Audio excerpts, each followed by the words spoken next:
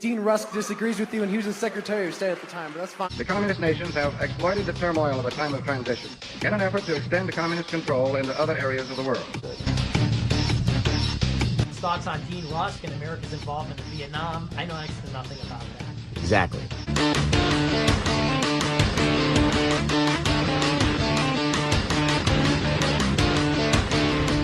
Happens in Afghanistan if there is a significant deterioration in security, that could well happen. We have discussed this before. I do not think it is going to be something that happens from a Friday to a Monday.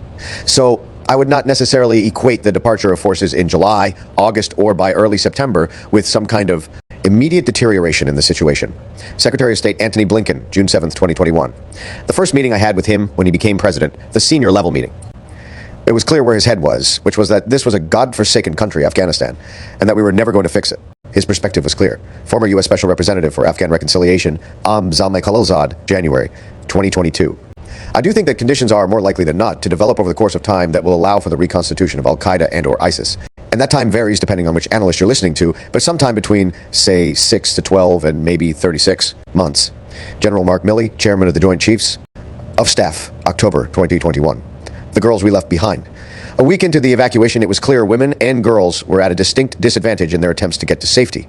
Women who attempted to get through the crowds at H-Kaya were beaten and shot at for not being accompanied by a male, sexually assaulted, trampled, and forced to stand in wastewater for hours, only to be turned away if they did not have the right piece of paper or had not been hand-selected because of a political connection. In response, those involved in the rescue efforts for high-risk women turned to bus convoys to get them safely into the airport. These buses ferried women who had helped build Afghanistan's sturdiest democratic institutions and resources. Members of parliament, senior ministry staff, judges, civil society leaders, university instructors and students, businesswomen, as well as those most at risk, victims of gender-based violence, journalists, and even an all-girl orchestra. The bus manifests were approved by the U.S. government and authorized to enter the airport. In the waning days of the NEO, more than 1,000 women and girls waited more than 24 hours on dozens of buses, circling the airport and avoiding Taliban checkpoints, only to be told time and again they were not allowed to enter H-Kaya. Less than 1/3 of those women have been able to escape since the evacuation ended. The majority of those lucky few who were able to escape were not brought to the United States. Instead, they were resettled in third countries such as the UK, Canada, Norway, Portugal, and Greece. We now know through data from the Departments of State and Homeland Security that only approximately 25% of those evacuated during the NEO in Afghanistan were women or girls. To put this figure in context, historically, women and girls represent more than half of emergency refugee outflows. The rest remain under the Taliban's rule of terror, where they are forced to stay in their homes while they and their rights are stripped away from them. Every day brings a new draconian mandate, a new loss, a new darkness. 1 year later, America remains closed to Afghan women and girls. The majority of women in Afghanistan who qualify to come to the U.S. are stuck in an Orwellian priority, or P1, P2 refugee process that requires them to escape Afghanistan on their own and live a perilous existence in an unwelcoming third country, potentially for years, awaiting adjudication by a broken U.S. system. Photo from Reuters. This is the legacy of the Biden administration in Afghanistan, failing to listen to the Afghan women who warned that the Taliban still were the same monsters, and who instead partnered with those monsters on a botched evacuation that cost Afghan women everything and shamed our nation. By Ambassador Kelly Curry, former Ambassador at Large for the State Department's Office of Global Women's Issues. First executive summary. On April 14, 2021, President Joe Biden announced his decision to unconditionally withdraw all U.S. military personnel from Afghanistan by September 11, 2021. Over the following 4 months, the administration repeatedly delayed critical action that was necessary to mitigate the likely consequences of the decision. The result of their inaction was a chaotic, non-combatant evacuation operation where 13 U.S. service members lost their lives and more than 800 Americans were abandoned behind enemy lines. This report will examine the Biden administration's decisions and actions in detail, from the announcement of the president's decision to withdraw to the months following that decision, the resulting Taliban seizure of power, the chaotic and deadly evacuation, and the long-term impact the withdrawal has had on the United States and our allies. Decision to withdraw based on flawed rationale. In his speech announcing America's unconditional withdrawal from Afghanistan, President Biden stated the decision was based on many factors, including consultations with and advice from both our allies and senior U.S. military advisors. A withdrawal was the only option if we did not want to go back to war with the Taliban. Afghan forces were capable of defending their country without any direct U.S. military support. The 2020 Doha Agreement negotiated by the Trump administration forced the withdrawal, and the U.S. mission to kill Osama bin Laden and eradicate Al-Qaeda had been accomplished. However, the committee minority now believes none of these claims were accurate. And worse, President Biden was likely aware they were not accurate when he made his case to the American people in April 2021. There is ample evidence, including direct testimony from American military leaders and top NATO allies, that they supported a continued conditions-based deployment in Afghanistan. They believed the best option was to keep an advisory and counterterrorism mission in place that consisted of 2,500 U.S. military personnel, along with 6,000 mostly NATO forces. Many of President Biden's diplomats agreed with the conditions-based approach favored by senior commanders and key allies, but the president opted to reject their advice, instead pursuing an unconditional withdrawal and citing the need to deploy tens of thousands additional U.S. troops to pursue the conditions-based approach. However, the estimate provided by Biden is not the one shared by the U.S. military, despite the president's claims to the contrary. The Biden administration's own internal assessments understood that the Afghan military would be unable to defend the country from the Taliban without American air support, military advisors, and contractors, who they relied upon to enable the operation of the Afghan Air Force. The president was warned repeatedly that the return of the Taliban was a question of when, not if, and the resurgence of al-Qaeda and other terrorist organizations was by far the most likely scenario in a Taliban-controlled Afghanistan. The 2020 Doha Agreement negotiated by the former administration was predicated on conditions by the Taliban that were not being met, specifically cutting their close ties to terrorist entities like al-Qaeda. Their failure to adhere to the agreement nullified the U.S. requirement to withdraw. In addition, President Biden has since admitted he would have withdrawn even without the Doha Agreement. While al-Qaeda had been somewhat degraded in Afghanistan by April 2021, they were still present in Afghanistan and operating freely in Taliban-controlled areas. A UN Security Council report released shortly after the president's decision to withdraw found al-Qaeda was present in at least 15 of Afghanistan's 34 provinces. Failure to plan. In the 4 months from when President Biden announced his plan to unconditionally withdraw until the fall of Kabul, the committee minority has found the State Department took very few substantive steps to prepare for the consequences that were expected. During that time, the Biden administration failed to secure agreements with any of Afghanistan's neighbors that would allow the U.S. military to establish bases to allow for robust counterterrorism or intelligence, surveillance, and reconnaissance operations against a resurgent al-Qaeda and ISIS-K. To this day, we still have no such basing agreements with neighboring countries. The committee minority has also learned very little was done to prepare for a Taliban takeover of the country or a resulting neo. Instead, the Biden administration waited until August 14, 2021, just hours before the Taliban seized Kabul, to begin making key decisions about evacuations, including the establishment of transit centers in third countries.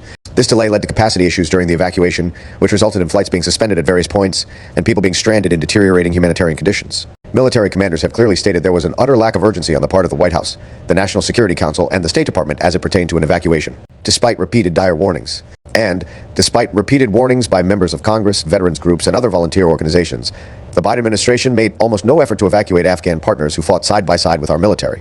This includes failing to establish lily pads in the third countries that could serve as a safe haven while their paperwork continued to be processed. By the time the NEO began, only 1,962 SIV applicants and their families were evacuated from the country out of tens of thousands who were still waiting. The chaotic and deadly evacuation. The committee minority has also found the Biden administration's failure to plan, specifically the State Department, led to chaos and confusion throughout the NEO. The scenes were played out live on televisions all around the world of people desperately trying to find a way into the airport and onto a plane that would take them to safety. The problems during the NEO were exacerbated by repeated mixed messages from the State Department to Americans and Afghan allies on the ground, a lack of proper equipment and personnel at the airport, and a desperate security situation with American troops penned into the airport while the Taliban patrolled the streets along the perimeter. Some of the committee minority's top findings of the administration's mistakes were, at the height of the evacuation, only 36 U.S. consular officers were on the ground in Kabul, despite needing to process more than 100,000 evacuees.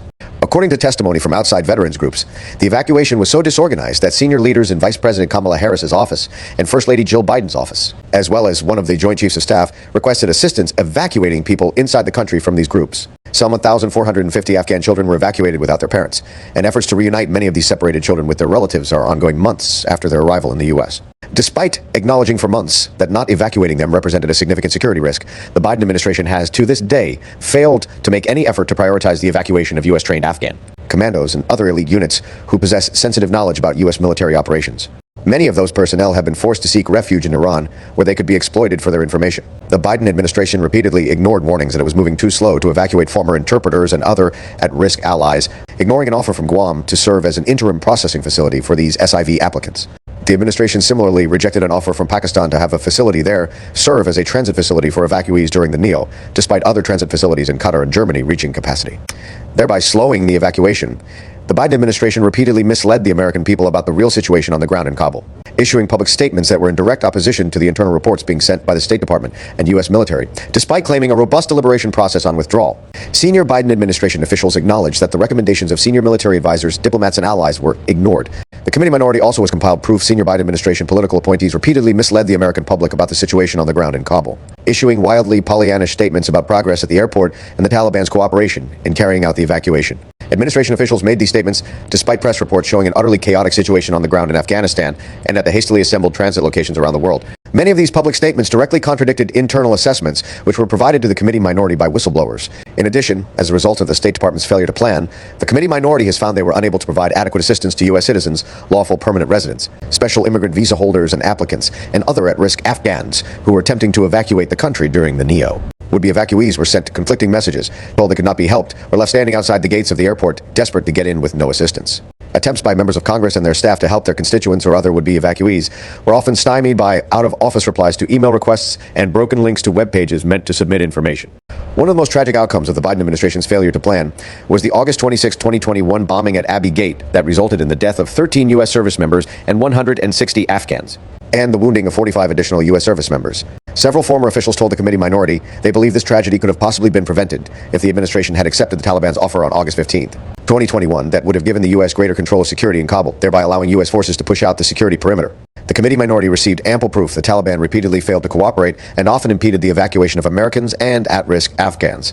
In addition, if U.S. troops had not been penned into the airport, the crowds outside the gate would not have been packed so closely together, a situation that contributed to the high death and injury count. The aftermath. Following the evacuation debacle, the committee minority believes America's standing in the world has been degraded, the U.S. is less safe than it was before, and those Afghans most at risk of Taliban reprisals remain trapped in Afghanistan. That includes tens of thousands of former elite Afghan military personnel who could pose a security risk to the U.S. if co-opted by America's adversaries, former interpreters and other Afghans who fought side by side with American troops, women leaders and soldiers who were promised sanctuary by the American government. 1 year after the last U.S. troops left Afghanistan, the committee minority has found the Biden administration still lacks a plan to help these at-risk Afghan allies who fought shoulder to shoulder with U.S. forces. Despite the administration admitting these former battlefield allies have been subjected to killings and forced disappearances. Following the unconditional withdrawal, the committee minority also believes Afghanistan has once again become a safe haven for terrorist entities. The unconditional military withdrawal and the simultaneous end of the American diplomatic presence in Kabul would leave the U.S. government without a counterterrorism partner in an Afghanistan now awash with militants and terrorists, many released from prison by the Taliban. These terrorists now have the ability to train freely and to potentially access the over $7 billion of U.S.-supplied weapons, ground vehicles, and aircraft they seized. The American people have seen proof of al-Qaeda's presence in Afghanistan. Ayman al-Zawahiri was found living freely in downtown Kabul in a home reportedly owned by a member of the Haqqani network, the members of which occupy senior positions in the new Taliban regime. Thankfully, al-Zawahiri was killed in a U.S. drone strike last month, but officials warned that al-Qaeda and ISIS-K continue to grow their presence in Afghanistan. Conclusion. The choices made in the corridors of power in D.C. led to tragic yet avoidable outcomes: 13 dead service members, American lives still at great risk, increased threats to our homeland security, tarnished standing abroad for years to come, and emboldened enemies across the globe. President Biden's own officials have described the end of the U.S. presence in Afghanistan as a strategic failure and an ugly final phase. Yet, to date, no senior administration officials have been held accountable. President Biden has also repeatedly attempted to claim that these outcomes were unavoidable, saying in August 2021, the idea that somehow there's a way to have gotten out without chaos ensuing, I don't know how that happens. But those who have paid attention, especially those brave volunteers who stepped up and helped rescue thousands of vulnerable Afghans when the U.S. government was missing in action, know that this is not the truth. They keep saying this was inevitable, but there absolutely was a way to avoid this, if that's not the definition of gaslighting. I don't know what is. Chris Purdy of Human Rights First, August 2021. The committee minority believes a much more thorough examination is needed to find complete answers as to how this happened and how to ensure something like this does not happen again. Attempts to receive requested documentation and transcribed interview requests with key officials of the decision to withdraw and the NEO have been ignored by the State Department. And to date, the House Foreign Affairs Committee has only held one open full committee hearing with a senior Biden administration official on the Afghanistan withdrawal. Therefore, the committee minority believes next steps should include the State Department providing the committee with all previously requested documentation, the State Department providing the requested officials for transcribed interviews, and the House Foreign Affairs Committee setting a robust schedule of open hearings with senior Biden administration officials who were responsible for the withdrawal and the NEO. First, executive summary. Second, introduction. A. Background. B. Methodology. C. Glossary of terms. Third, evaluating President Biden's decision to withdraw. A. President Biden's argument to withdraw. B. Claim advisors and allies supported the full withdrawal. C. Claim the U.S. would need a hell of a lot more troops to keep a presence in Afghanistan. D. Claim the Doha Agreement forced President Biden to order the complete withdrawal. E. Claim al-Qaeda is gone from Afghanistan. F. Claim Afghan forces are capable of defending the country without American troops. Fourth, months of inaction. A. Stalled replacement of counterterrorism efforts. B. The embassy evacuation that never came. C. The SIV evacuation that never happened. D. A timeline as the U.S. military withdrawal as the Taliban goes on the offensive. E. Conclusion. Fifth, the evacuation. A. The lead up to the evacuation. B. A crush of humanity, August 15th, 2021. C. Mixed messages create confusion on the ground. August 19th, 2021. D. Capacity issues force shutdown and evacuation flights, August 20th, 2021. E. As flights resume, gates shutter and chaos reigns outside HKA, August 23 to 25, 2021 Fahrenheit. Terror at Abbey Gate, August 26, 2021 G. Fear leads to despair as the gates are welded shut, August 27, 2021 H. The final American military flight departs. Kabul, August 30th, 2021. 6 key mistakes by the Biden administration during the NEO. A. The U.S. government refuses to take security of Kabul. B. Americans rise to the challenge. The role of volunteer and veterans group. C.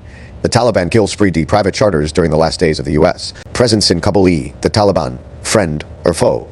F. The Biden administration's failure to coordinate with allies during the NEO. G. The State Department's failure to coordinate with Congress. Table of contents. 7. The fallout after the fall. A. U.S. government stymies charter flights post August 31st, 2021. B. Terror groups reconstitute. C. Emboldening our adversaries. D. The return of Taliban atrocities. E. U.S. supplied military equipment left to the Taliban. F. No long-term plan for evacuees who fail vetting. G. Commandos, pilots, and female security personnel abandoned. H. Us. Military families left in Afghanistan. 1. Other allies left behind. 8th conclusion. A. No accountability. B. Next steps. Table of contents. Second introduction. A. Background. The U.S. military's involvement in Afghanistan began on October 7, 2001, part of a campaign aimed at retaliating against al-Qaeda and the terror group's Taliban allies in the wake of the deadly September 11th attacks that killed nearly 3,000 Americans. Backed by American airstrikes, U.S. Special Operations Forces fighting alongside local Afghan allies from the Northern Alliance were able to drive the Taliban from power, dismantle al-Qaeda's training camps, and support the establishment of an internationally backed government in Kabul, which oversaw dramatic gains in health, education, and women's rights, with the end of the Taliban's medieval-style repression. U.S. troop levels peaked at about 100,000, joined by some 40,000 NATO and non-NATO allies during the height of the counterinsurgency campaign against a resurgent Taliban in 2011, but soon declined to about 10,000 in 2015, when U.S. forces shifted to a primarily supporting role, with Afghan National Army forces taking responsibility for securing the country. The new, smaller NATO-led training and advisory mission was named Operation Resolute Support. U.S. forces remained in an advisory and supporting role, being reduced to 8,600 in early 2020 as part of the Doha Agreement, and then down to some 2,500 personnel by early 2021, until President Biden ended the U.S. military mission later in 2021. More than 775,000 U.S. troops served in Afghanistan during the 20-year mission there. Some 2,300 U.S. military personnel died serving in Afghanistan, with another 20,000 being wounded. The Department of Defense estimates that the U.S. government spent close to $1 trillion on military operations and reconstruction costs. B. Methodology. The committee minority conducted an extensive investigation in an effort to clarify why President Biden decided to fully withdraw from Afghanistan, what was done to prepare for that complete withdrawal, how the non-combatant evacuation operation went so badly, and what implications the withdrawal and the subsequent collapse of the Afghan government will have on the United States. The overall goal was to determine how we can ensure something like this does not happen again, and to hold any official found to be responsible for the failures accountable. To gain more perspective from the administration, the committee minority submitted a request for transcribed interviews with 34 administration officials involved in the Afghanistan evacuation effort. In addition, the committee minority also sent multiple letters to State Department leaders asking a series of questions and requesting relevant documents, only to receive either paltry responses that appear cut and pasted from previous form letters or no response at all. Other congressional committees have sent similar requests for information, only to be similarly rebuffed by the administration. Unfortunately, the committee minority's attempts to gain this critical information from the Biden administration have been met by significant resistance. To date, the State Department has provided none of the requested documents, none of the requested transcribed interviews, and no substantive answers to the requested questions. Regrettably, the majority party in the House of Representatives has been unwilling to join in the aforementioned requests for information pertaining to Afghanistan. Similarly, in October 2021, an attempt to use a procedural move known as Resolutions of Inquiry, so that additional information pertaining to the withdrawal and evacuation from Afghanistan could be obtained, was blocked by the Democrats on the House Rules Committee. They recently removed the indefinite hold on ROS. And the committee minority has once again submitted an updated ROI in the hopes of getting the critical information that has been requested, in order to fill in the gaps caused by the Biden administration's refusal to provide the committee minority with the requested information. Much of this interim report is based off an examination of available material derived primarily from open source documents, as well as interviews with U.S. officials and civilians involved in evacuating U.S. citizens and America's Afghan allies from Afghanistan. In addition, it also includes key evidence brought to the committee minority by whistleblowers.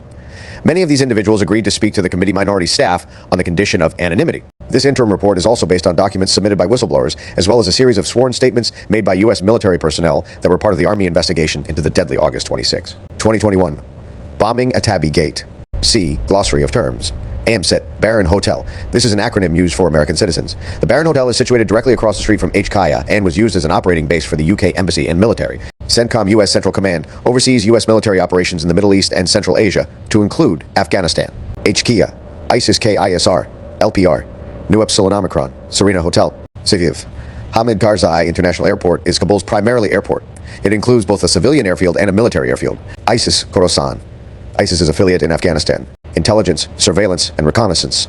A legal permanent resident is someone who holds a U.S. green card. A non-combatant evacuation operations is ordered by the State Department and run by the Defense Department. It allows Americans and our allies to quickly leave a country if danger is present.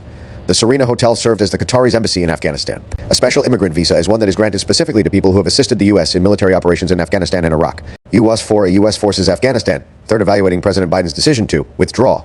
I felt like I had received a physical blow when he named that date, the 20 years after the horrors of 9/11 that we all witnessed.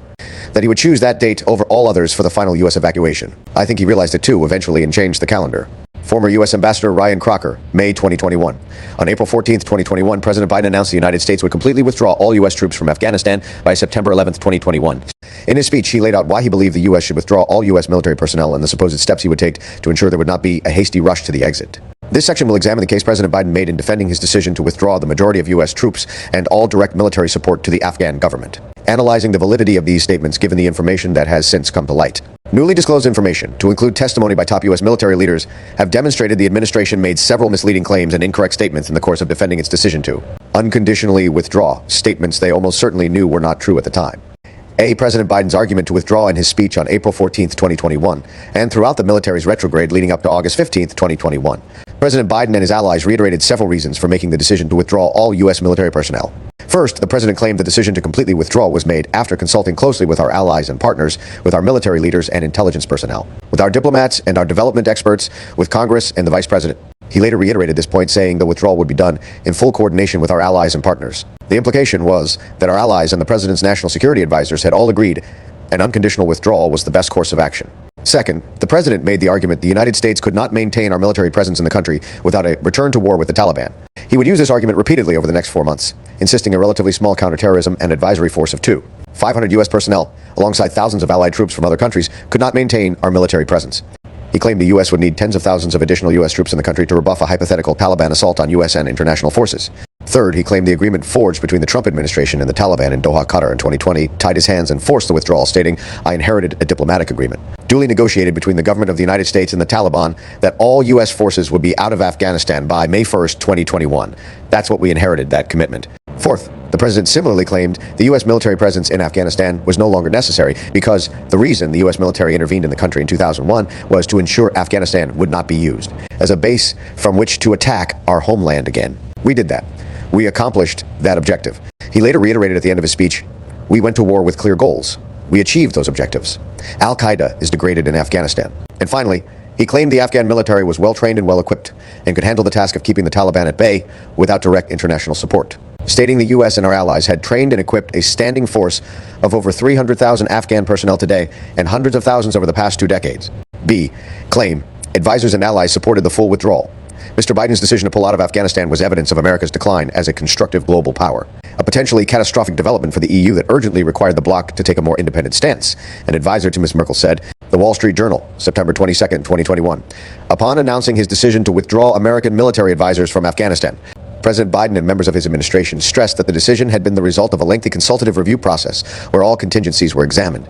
And throughout the 4 months after the president announced the withdrawal and even the fall of Kabul in mid-August, the president repeatedly said or implied our NATO allies, the intelligence community, and the president's top military advisors supported this decision to completely withdraw.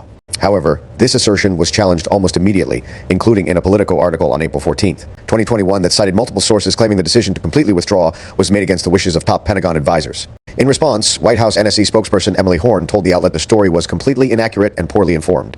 On August 19, 2021, as American citizens and America's Afghan allies desperately tried to escape the country now controlled by the Taliban, President Biden once again told George Stephanopoulos that senior military commanders had not recommended keeping some 2,500 U.S. military personnel in Afghanistan. He and other members of his administration followed this up by claiming that leaving level of U.S. forces in any event was not feasible. However, it's clear now that was not accurate. In fact, top military advisors recommended the president keep a 2,500 strong U.S. contingent in the country that could conduct counterterrorism operations and support Afghan troops. As General Frank McKenzie, the then commander of U.S. Central Command, testified in October 2021, "My concern was that if we withdrew below 2,500 and went to zero, that the Afghan military and government would collapse." General Milley agreed with General McKenzie, testifying to the Senate Armed Services Committee in September 2021. "My assessment was, back in the fall of 20, and it remained consistent throughout, that we should keep a steady state of 2,500. Personnel from 35 NATO and non-NATO countries, as well as supporting contractors which were critical to the Afghan National Army's continued operations. Military contractors, as well as NATO and other allied forces, were required to withdraw once the drawdown was ordered due to the unique enabling capabilities possessed by the U.S. military. The advice of President Biden's top generals was shared directly with the president, meaning he was very aware of their recommendations when he falsely claimed they favored the unconditional withdrawal and did not recommend. A small advisory and counterterrorism force remain. General McKenzie told the Senate Armed Services Committee in September 2021, "I recommended that we maintain 2,500 troops in Afghanistan. I am confident that the president heard all the recommendations. America's allies react to President Biden's unconditional withdrawal. It is not a decision that we hope for. Withdrawal under these circumstances would be perceived as a strategic victory for the Taliban, which would weaken the alliance and embolden extremists the world over." General Nick Carter, then UK Chief of the Defense Staff, 2021. Whatever happened to America is back. Tobias Ellwood, Chair of the UK Parliament's Defense Committee, August 2021. The Biden government have just come in, and without looking at what is happening on the ground, have taken a unilateral decision, throwing us and everybody else to the fire. Khalid Mahmood, former UK Defence Minister and current Labour Member of Parliament, August 2021. He say this with a heavy heart and with horror over what is happening. But the early withdrawal was a serious and far-reaching miscalculation by the current administration. This does fundamental damage to the political and moral credibility of the West. Norbert Röttgen, Chairman of the German Parliament's Foreign Relations Committee, August 2021. Greatest debacle that NATO has experienced since its foundation. Armin Laschet, a senior figure in the then-ruling Christian Democrat Party of Germany. America's allies react to President Biden's unconditional withdrawal.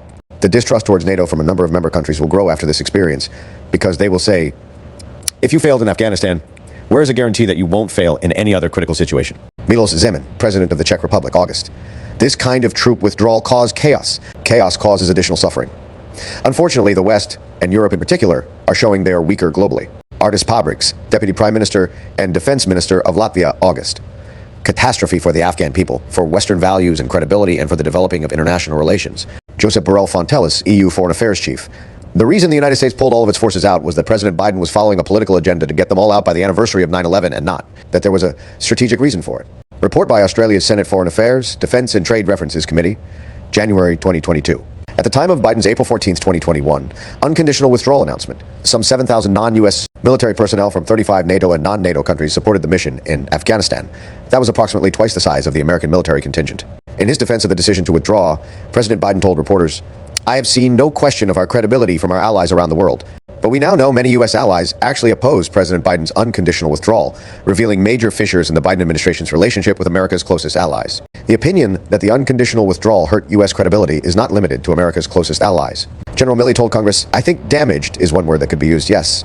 These international reactions notwithstanding, the Biden administration has pointed to NATO's eventual acceptance of the withdrawal decision as evidence that NATO immediately and unanimously embraced it, according to SEC. Blinken, in testimony to the House Foreign Affairs Committee in September 2021.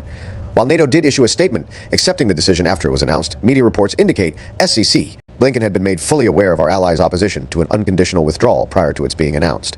Reportedly, their opposition was so strong, it changed SSSEC, Blinken's position on the issue. During a NATO summit in Brussels, Belgium in March 2021, SACC Blinken reportedly phoned President Biden to tell him he had received a jolt from the other alliance ministers in quadraphonic sound, or surround sound.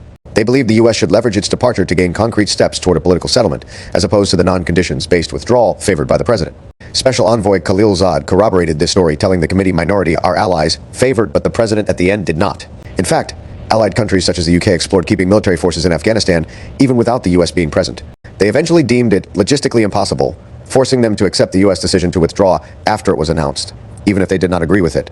We looked at this several times, and there was no realistic possibility of staying without the Americans. And it was clear the president had made that decision, and he was going, Sir Stephen Lovegrove. The UK National Security Advisor told the UK Parliament's Foreign Affairs Committee.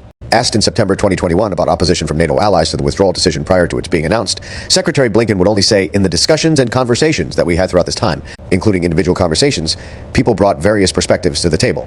However, top administration officials have subsequently acknowledged Allied dissatisfaction with the decision. I think the real issue is that many allies disagreed with the result of the decision, Biden's National Security Advisor Jake Sullivan told reporters in Belgium in October 2021. And frankly, the reason it took until mid-April for the president to reach his final decision was in part because he was factoring in the feedback of allies, who indicated that they had differences of opinion about how to proceed with the troop presence in Afghanistan, Sullivan added. NSA Sullivan's delayed honesty about Allied views contrasts with his statements in August 2021, which downplayed and ignored that opposition, focusing exclusively instead on the statement NATO issued after President Biden announced his decision. And the government of Afghanistan, a designated major non-NATO ally of the United States, was similarly kept in the dark about the decision to withdraw. According to former Afghan National Security Advisor Hamdullah Mohib, the Afghan government was only given a few hours' notice before the president announced he was withdrawing. He claimed the U.S. would need a hell of a lot more troops to keep a presence in Afghanistan. We were left with a simple decision. Either follow through on the commitment made by the last administration and leave Afghanistan, or say we weren't leaving and commit another tens of thousands more troops. Going back to war, that was the choice, the real choice. President Biden, August 2021. A significant part of the administration's argument centered around the notion that if the U.S. stayed in Afghanistan beyond August 31, then U.S. forces there would be subjected to Taliban attacks, necessitating additional deployments of American personnel to provide force protection. SEC Blinken pushed this same argument, saying in August 2021, saying a complete withdrawal was necessary because we would have been back at war with tens of thousands of troops having to go in because of the 500 troops we had there, and the air power would not have sufficed to deal with the situation. Other administration officials also argued that the 2,500 U.S. military advisors could not have stopped the Taliban offensive, with State Department spokesman Ned Price saying on August 10, 2021, the idea that a force of a couple thousand U.S. military service members either would have been able to remain in Afghanistan with the status quo, or frankly, that a force of that size would have been able to stand in the way of what we are seeing now, both of those propositions are hollow. These assertions were based on several demonstrably false assumptions. First, it ignored the fact that while the Biden administration had opted to remove American military advisors from Afghanistan, it still planned to keep some 650 U.S. troops in Afghanistan post-August 31, 2021, a deployment with which the Taliban had not agreed. An additional undetermined number of military personnel from the UK and Turkey would join them. This residual American-led force would be tasked with guarding the U.S. embassy, as well as helping to secure Hamid Karzai International Airport in Kabul. The force would have been almost as large as the current U.S. military deployment to Syria, and larger than the deployments to Yemen and Somalia. In addition, as demonstrated above, top military officials have testified they believe the 2,500 U.S. troops who were in Afghanistan when the president announced his intention to fully withdraw could be sufficient to maintain a degree of stability and could protect themselves from any potential Taliban attacks. The assessment by General McKenzie and General Miller at the time was that 2,500 was sufficient to be able to deal with that. Lieutenant General James Mingus, the Director for Operations for the Joint Staff, testified before the Senate Armed Services Committee in October 2021 when asked if the U.S. would have to surge thousands of new troops in to repel Taliban attacks. Despite this clear statement from Lieutenant General Mingus and similar statements from other senior military officials, President Biden continues to mischaracterize the advice he received.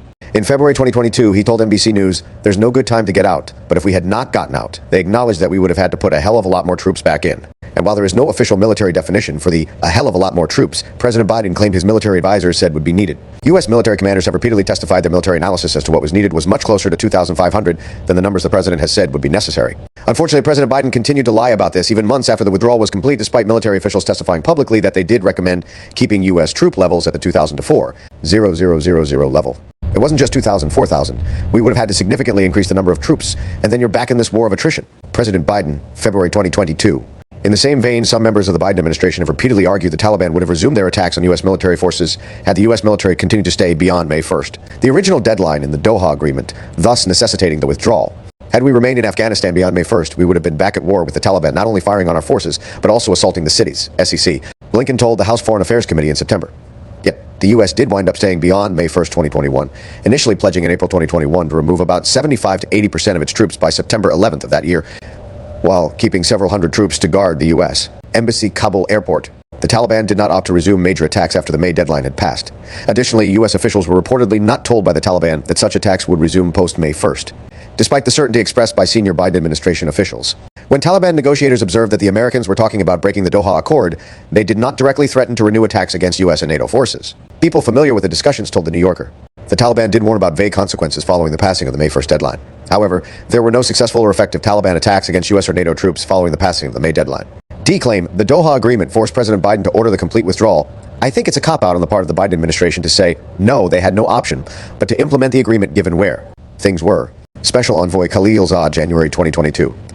The Doha Agreement is officially known as the Agreement for Bringing Peace to Afghanistan between the Islamic Emirate of Afghanistan, which is not recognized by the United States as a state, and is known as the Taliban and the United States of America.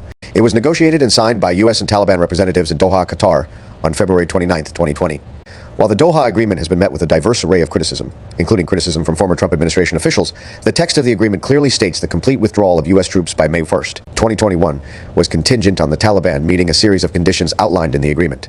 The agreement stipulates that in order for the U.S. to carry out the military withdrawal, the Taliban will not allow any of its members, other individuals or groups, including al-Qaeda, to use the soil of Afghanistan to threaten the security of the United States and its allies. It also says the Taliban must prevent terrorist groups that threaten the security of the U.S. and its allies from recruiting, training, and fundraising, and that the Taliban will not host them in accordance with the commitments in this agreement.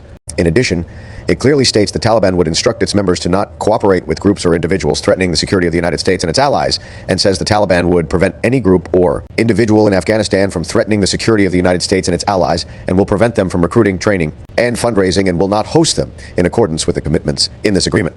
Originally, under the Trump administration, there were conditions. The conditions were supposed to help set the timetable. If the conditions were not met, the timetable would slow up or speed up. The conditions were then removed by the new administration, and that again changed the timetables. UK Defense Secretary Ben Wallace, October 2021. Several current senior U.S. officials have been clear in their assessment that the Taliban had not met its obligations under the Doha Agreement when President Biden announced our complete withdrawal. This includes General Milley, who wrote in testimony to the Senate Armed Services Committee in September 2021. Under the Doha Agreement, the U.S. would begin to withdraw its forces contingent upon the Taliban meeting certain conditions, which would lead to a political agreement between the Taliban and the government of Afghanistan. There were 7 conditions applicable to the Taliban and 8 to the U.S., while the Taliban did not attack U.S. forces, which was one of the conditions. It failed to fully honor any other commitments under the Doha Agreement. Perhaps most importantly for us national security, the Taliban has never announced al-Qaeda or broke its affiliation with them. General Milley's assessment of the Taliban's lack of adherence to the agreement was shared by senior civilians at the Pentagon, with Undersecretary of Defense for Policy, Colin Kahl, saying, the only part of the agreement they stuck with was not attacking U.S. forces. The rest of the agreement, they did not stick with. This opinion was also shared by General Scott Miller, the commander of U.S. and NATO forces in Afghanistan, who told Politico in July 2021, before the U.S. withdrawal was complete, as I sit here today, we see al-Qaeda terrorists present today in Afghanistan among the Taliban fighters. In addition, the Pentagon, the Treasury Department, and the UN all issued separate reports in 2021, saying the Taliban and al-Qaeda continued to enjoy close ties and even conducted joint operations. American allies agreed with U.S. assessments that the Taliban were not adhering to the conditions of the agreement, and therefore a complete withdrawal was not needed under the agreement's conditionality clauses. The United Nations issued a report in 2021. Then UK Chief of Defense Staff General Carter, who said in November 2021 that he had told senior NATO defense chiefs back in January of that year. It is obvious to everyone that the conditions specified in the 29 February agreement are not being met. Withdrawal under these circumstances would be perceived as a strategic victory for the Taliban, which would weaken the alliance and embolden extremists the world over. Yet, despite all of this, when asked on August 10, 2021, just days before the Taliban seized Kabul, whether the Taliban were violating the terms of the Doha Agreement, State Dept. Spokesperson Price repeatedly refused to directly answer. Several former senior Trump administration officials with whom the committee minority spoke have acknowledged decisions by then-President Donald Trump to reduce force levels below 8,600 troops while the Taliban had not fulfilled the conditions of the agreement, undermined the conditionality of the agreement, damaged the morale of Afghan forces, and emboldened the Taliban. However, these officials noted President Trump did refrain from reducing troop levels below what his military advisors recommended would be the minimum amount necessary to achieve their mission and prevent a collapse of the Afghan state, despite personally favoring such a withdrawal at the time. As mentioned previously, President Biden chose to ignore the same military advice when it was presented. Additionally, large bipartisan majorities in Congress passed the 2021 NDAA, which limited the Secretary of Defense's ability to reduce U.S. troops in Afghanistan below 4,000.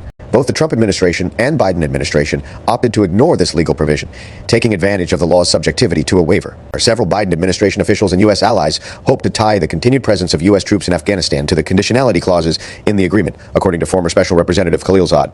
I didn't support putting the agreement aside. I supported a conditions-based approach, as the agreement, I believe, allowed us to do. Favored that, and the allies favored that, but the president, at the end, did not. Secretary of State Tony Blinken and others were supportive, I can say that, and I think the Pentagon would have supported it as well. Khalilzad said of making the continued U.S. troop presence contingent upon whether the Taliban were living up to its commitments. I think it was probably the political people who did not. The White House, I would say, at the end, didn't tie it to anything. He just wanted to get out. A Special Inspector General for Afghanistan Reconstruction report released in May 2022 found that the single most important factor in the collapse of the Afghan security forces was the U.S. decision to withdraw us. Military and contractors from Afghanistan through the signing of the U.S. Taliban agreement in February 2020 under the Trump administration and President Biden's public address in April 2021. President Biden's insistence that he was bound by what he considered to be a flawed deal also ignores the fact that the Biden administration has shown no such similar reluctance while abandoning numerous other policies and diplomatic efforts initiated by the Trump administration. President Biden also kept Special Envoy Khalilzad, the official responsible for negotiating the Doha Agreement, on his same role. I think it's a cop-out on the part of the Biden administration to say, no, they had no option but to implement the agreement given where things were. Well, for one thing, they didn't implement the agreement. They asked for 4 more months of time, and they asked me to go and negotiate with the Talibs to make sure they didn't attack the withdrawing forces. They could have put additional demands. Khalilzad told the committee minority. President Biden's intent to withdraw with or without Doha. President Biden himself has said publicly that he would have withdrawn from Afghanistan regardless of whether the Doha Agreement had been put in place, thereby undercutting his administration's frequent references to the deal as the reason that a withdrawal had to take place. Stephanopoulos, so would you have withdrawn troops like this even if President Trump had not made that deal with the Taliban? Biden, I would have tried to figure out how to withdraw those troops, yes. All of this makes it clear that President Biden's claim he was forced into the withdrawal by the Doha Agreement struck in the previous administration is baseless. The agreement was conditions-based, and those conditions had not been met. In addition, the president has admitted he would have withdrawn troops no matter what. Claim al-Qaeda is gone from Afghanistan. In defending his decision to withdraw U.S. troops, President Biden opted to downplay the continued presence of al-Qaeda in Afghanistan, claiming in August 2021 that the terrorist group was gone from Afghanistan, a statement that even members of his own administration acknowledged was incorrect. While it is true al-Qaeda suffered significant setbacks since the original U.S. military intervention in Afghanistan following the September 11, 2001 attacks, including the death of its founder, Osama bin Laden, analysts agree the terror group still maintains a presence in Afghanistan. The UN Security Council released a report shortly after President Biden announced his decision to withdraw that stated al-Qaeda had a presence in at least 15 of Afghanistan's 34 provinces, primarily in the eastern, southern, and southeastern regions. Al-Qaeda's presence in Afghanistan has grown even more robust in the wake of the withdrawal, with senior al-Qaeda members advising Taliban leaders in maintaining a presence in Kabul, as demonstrated by the presence of al-Qaeda's leader Ayman al-Zawahiri in a villa at downtown Kabul, who was killed in a U.S. drone strike in Kabul July 2022. Claim, Afghan forces are capable of defending the country without American troops. Prior to August 2021, President Biden repeatedly offered upbeat prognostications of the situation on the ground, claiming on July 8, 2021, the likelihood there is going to be the Taliban overrunning everything and owning the whole country is highly unlikely. He claimed this was because Afghan forces included 300,000 trained and equipped personnel who were capable of holding the Taliban at bay. The 300,000 number cited by President Biden included both Afghan soldiers and Defense Ministry personnel, as well as police officers and Ministry of Interior personnel. Yet President Biden and his administration officials continue to lump the two together, making that figure appear to constitute only military combat forces. On August 11, 2021, just 4 days before Kabul would fall, state dept. Spokesperson Price called them 300,000 trained soldiers, which is a clear mischaracterization. It has since been revealed that at the same time the administration was making these optimistic statements publicly, they were receiving numerous intelligence assessments that a partial or total collapse of Afghan government forces was the most likely scenario once U.S. and NATO military advisors and U.S. air support were removed.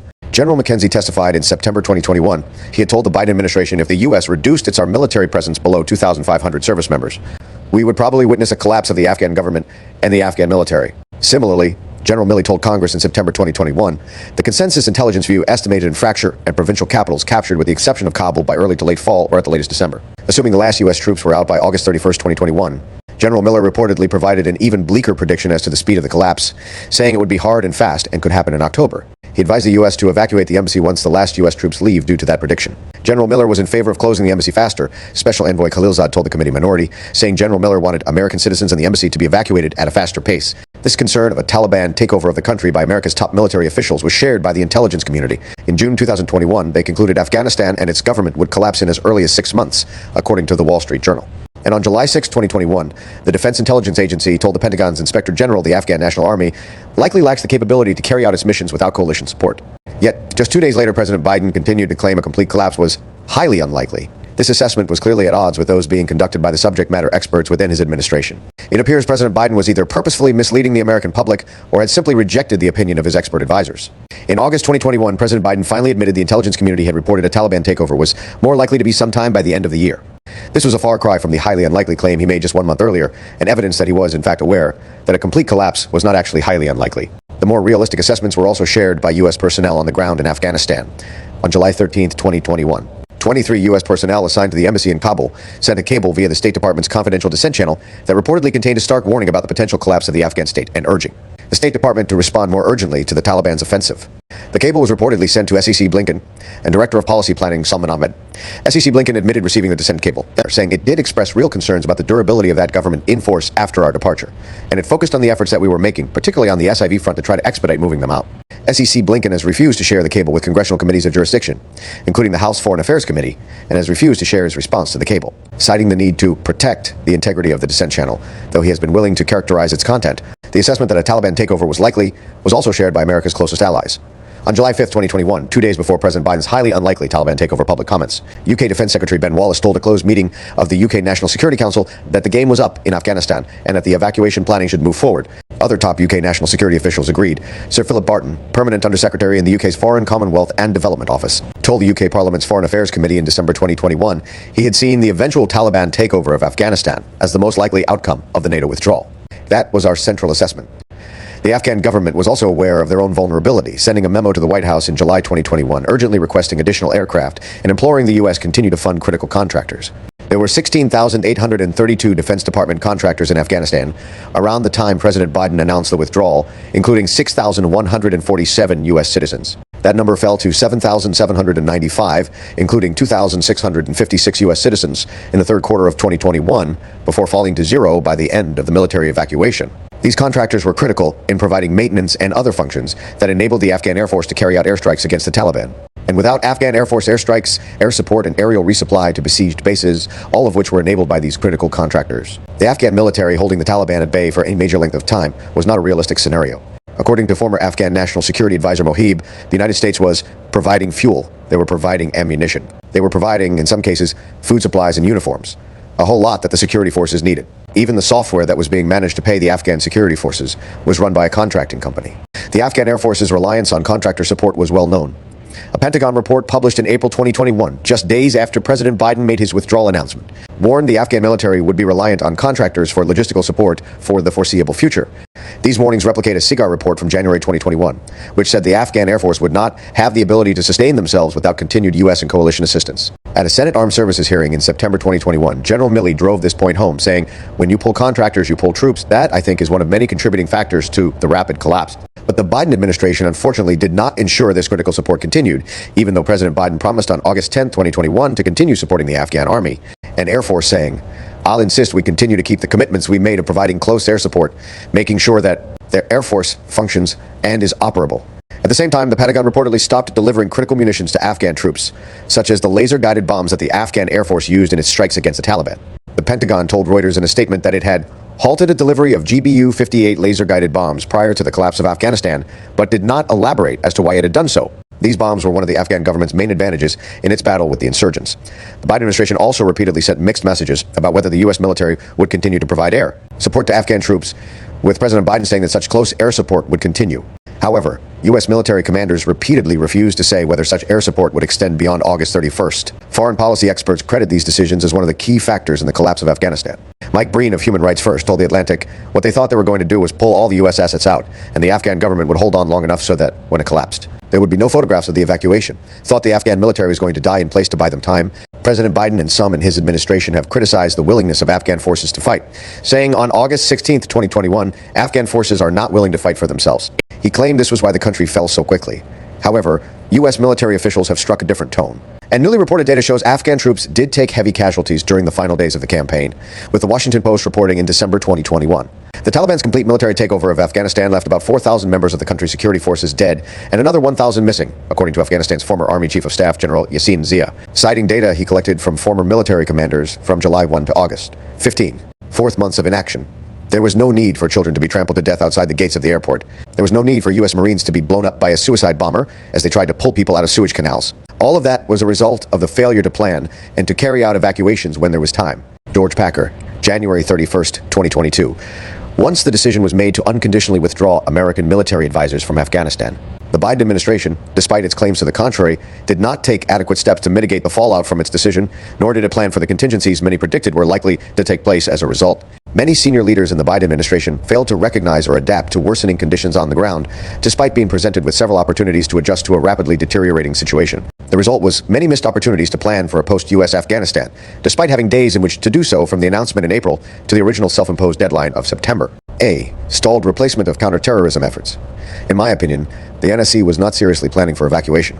Brigadier General John Sullivan, Joint Task Force Crisis Response Commander in Kabul. September 24, 2021. The Biden administration defended its decision to withdraw the majority of U.S. military forces from Afghanistan, saying it would continue to conduct counterterrorism operations using an over-the-horizon strategy. However, once the decision to withdraw unconditionally was announced, the administration failed to secure bases for intelligence, surveillance, and reconnaissance or counterterrorism operations in countries bordering Afghanistan. This failure, combined with the withdrawal of U.S. troops and subsequent collapse of local partners in Afghanistan, has resulted in a major degradation of U.S. intelligence collection ability. It's also created a setback that coincides with the resurgence of al-Qaeda and ISIS in Afghanistan and virtually puts the United States and our allies back to a pre-9/11 posture. Al-Qaeda has already dramatically boosted its presence in Afghanistan since President Biden ordered the unilateral withdrawal of U.S. troops, thereby effectively ceding the country to the terror group's allies in the Taliban. That was made clear in July 2022 when Ayman al-Zawahiri, the leader of al-Qaeda and one of the people responsible for planning the 9/11 attacks, was discovered living in Kabul. The fact that al-Qaeda's leader was living in a villa in downtown Kabul in a house once home to a USAID contractor and now reportedly linked to leaders of the Taliban's Haqqani network, underscores the increased al-Qaeda presence. Al-Zawahiri was reportedly able to increase his level of communication with his terrorist allies while being hosted in comfort by the Taliban in Kabul, also producing multiple videos for propaganda and terror-inspiring purposes. Thankfully, al-Zawahiri was successfully killed in a drone strike in July 2022, the only reported U.S. strike in Afghanistan since August 2021. B. The embassy evacuation that never came. On April 8, 2021, 6 days before President Biden announced his decision to withdraw U.S. military advisors from Afghanistan, the U.S. Mission Afghanistan certified its Emergency Action Plan update. The plan was apparently not updated after this date, despite the major change in the security situation brought about by the drawdown of U.S. troops and subsequent significant Taliban battlefield gains. 2 days later, and 4 days before the president would announce the full withdrawal, the U.S. military was ordered to begin developing plans for a non-combatant evacuation operation, and to provide those plans to General McKenzie. On April 27, 2021, the same day the plans were due to General McKenzie, the U.S. Embassy in Kabul begins relocating diplomats and other personnel whose functions can be performed elsewhere due to increasing violence and threat reports in Kabul. The day after plans for a NEO were due, on April 28, 2021, the U.S. government conducted an Afghanistan retrograde rehearsal, which was attended by leaders from across the Defense Department, including SEC. Austin, Under Secretary of Defense for Policy Colin Kahl, the Joint Chiefs, General Miller, General McKenzie, General Todd Wolters, then Commander of the U.S. European Command, General Stephen Lyons, Commander of U.S. Transportation Command, General Richard Clark, Commander of U.S. Special Operations Command, and General Paul Nakasone, Commander of U.S. Cyber Command. According to General Milley, the main purpose of this rehearsal was to ensure shared understanding of President Biden's decision to leave Afghanistan and coordinate and synchronize the efforts of DoD, our allies, and partners. The behind-the-scenes planning continued throughout the spring of 2021. On May 4th, 2021, the Committee on Overseas Risk Evaluation completed its annual review of us. Mission to Afghanistan's decision points that typically lay out scenarios in which U.S. officials should consider moves to increase protection of U.S. diplomats. These decision points appear to not have been updated or altered to reflect the Taliban's dramatic battlefield victories over the summer, which had them in control of 50% of Afghanistan's districts by July. On May 8, 2021, the Pentagon hosted a rehearsal of concept drill to help coordinate the State and Defense Department strategies ahead of the withdrawal. General Milley told Congress in September 2021, this event covered a rehearsal of concept for the complete withdrawal of U.S. forces from Afghanistan and covered various branch plans and sequels. It was to ensure that the U.S. government, interagency, and partners and allies had a shared vision of our withdrawal timeline, the plan itself, and to ensure it was synchronized. The Defense Department reportedly wanted to include a discussion on an emergency evacuation of the embassy and how to plan to evacuate vulnerable Afghans. But White House officials asked that those issues be removed from the agenda, saying they should be discussed separately. Most of the senior national security officials attended the ROC drill, including NSA Sullivan and Deputy Secretary of State for Management Brian McKeon. One of the few top national security advisors absent was SEC Blinken. An exchange with SEC Blinken in the House Foreign Affairs Committee on June 7, 2021, demonstrated the Biden administration's serious lack of urgency on the issue. When pressed by Ranking Member Michael McCall about the urgent need to evacuate Afghan allies, the Secretary downplayed the situation on the ground, saying the fall of the country wouldn't be something that happens from a Friday to a Monday. So I wouldn't necessarily equate the departure of our forces in July, August, or by early September with some kind of immediate deterioration in the situation. His words would come back to haunt him as the world watched the Taliban surround Kabul on Friday, August 13th and completely take over the country by Monday, August 16th. On June 25, 2021, Afghan President Ghani, accompanied by then acting U.S. Ambassador to Afghanistan Ross Wilson, visited the White House for meetings with President Biden, who promised President Ghani, we're going to stick with you, and we're going to do our best to see to it you have the tools you need. Wilson reportedly went on vacation for 2 weeks in the U.S. after accompanying Ghani to this White House meeting. There were no decisions made in the embassy until he returned in mid-July. This made action impossible, a U.S. military officer told Army investigators, adding ground could have been gained at this time if the embassy had been able to do anything. 3 days later, the U.S. Embassy in Kabul held an operational planning team meeting with members of the U.S. military and U.S. diplomats focused on pre-NEO planning. The meeting was described by one U.S. military officer involved as the first time the embassy began looking at the possibility of NEO. However, the officer said that while the embassy was willing to entertain the idea, embassy personnel would not make any decision or take any actions.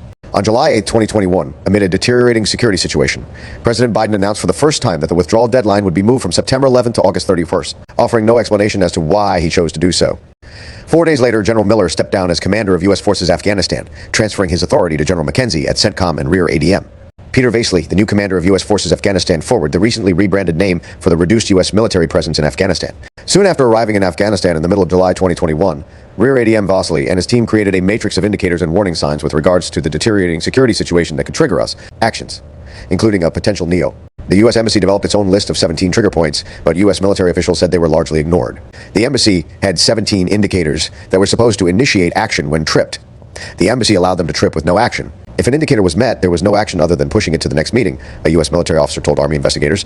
Vosley tried to get the trigger assessment tool before the ambassador from mid-July to early August. The challenge was trying to get the embassy to even consider neo-planning. Brig. General Sullivan said, adding, "The triggers were clear and all constituted some form of action from the embassy if the triggers were tripped." As the security situation deteriorated in the country on July 20th, 2021, the U.S. deployed 45 Marines to assist in more detailed coordination and planning for the NEO, as well as providing a small capability to assist the embassy in processing screening SIV applicants.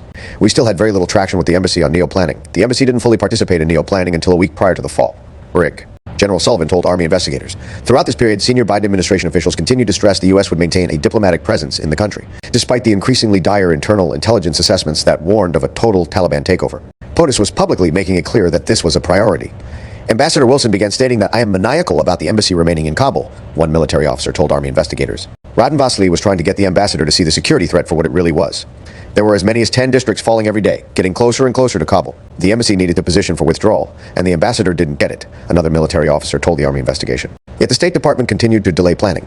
The same day the Taliban captured its first provincial capital on August 6, 2021, and just 1 week before the Taliban seizure of Kabul, another senior interagency, non-combatant evacuation tabletop exercise took place. The second exercise focused on both a semi-permissive NEO and a non-permissive NEO with a rapidly deteriorating security situation, according to General Milley. Other military officials subsequently confirmed that there was a lack of urgency at this meeting among non-U.S. military personnel. The folks briefed a plan that was vague on the priority of evacuees and the temporary safe haven plan. This discussion during the Iraq drill was concerning as there seemed to be a disconnect between what we were seeing on the ground and the urgency they were displaying. Brig. General Sullivan told Army investigators about the meeting, while the U.S. military had put assets in place to execute a potential NEO as early as July 2021, and said U.S. Central Command had been ordered to prepare for a potential NEO in mid-May 2021. The level of State Department planning that went into this effort appears to have been insufficient. Who is responsible for embassy evacuations?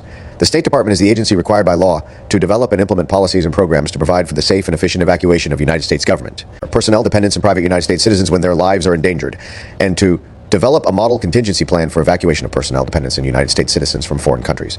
Once ordered, the evacuations, commonly referred to as non-combatant evacuation operations in the government, are conducted by the Defense Department and involve the evacuation of U.S. citizens and nationals, civilian personnel, and other designated persons whose lives are in danger from a foreign country to an appropriate safe haven when directed by the State Department. During a NEO, the U.S. Embassy's chief of mission, not the U.S. military commander, is the senior United States government authority for the evacuation and, as such, is ultimately responsible for the successful completion of the NEO and the safety of the evacuees. As General McKenzie explained to Congress on September 29, 2021, the decision to conduct a NEO rested with the Department of State, and they made that decision on 14 August.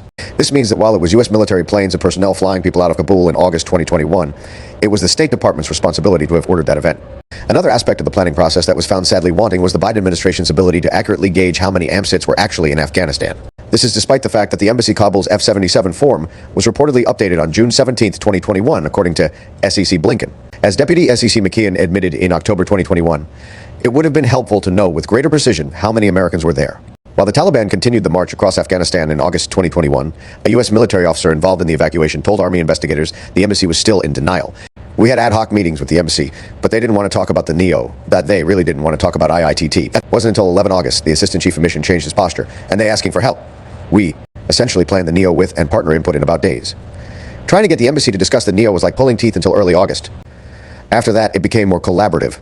Brig General Sullivan, September 24, 2021. It's possible the evacuation was suddenly taken seriously because on that same date, August 11th, U.S. and UK officials begin to conclude Kabul was at risk of a Taliban assault. With General McKenzie telling Congress in September 2021, why August 11th, it was evident to me that Kabul was at risk, and I requested the deployment of a brigade of the 82nd Airborne Division and other elements of our own. Alert pre-planned force package. Yet despite these internal U.S. and allied assessments and the fact that embassy staff finally began requesting assistance with planning an evacuation, that same day, State Department spokesperson Ned Price told reporters, this is not a foregone conclusion, as many people seem to think, that this will be an inexorable march forward for the Taliban. One day later, as the violence in the country surged and the Taliban took even more territory moving closer to Kabul, state dept, spokesperson Price claimed, after the president has announced his decision. Before the latest surge in violence, in the context of this ongoing surge in violence, we have always been engaged in contingency planning. This was a contingency that we had foreseen. This was a contingency that we had planned for. However, as evidenced above, that was clearly not the case. An Army report released several months afterwards revealed that despite the Taliban's rapid advance towards Kabul on 12 August, only planned to evacuate 250 personnel by 31 August. It wasn't until August 13, 2021, the day the Taliban arrived at the gates of Kabul, that U.S. Embassy personnel were reportedly instructed to begin reducing the amount of sensitive material on the property and to destroy anything with us logos, flags, or items which could be misused in propaganda efforts. At this point, the U.S. Embassy personnel began burning documents, including the passports of Afghan visa hopefuls, who would now have to try to escape without them. Yet, shockingly, then Defense Department spokesperson John Kirby told reporters that same day, Kabul is not right now in an imminent threat environment. Defense Dept. Spokesperson Kirby's public statements drastically conflict with the internal conversations we now know were happening at the Pentagon. That same day, Sesik. Austin reportedly told aides there was a need for the immediate relocation of all U.S. Embassy personnel to the Kabul airport, despite the fact that embassy personnel were continuing to destroy sensitive documents and other materials at the embassy compound. All the while, as the Pentagon was privately sounding the alarm and the U.S. Embassy in Kabul was scrambling to destroy sensitive material, senior administration officials were reportedly on vacation, with President Biden at Camp David and SEC, Blinken in the Hamptons. There was similar complacency demonstrated by some U.S. Embassy Kabul personnel, with one U.S. military officer saying, as late as 13 August, the embassy staff was still planning to be evacuated around 31 August. Despite Biden administration officials coming to the realization that the capital city was in fact at risk on August 11, 2021, it still took several additional days before the U.S. Embassy was ordered closed. Its operations were relocated to the airport and a NEO was announced. On August 14, 2021, one day after the Taliban had encircled Kabul, Amby Wilson came to accept that we didn't have time and needed to move, and we began evacuating to HKIA, rear ADM. Peter Vaisley told Army investigators. Yet U.S. military commanders have testified that the military assets necessary to carry out a NEO had been put into place about 1 month earlier, suggesting that the evacuation could have been carried out at a significantly earlier date. The Defense Department began planning for the possibility of a non-combatant evacuation operation 2 weeks after the president's decision in April to withdraw from Afghanistan by early September, at which point military planners had crafted a number of evacuation scenarios. SEC. Austin wrote to the House Armed Services Committee. He added that in mid-May, he had ordered U.S. CENTCOM to prepare for a potential NEO, and the Defense Department began prepositioning forces in the region, including 3 infantry battalions. On July the 9th, I requested that our base NEO force, the core package that would go in, we put on 96. We're prepared to deploy orders, General McKenzie said. Some senior military officials, including General Milley, reportedly said the State Department waited too long and should have ordered the NEO earlier, a delay that liked had serious consequences. On the issue of why we didn't bring our civilians and SIVs sooner, again, the call on how to do that and when to do it is really a State Department call, SEC. Austin testified in September 2021. But again, we provided our input and we certainly would have liked to seen it go faster or sooner, Austin added.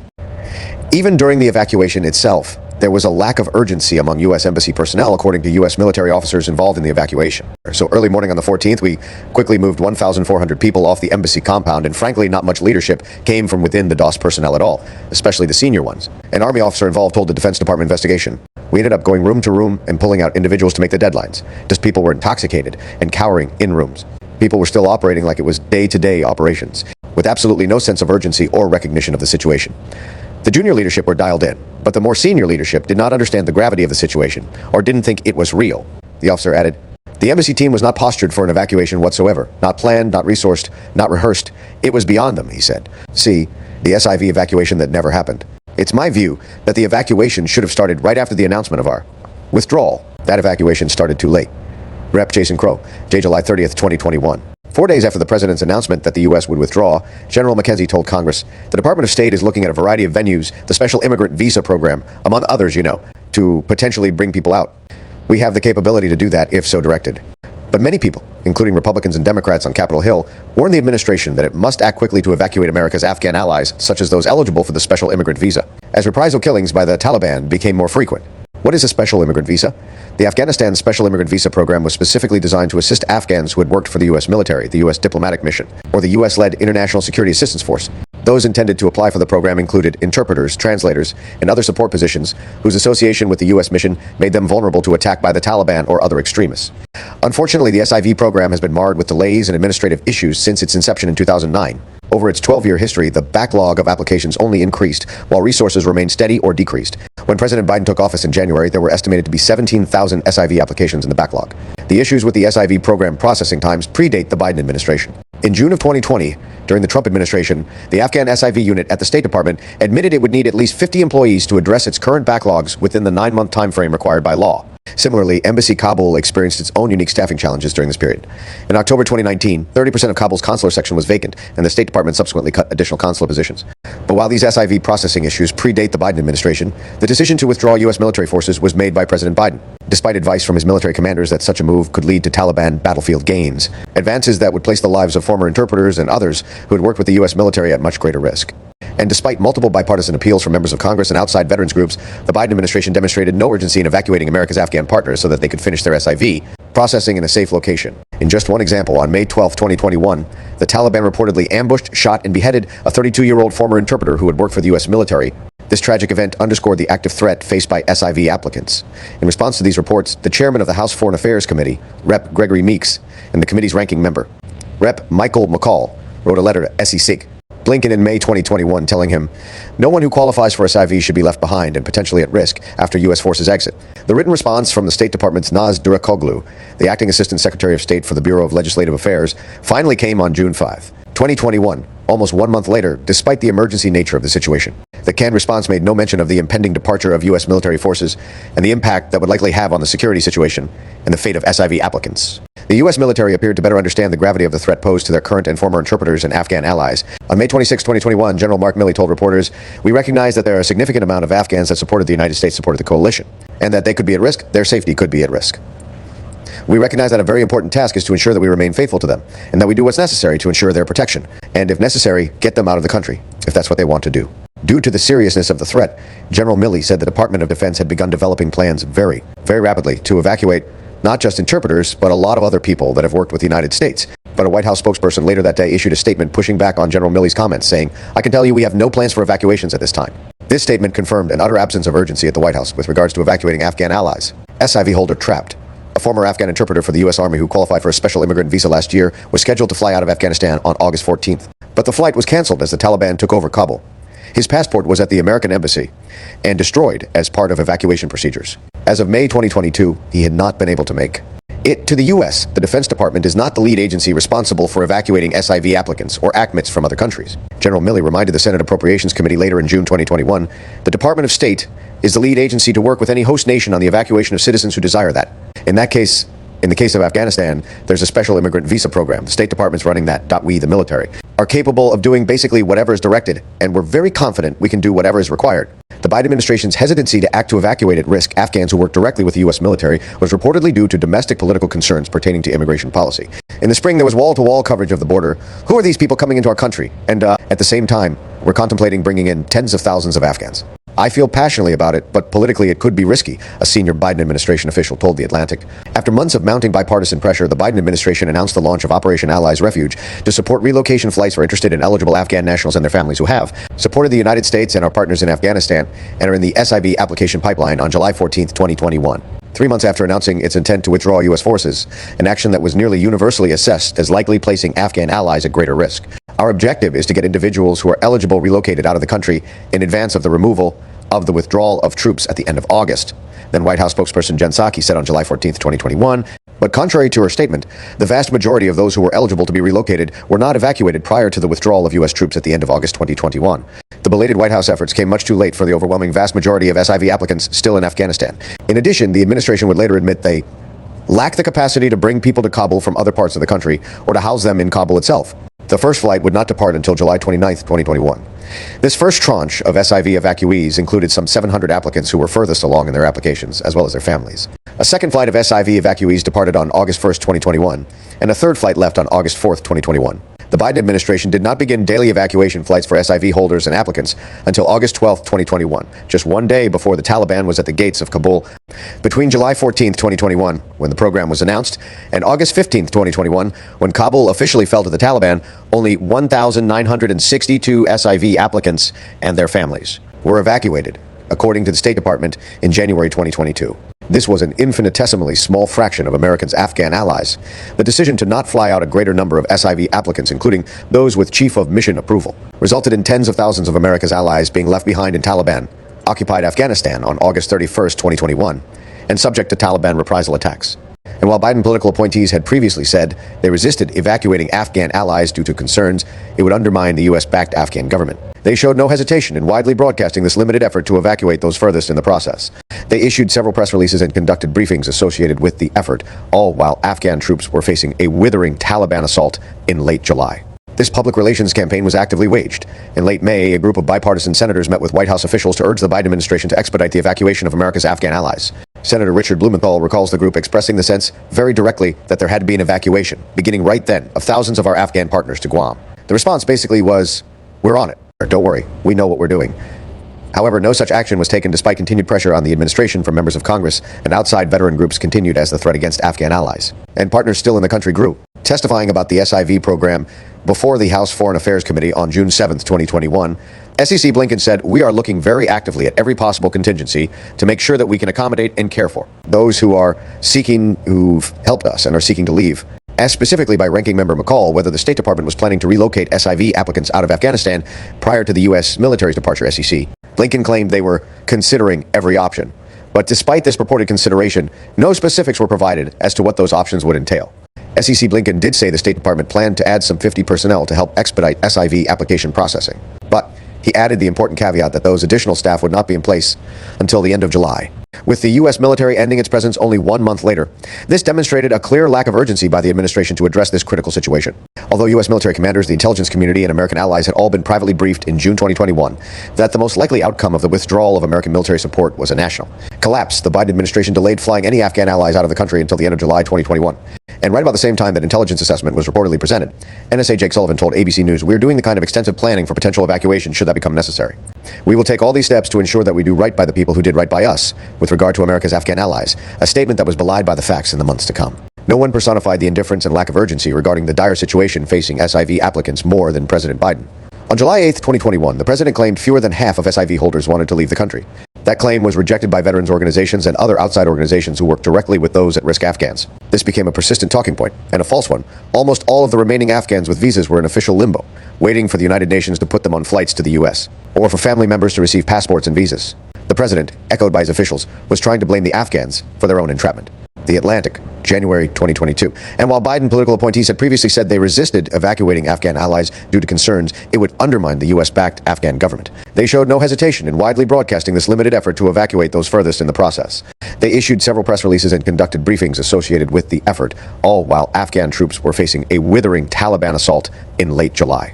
This public relations campaign was actively waged despite the paltry number of Afghan allies evacuated during this period. In mid-July 2021, the State Department would take some additional steps to expedite SIV application processing, including establishing an interagency Afghanistan task force. But in what would become a pattern of repeated administrative failures in the State Department's last-minute attempts to help people in the country, several State Department officials told the committee minority the link to sign up as a volunteer for the task force did not function as intended for several days after it was sent out. Just days before the embassy was to close, the U.S. Embassy in Kabul began issuing electronic SIVs to approved applicants to speed up visa delivery for recipients slated to travel on U.S. government-chartered flights out of Afghanistan. It is unclear why this step was not taken much earlier.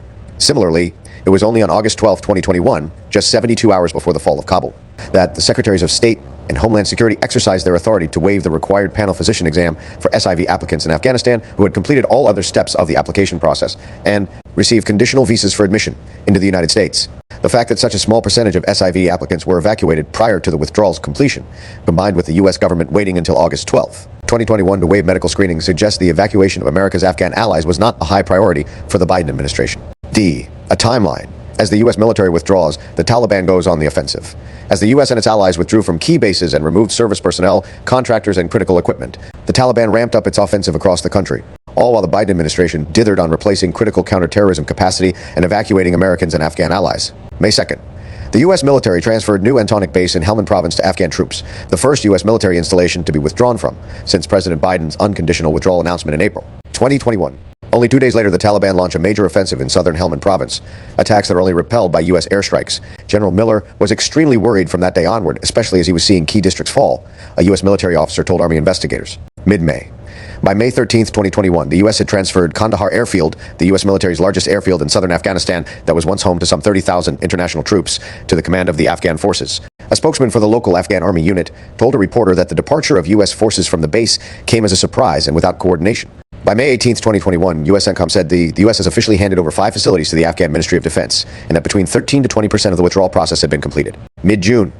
By the middle of June, the Taliban had captured more than of Afghanistan's governing districts. As the security situation in Afghanistan deteriorated, senior officials in the Biden administration reportedly became concerned about the speed and the pace of the withdrawal, particularly as it pertained to the closure of Bagram Air Base. June 15th. U.S. CENTCOM issued a statement saying it had completed more than 50% of the entire retrograde process. Pep-Seek McKeon would later testify to the House Foreign Affairs Committee in November 2021. In the spring, as the withdrawal was moving, I think a little more quickly than we expected, the rest of the government talked to the DoD and asked for more information on the timeline. This indicated a concerning lack of coordination between the Defense Department and the State Department at a critical phase of the withdrawal. I felt that by nature, the Department of Defense can move very fast on issues like this. I felt that we were not completely aligned with the state on that. There were still some things they could do faster. General McKenzie, September 2021, June 18th. The U.S. military paused the shutdown so the White House could ponder the ramifications of giving up the U.S.'s premier airbase in the country. General Miller also reportedly advised the U.S. government to shutter its embassy in Kabul due to the inability to safeguard that facility without the presence of U.S. military advisors. June 22nd. President Biden, equipped with the intelligence assessment that Kabul could fall in 6 months, reportedly signed off on the plan to close on July 2nd, keep only a limited military presence on the ground, mostly in Kabul. June 23. General Miller warns of a major deteriorating security situation in Afghanistan. You look at the security situation, it's not good. The Afghans recognize it's not good. The Taliban are on the move. We're starting to create conditions here that won't look good for Afghanistan in the future if there's a push for a military takeover. June 24. Following a meeting with President Ghani, Senator Mitch McConnell called on President Biden to course correct and slow down the withdrawal of U.S. forces. He said there were increasing indications the collapse of the Afghan government could come soon after U.S. withdrawal is complete, calling such outcomes as tragic as they are avoidable. June 29. General Miller tells a press conference in Kabul, what we're seeing is the rapid loss of district centers. The U.S. military abandoned Bagram Air Base. According to multiple reports, the U.S. did not forewarn some key Afghan military or Afghan leaders, appearing to depart the installation in the middle of the night. This manner of departure reportedly left some Afghan soldiers rattled, according to the Wall Street Journal, abandoning the crown jewel of U.S. intelligence operations in the region. The decision to abandon Bagram Air Base reduced critical U.S. intelligence and strike capabilities in Afghanistan and in the wider region. As a senior military official told the Wall Street Journal, Bagram would provide a staging area for drones, other aircraft and special operations forces to conduct counterterrorism operations in case terrorists and other dangers grew. Bagram Air Base, also known as Bagram Airfield, is situated approximately 25 miles north of Kabul and was at one time the largest U.S. military installation in Afghanistan, capable of housing some 10,000 personnel in addition to manned and unmanned military aircraft. U.S. Defense Department personnel agreed with the strategic importance of Bagram.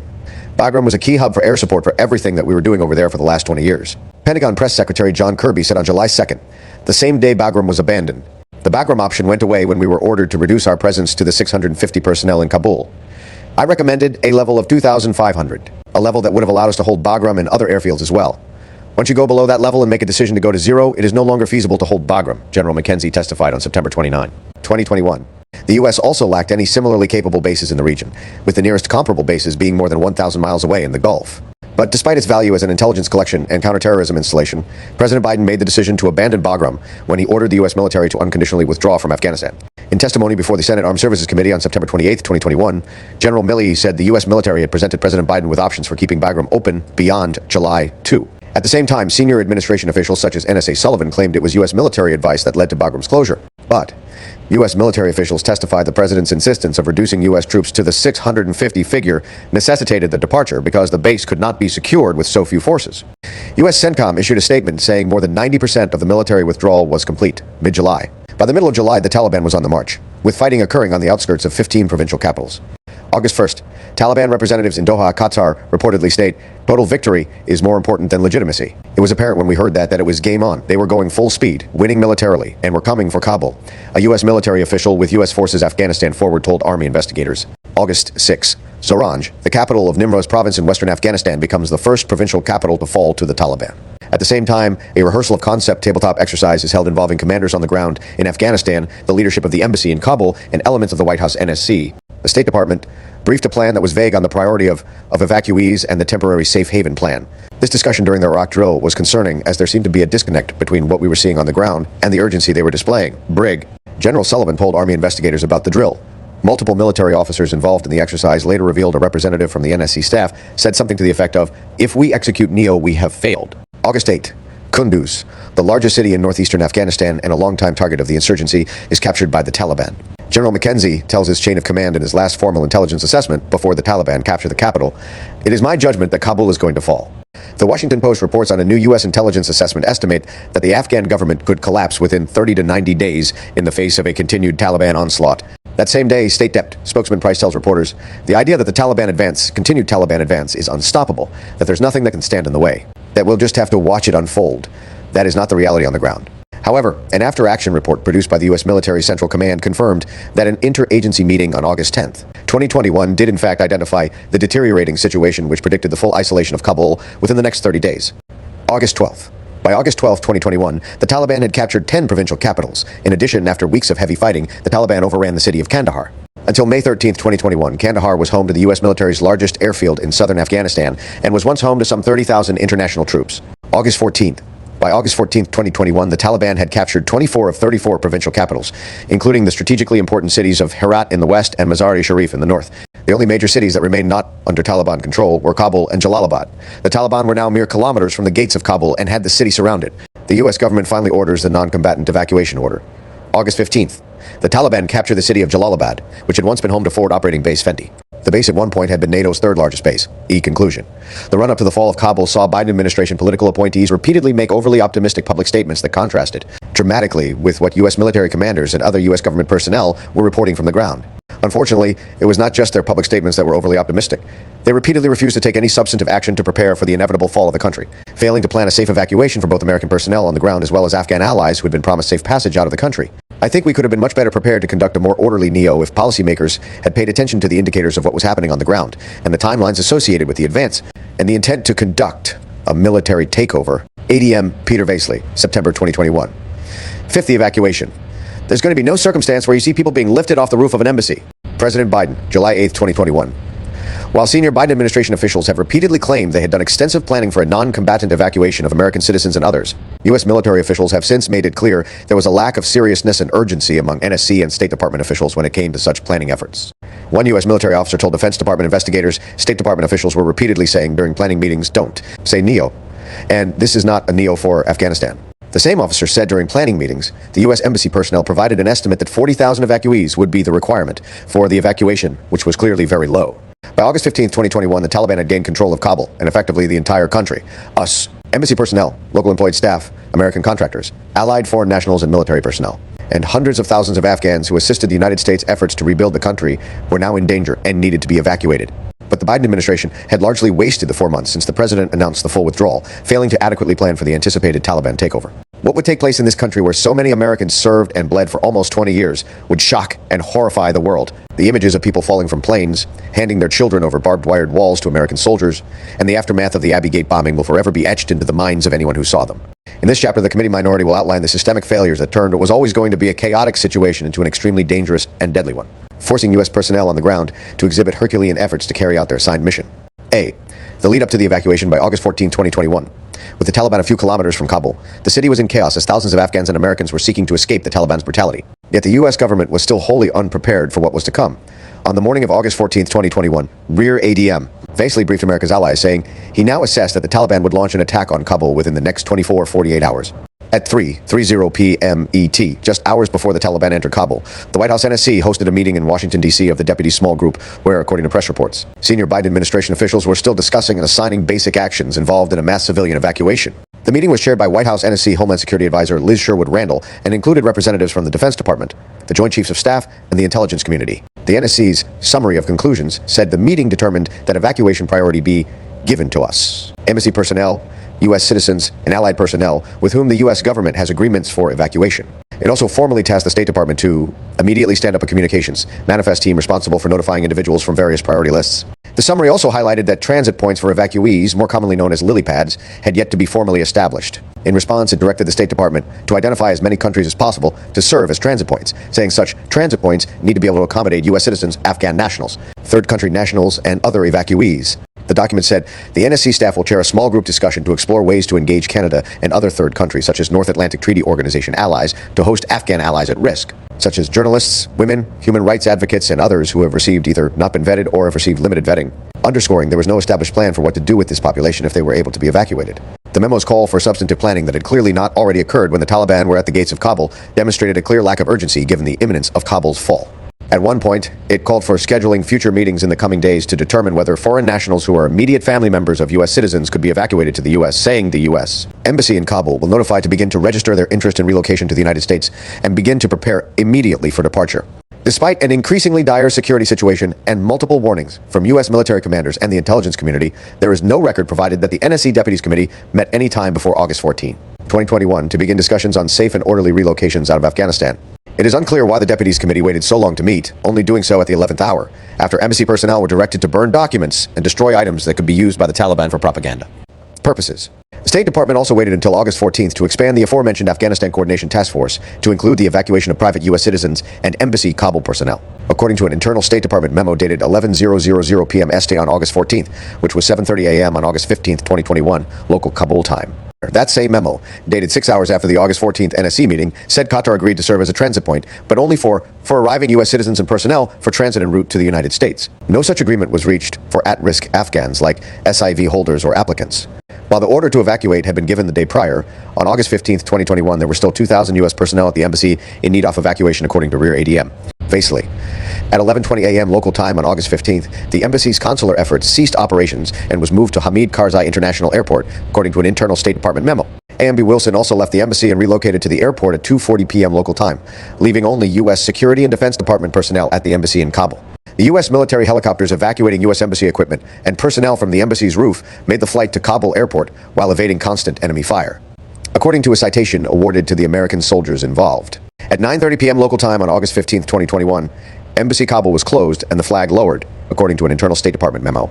President Biden has repeatedly cited President Ghani fleeing the country as a reason for much of the chaos surrounding the evacuation from Kabul. Yet testimony from a former senior administration official indicates the president's own actions may have led to that happening. Special Envoy Khalilzad told the Minority Committee the decision to evacuate the embassy and not communicate that move to President Ghani likely increased the sense of fear and uncertainty at the presidential palace, and possibly contributed to his decision to leave the country quickly. The same day the U.S. flag was lowered from our embassy, Special Envoy Khalilzad and General McKenzie met with Taliban representatives in Doha to discuss the evacuation. The Taliban offered the U.S. the chance to secure Kabul, an offer that was not accepted. That offer will be discussed in detail later in this report. B. The crush of humanity, August 15th, 2021. At this time, out of an abundance of caution, there are no flights coming or going, military or civilian, and this is because of large crowds that are still on the tarmac on the southern side of the field. The civilian side of the field. Defense Dept, spokesperson Kirby, August 16th, 2021. The failure to anticipate a surge of refugees at the Kabul airport, often referred to as Hamid Karzai International Airport, despite the military assessing Kabul to be at risk of falling to the Taliban, combined with an inadequate number of U.S. personnel initially deployed, created the powder keg that exploded with the chaotic scenes that reverberated around the world, including images of Afghans falling to their deaths. On August 15, 2021, the Kabul airport civilian terminal had been breached by thousands of local civilians and potentially Taliban forces, which overran Afghan national defense and security forces. Among other allied security forces, the Air Force said in a press release, citing personnel who had been on the ground. The number of U.S. troops initially deployed to the Kabul airport by the Biden administration to conduct the NEO proved inadequate. Forces there were soon overrun late on August 15th, Kabul time, and into the morning of August 16th, with desperate Afghans rushing the flight line and clinging to the landing gear of U.S. military aircraft in an effort to escape the Taliban, with several of them falling to their deaths, a series of events that were captured in haunting images that shook the world. An internal State Department memo later confirmed 3 Afghans fatally fell to their death on August 15, 2021 during the initial chaos. Other deceased Afghans were later discovered in the landing gear of a U.S. Air Force C-17, prompting an official investigation. These events led to a suspension of evacuation flights, delaying the U.S. government's ability to get more Americans and allies out of the country and to safety. State Dept. Spokesperson Price admitted the images that we have all seen emanating from the international airport in Kabul, Hkia. They're searing. They're painful. They're difficult to see. They're difficult to watch. But President Biden soon downplayed the images, incorrectly telling ABC News on August 18, 2021. What was depicted in the images was 4 or 5 days ago, instead of 2 to 3 days prior, in what appeared to be an attempt to suggest they were no longer relevant. According to interviews with U.S. military service personnel who had participated in the NEO, the chaos in the initial days was due to an inadequate number of troops deployed to Hkia. Our folks saw a lot of things they were not prepared for, U.S. Air Force Colonel Colin McClaskey, who was dispatched to Kabul to get the airport back up and running, told the Washington Post. I'll never forget that feeling or sensation that we felt like we were launching aircraft to save our lives. Lieutenant Colonel Brian DeSottles, 71 Stones Rescue Squadron and Commander of Personnel Recovery Task Force. Published October 2021. Internal State Department memos dated August 16, 2021, describe the utter chaos at the airport, with one stating hundreds approached Hkia's flight line and forced themselves onto a U.S. government aircraft. Further breaches at Hkia cannot be fully prevented at current force levels. Second memo from later that day stated thousands of people are gathered around the airport, including on the tarmac, making it difficult for aircraft to take off of land, saying the U.S. military continues to fly helicopters at low levels to keep crowds away. In addition to desperate would-be refugees, U.S. personnel at the airport also found themselves coming under attack by small arms fire. Defense Dept. Spokesperson Kirby confirmed on August 16, 2021, here have been security incidents at the field involving armed individuals shooting at U.S. forces. In 2 separate incidents, U.S. forces did respond to hostile threats, and that resulted in the death of 2 armed individuals. In addition, a State Department memo from that day said that the guard towers at Hamid Karzai International Airport received small arms fire throughout the day. While the Pentagon spokesperson did not assign responsibility for the attacks, personnel on the ground attributed some of the incoming fire to the Taliban, with Lieutenant Colonel DeSottles saying, I crossed the runway with a small security detail, about 100 yards from the Taliban with gunfire going off. My heart is broken. My mind is blowing. Unbelievable things happened. The Taliban killed 20 people in front of me in the airport yesterday. Nahid Farid, a former Afghan member of parliament, August 16th, 2021. The security situation was so desperate in those initial days that U.S. Air Force pilots and maintenance personnel, typically tasked with flying and maintaining multi-million-dollar aircraft, were pressed into guard duty, kitted out with body armor and rifles in order to safeguard against attack as the facility was locked down. Similarly, most of the officers working at the Joint Operations Center were also pressed into security duties as the mob got within 150 meters of that key command center. This chaos at HKI led to unsafe flights out of the airport. When the crowd saw that there were no flights, people started going wild, seizing any piece of the airport they could grab. Mattresses, buckets, even empty water bottles, the New York Times reported. Nearly everything needed to run the airport effectively, airfield lighting, radars, weather systems, had been damaged or destroyed by crowds as they climbed over sensitive electronics and power supplies, the Washington Post reported. During the chaos, at least 2 C-17 aircraft took off, with unknown personnel, portions of the desperate crowd on board. The desperate situation at the airport led to U.S. military aircraft having to fly out an unsafe number of evacuees, as C-17 transport planes were filled to beyond their capacity with Afghans seeking escape. One aircraft was swarmed by Afghans late on August 15th, and the would-be evacuees began pulling themselves into the plane and then pulling others up behind them. We have women and children and people's lives at stake. It's not about capacity or rules and regulations, said Lieutenant Colonel Eric Kut, mission commander for the flight, defending his decision to fly with more passengers than is technically permitted. By August 17th, 2021, reinforcements from the U.S. Marine Corps 24th Marine Expeditionary Unit, the U.S., Army's 82nd Airborne Division, and several National Guard units eventually arrive at HKIA between August 17 to 19, 2021, bringing the number of U.S. forces from less than 1,000 to almost 6,000. Airport flight operations resumed very early on, August 17, 2021, after these reinforcements arrived. 4 days after the NEO was formally ordered, the significant increase in the number of troops on the ground at HKIA allowed for some basic semblance of security at the airport. The problem, however, was that the approximately 5,000 plus military personnel were then penned in at the airport by Taliban fighters, making them particularly vulnerable to any kind of Taliban or ISIS-K attack, and depriving them of the ability to extend the perimeter to ease processing of evacuees.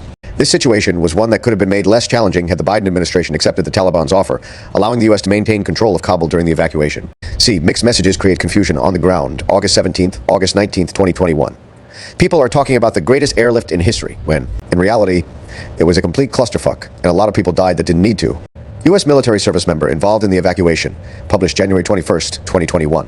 While U.S. military and State Department personnel on the ground were performing Herculean feats to secure the airport and process evacuees, the Taliban's control of the city created further chaos. Harassment at Taliban checkpoints, unruly crowds, violence, and other obstacles made it impossible for many Americans, green card holders, U.S. embassy personnel, and at-risk Afghans to reach the airport.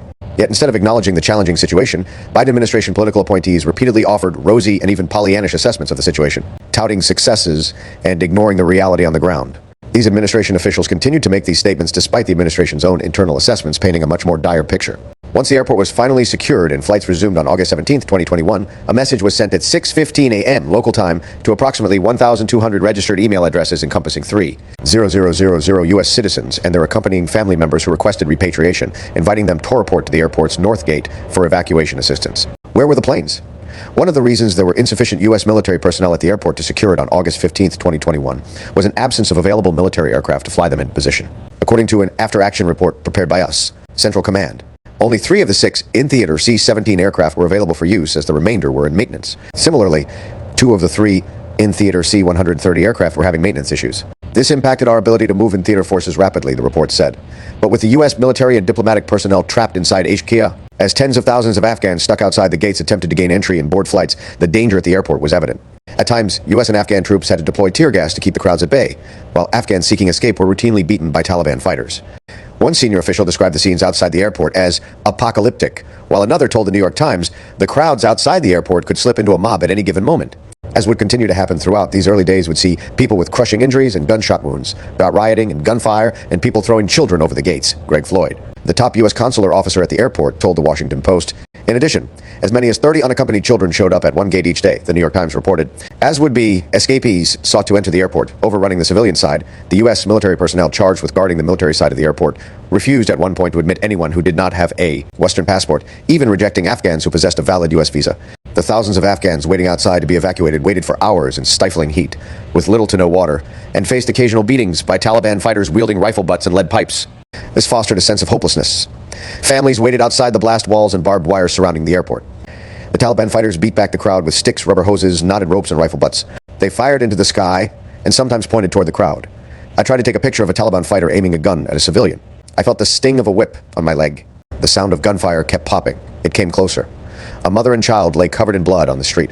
Marcus Tam, writing on August 17th for the Los Angeles Times, published December 2021. Despite the chaotic scenes at the airport, administration officials were issuing statements disconnected from reality, with NSA Sullivan saying on August 17th, "What we are finding is that we are getting people through the gate, we are getting them lined up, and we are getting them on planes." But an internal State Department memo sent that same day said, crowds continue to pose a problem at HKIA, resulting in a temporary closure of some entrances and gates on August 17th. In addition, flights were once again paused about 6 hours late that night and into early morning on August 18th, 2021, according to a State Department memo. Flights once again resumed on August 18th, 2021, at 6:00 a.m. local time, while some 5,800 U.S. military personnel were eventually deployed to the airport. The State Department had only 15 consular officers at HKIA on August 15th, 2021. 3 additional State Department consular officers arrived on August 17th, bringing the total to 18 consular officers by August 18th, 2021, according to U.S. officials and an internal State Department memo, even though it was already several days into the NEO. This significantly limited the U.S. government's ability to quickly process people who were able to get through the throngs of people at the gates and inside the airport. In addition, the U.S. government continued to struggle to find a way to communicate with people on the ground who were cleared for evacuation flights. At one point on August 18th, the State Department emailed a select group of evacuees an electronic badge, or gate pass. Would-be evacuees were told to, please make your way to Hamid Karzai International Airport. You should plan to enter the airport at the East Gate, which will open at 8 a.m. The message said that the below-access pass may facilitate passage to the airport. However, the passes were easily duplicated, prompting greater confusion and challenge at the gate. Every credential we tried to provide electronically was immediately disseminated to the widest possible pool. And so it was. No longer a viable credential to differentiate among populations, and we simply did not have the people for that time to be able to try to sift through that crowd of people demanding access, a State Department official told Politico. As credentialed people struggled to get through the Taliban checkpoints around the city, the situation outside the airport gate remained dire. An internal State Department memo dated August 18th, 2021, stated, reports of violence among the crowds outside the gates of HKIA, including fistfights and one report of a person shot trying to climb the wall. That same night, President Biden privately told his administration to expand the aperture of evacuees beyond the previous priority groups of American citizens, green card holders, and U.S. embassy personnel, to include women, children, etc. Rear ADM basically told Army investigators. He said with this move, the floodgates were open. That night, President Biden went on television for the first time to address the dire situation in Afghanistan since the Taliban surrounded Kabul on August 13th. Speaking to ABC News' George Stephanopoulos, the president made a promise he would later break. If there's American citizens left, we're going to stay to get them all out. President Joe Biden, August 18th, 2021. He also claimed U.S. personnel have control of the airport now. But an internal State Department memo sent just a few hours later, on the morning of August 19th, 2021, directly conflicted this claim by the president. It stated the situation at the airport remains volatile with large crowds gathered at the North Gate and inside the terminal.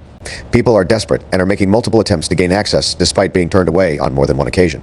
Congestion outside gates worsened, resulting in confrontation and stress, said a second internal State Department memo. It went on to say a large number of locally employed U.S. Embassy staff were unable to enter HKIA and returned home, reporting deeply traumatic experiences. As one military officer arriving on August 19th described it, the situation on the ground at Kabul airport resembled scenes from the dystopian novel Lord of the Flies. Despite these dire internal reports from people on the ground, later that day, State Department spokesperson Price's public statements were in stark contrast to these ominous reports, telling reporters, "My understanding is that things are moving quite efficiently at this hour at the airport." It is not clear whether the department spokesperson had simply not been given accurate information or was spinning the reality on the ground to make the situation more politically palatable for the administration. But either way, his statements were divorced from the reality of what the State Department was reporting internally, as well as from press reports from the ground. By August 19th, 2021, the insufficient number of State Department consular officers at HKIA was greatly exacerbating significant processing issues inside the gates, making the security situation on the ground worse. By this date, 5 days after the NEO was ordered, only about 20 consular officers were on the ground. With the New York Times reporting, overwhelmed consular officials struggled to identify and verify those who had valid claims to be evacuated. The State Department also noted on August 19th, additional consular officers have also now landed in Kabul, and we will nearly double the number of consular officers on the ground by tomorrow, by Friday, August 20th, 2021. In addition, the former U.S. ambassador to Afghanistan, John Bass, arrived in Kabul at 4:00 a.m. on the morning of August 19th to lead logistics coordination and consular efforts within the personnel who remain at the airport, according to State Dept spokesperson Price. But the arrival of AMB sparked some confusion, as the lines of authority between him and the current AMB, Wilson, were not immediately clear. With Ambassador Wilson and Ambassador Bass both on deck, it was not initially clear who was the lead for providing us the support we required to execute the NEO, Brig. General Sullivan told Army investigators. In addition, a series of internal State Department memos reviewed by the committee found the number of State Department consular officers in Kabul during the massive military evacuation, involving over 124,000 evacuees, never surpassed 36 personnel, roughly one consular officer for every 3,444 evacuees. U.S. military personnel also repeatedly complained about the absence of State Department consular officers during the evacuation, saying their absence impeded the processing of evacuees. Initially, there were not enough consular officers to process everyone, and that remained an issue throughout. Brig. General Sullivan told Army investigators. In addition, multiple U.S. Marines assigned to Abbey Gate told Army investigators they rarely saw U.S. State Department personnel on the ground, and when they did show up, they did so inconsistently. Marines often had to halt gate processing and flow because the consular officers were not present to screen and approve evacuees for movement, the U.S. military's investigation report said. They would show up whenever they wanted to and leave when they wanted to. They wouldn't give any authority up to us to help when they were gone. They would just stop, one Marine said.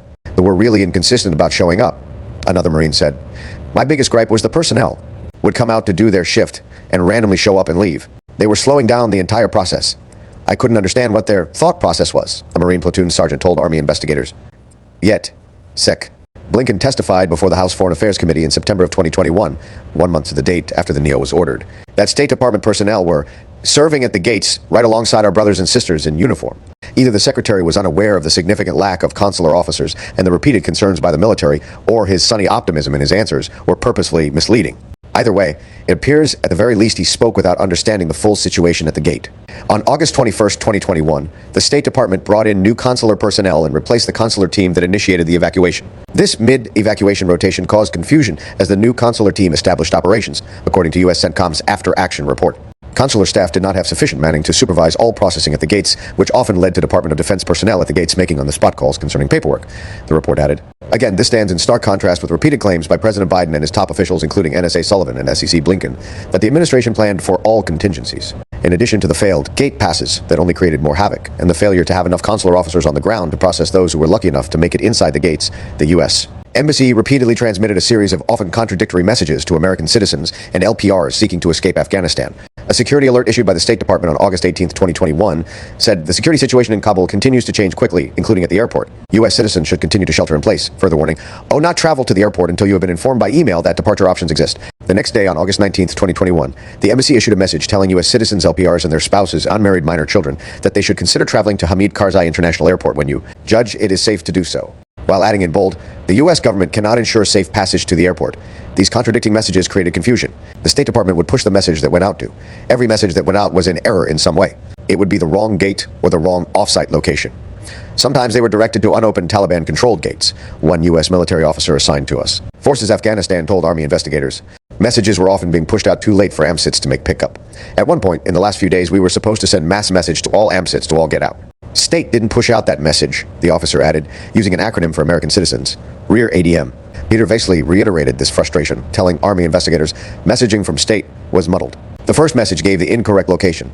The second message, the timing was messed up. As did Major General Donahue, who told the same investigators, my paratroopers had to deal with the confusion that their messaging caused. They would send the wrong messaging, the wrong threat streams. The choke points throughout Kabul were so bad the U.S. military had to fly CH-47 Chinook helicopters to pick up some 169 people at the Barron Hotel near the airport on August 19, 2021. Our commanders have the authority that they need to use their assets and their forces to help assist Americans who need to get to the airport. Get to the airport on a case-by-case basis. Defense depth. Spokesperson John Kirby said. As a result of the chaos and mixed messages caused by a complete lack of proper planning by the Biden administration, causing chaos outside the gates and slow processing inside the gates, C-17 transport planes began leaving Kabul with significantly less passengers than their official capacity allowed. On August 19th, 5 days into the NEO, planes were taking off at only about 50% of their capacity. Pentagon officials said this was because not enough people were not being processed through the gates to fly out. The situation outside the gates of HQ remained so desperate that parents were seen handing over their infant children to U.S. military personnel guarding the perimeter. Some 1,450 Afghan children were evacuated without their parents, and efforts to reunite many of these separated children with their relatives were ongoing months after their arrival in the U.S. As of late December 2021, about 250 of the children remained in U.S. government custody, according to statistics, the Department of Health and Human Services Office of Refugee Resettlement. More updated information is not currently available. D. Capacity issues for shutdown in evacuation flights. August 20th, 2021. On August 20th, 2021, the same day President Biden touted significant progress in the evacuation. U.S. military flights out of Kabul were paused due to lack of capacity at the U.S. government-operated Lily Pad in Qatar. The facility had exceeded its evacuee population capacity of 8,000 the day before, meaning no more people could be evacuated there until those in Qatar had been transported to other locations. What is a lily pad? While the U.S. began ramping up evacuations of special immigrant visa holders in late July 2021, it never established processing centers outside of Afghanistan, which would have allowed more SIV applicants to be evacuated prior to the NEO and would have made a significant difference in our ability to evacuate more people during the NEO. At the time, the Biden administration had been reportedly talking with Qatar and Kuwait about temporarily hosting thousands of SIV applicants. A deal was never reached. At the same time, the administration opted to not pursue an offer for such a center in Guam, even though the governor of Guam offered. Guam a U.S. territory, served as a lily pad in the previous evacuations of thousands of American allies from South Vietnam and the Kurdish region of Iraq. During the evacuation itself, the administration similarly turned down an offer for a lily pad in Pakistan. The lily pads that were established, including Qatar, UAE, and Germany, reached capacity at various points of the evacuation, which hindered and paused flights out, underscoring the advantage that having additional locations would have brought. The State Department did not officially reach out to regional partners for the purpose of establishing such transit centers until mid-July, and the Defense Department did not engage the government of Qatar about using facilities there until the middle of August, only reaching agreement to use these facilities to transit American citizens hours before the Taliban seized Kabul. Failure to do so in advance meant that processing facilities had to be rapidly negotiated and assembled, with the facility in Qatar reaching capacity at one point on August 19th. And causing Afghan evacuees to endure poor housing conditions, something that caused a pause in evacuation flights for at least 8 hours on August 20th, a critical period of the military evacuation. In one example with Ramstein Air Base in Germany, Brigadier General Josh Olson, the commander of the 86th Airlift Wing at Ramstein Air Base, told the Washington Post that his staff initially planned for 5,000 evacuees. They ended up with a peak of 20,000. An internal State Department memo dated August 28, 2021 said, Ramstein Airfield closed to incoming flights due to reaching capacity of more than 18,000 evacuees, and the base remained closed for 2 days, delaying the evacuation process. The last-minute nature of the facility's establishment led to resources being strained due to the unpredictable evacuee throughput to the base. The Afghans at Ramstein get 2 meals a day, but at times it was down to 1 because the military personnel weren't sure how many more Afghans were coming. Specialized military personnel also had to leave behind their day jobs to function as makeshift airport officials and refugee coordinators. But the messaging on exactly what caused this backlog in Qatar was mixed. While state-dept, spokesperson Price claimed the military thought it imprudent to continue relocation flights from Kabul to Doha until we were able to move some of the individuals in Doha to other locations. An internal department memo had a different story. The memo, dated August 19, 2021, stated, U.S. Embassy officials in Doha reported that sanitary conditions in the hangars sheltering the evacuees had deteriorated and tempers were short. The situation was rapidly growing untenable. Unable to fly out evacuees, capacity was also soon reached inside HKIA, effectively closing the gates for any new people to enter the airport. An internal memo from the State Department on August 20th confirmed this, stating all gates at HKIA are closed and the terminal is at capacity. From the 20th through the 22nd of August, the gates were closed at HKIA. This is because the intermediate staging bases were at capacity, U.S. Army brig. General Lance Curtis told reporters on February 4th, 2022, with flights halted, U.S. military personnel struggled to maintain control over unruly crowds as they became increasingly restless. One U.S. Marine said he witnessed a flashbang grenade detonate near a civilian's head. He stated the incident did not appear intentional and assumed the injury resulted in death. By this point, at least 7 Afghans had died while waiting outside HKIA access gates, according to an August 20th State Department memo, which said the corpses are currently stored at HKIA and the Taliban was refusing to accept the remains. Yet in another example of conflicting messages that same day, state-dept, spokesman Price announced those seeking evacuation should consider making their way to the airport compound. Despite the airport being at full capacity and the entry gates having been closed, even more disconnected from reality was Price's assertions during the same press conference, while the airport gates remained closed, that operations at the airport were efficient and effective. NATO Secretary General Jens Stoltenberg offered a much more accurate view of the situation on the ground the following day, saying, "We have more planes than we have people or passengers." Because the process of getting people into, and especially Afghans into, the airport processed is now the big challenge. Exacerbating capacity problems at the airport even further, the Biden administration had waited until August 20th, 5 days after the NEO was ordered, to grant foreign airlines the authority to fly U.S. government-approved evacuees to U.S.-based airports. The following day, on August 21st, 2021, the U.S. Embassy in Kabul issued another message to those awaiting evacuation saying, because of potential security threats outside the gates at the Kabul airport, we are advising U.S. citizens to avoid traveling to the airport and to avoid airport gates at this time unless you receive individual instructions from a U.S. government representative to do so. A timeline, conflicting messages from the State Department. August 18th, would-be evacuees are told to shelter in place unless you have been informed by email that departure options exist. August 19th, would-be evacuees are told they should consider traveling to Hamid Karzai International Airport when you judge it is safe to do so. August 20th, an internal State Department memo sent to senior officials reads, all gates at HKIA are closed and the terminal is at capacity. Yet that same day, state-dept. Spokesperson Price publicly says those seeking evacuation should consider making their way to the airport compound.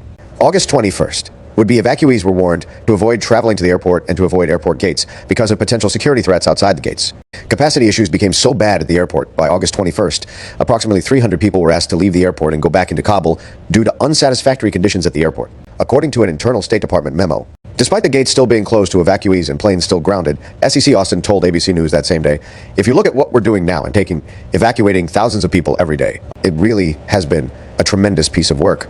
SEC Austin also said, if you have an American passport, if you have the right credentials, the Taliban has been allowing people to pass safely through, while also admitting seconds later that this was not always true, saying, There have been incidents of people having some tough encounters with Taliban. That same day, CIA Director William Burns reportedly met with senior Taliban official Abdul Ghani Baradar in Kabul, the senior-most meeting between U.S. and Taliban officials since the insurgent group captured the capital. The chaos outside the airport also presented persistent security concerns that began on August 15, 2021, when the Taliban were left the task of securing the outer perimeter. And as more and more Afghans arrived at the airport, with one internal State Department memo saying more than 10,000 Afghans had surrounded the airport on August 22, 2021, and that conditions remain volatile outside the gates. On August 22, 2021, one day after the State Department warned would be evacuees about potential security threats outside the gates, an unidentified hostile actor fired upon Afghan security forces involved in monitoring access to the north gate of HKIA, forcing Afghan, U.S. and coalition troops to return fire, according to U.S. CENTCOM. One member of the Afghan security forces was killed, and several other Afghans were wounded, 50. A second August 22nd memo said biometric screening was still not available to help vet evacuees at the airport, and that there were at least 5 cases of Afghans who presented U.S. passports that did not belong to them, highlighting fraud concerns and complicating the process of screening individuals to enter the airport. In an effort to alleviate the overcrowding at lily pads so flights out of HKIA could resume, on August 22nd, the Biden administration took steps to activate the Civil Reserve Air Fleet, the first time this authority had been used since 2003. A total of 18 aircraft were requested. These activated aircraft were to be used to help relieve some of the overpopulation at the lily pads, transporting evacuees from those facilities to less overburdened locations in the U.S. and elsewhere. One volunteer involved with evacuation efforts told the Minority Committee the administration had rejected private companies' efforts to volunteer their aircraft in advance of craft activation order.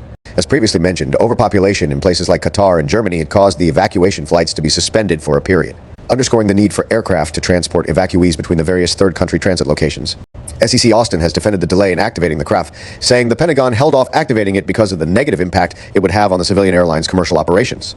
But the fact that it took several days to activate the craft, despite the knowledge that tens of thousands were seeking evacuation in the earliest stages, indicated an absence of adequate planning and a failure of operational imagination in the earliest days of the collapse. In addition, the failure to plan for adequate transit capacity that led to a 2-day pause in flights could have possibly allowed thousands more people to be evacuated. As flights resume, gates shutter and chaos reigns outside HKIA, August 23, 2021, 66. The people touching the barriers couldn't move because of the number of people pushing against them, and they were being crushed and injured. We couldn't even pull them up to help them. We would grab women and children and muscle through the crowd to help them. Everyone was very desperate at this point. It was like this throughout the day of August. U.S. Marine to Army investigators, October 2021.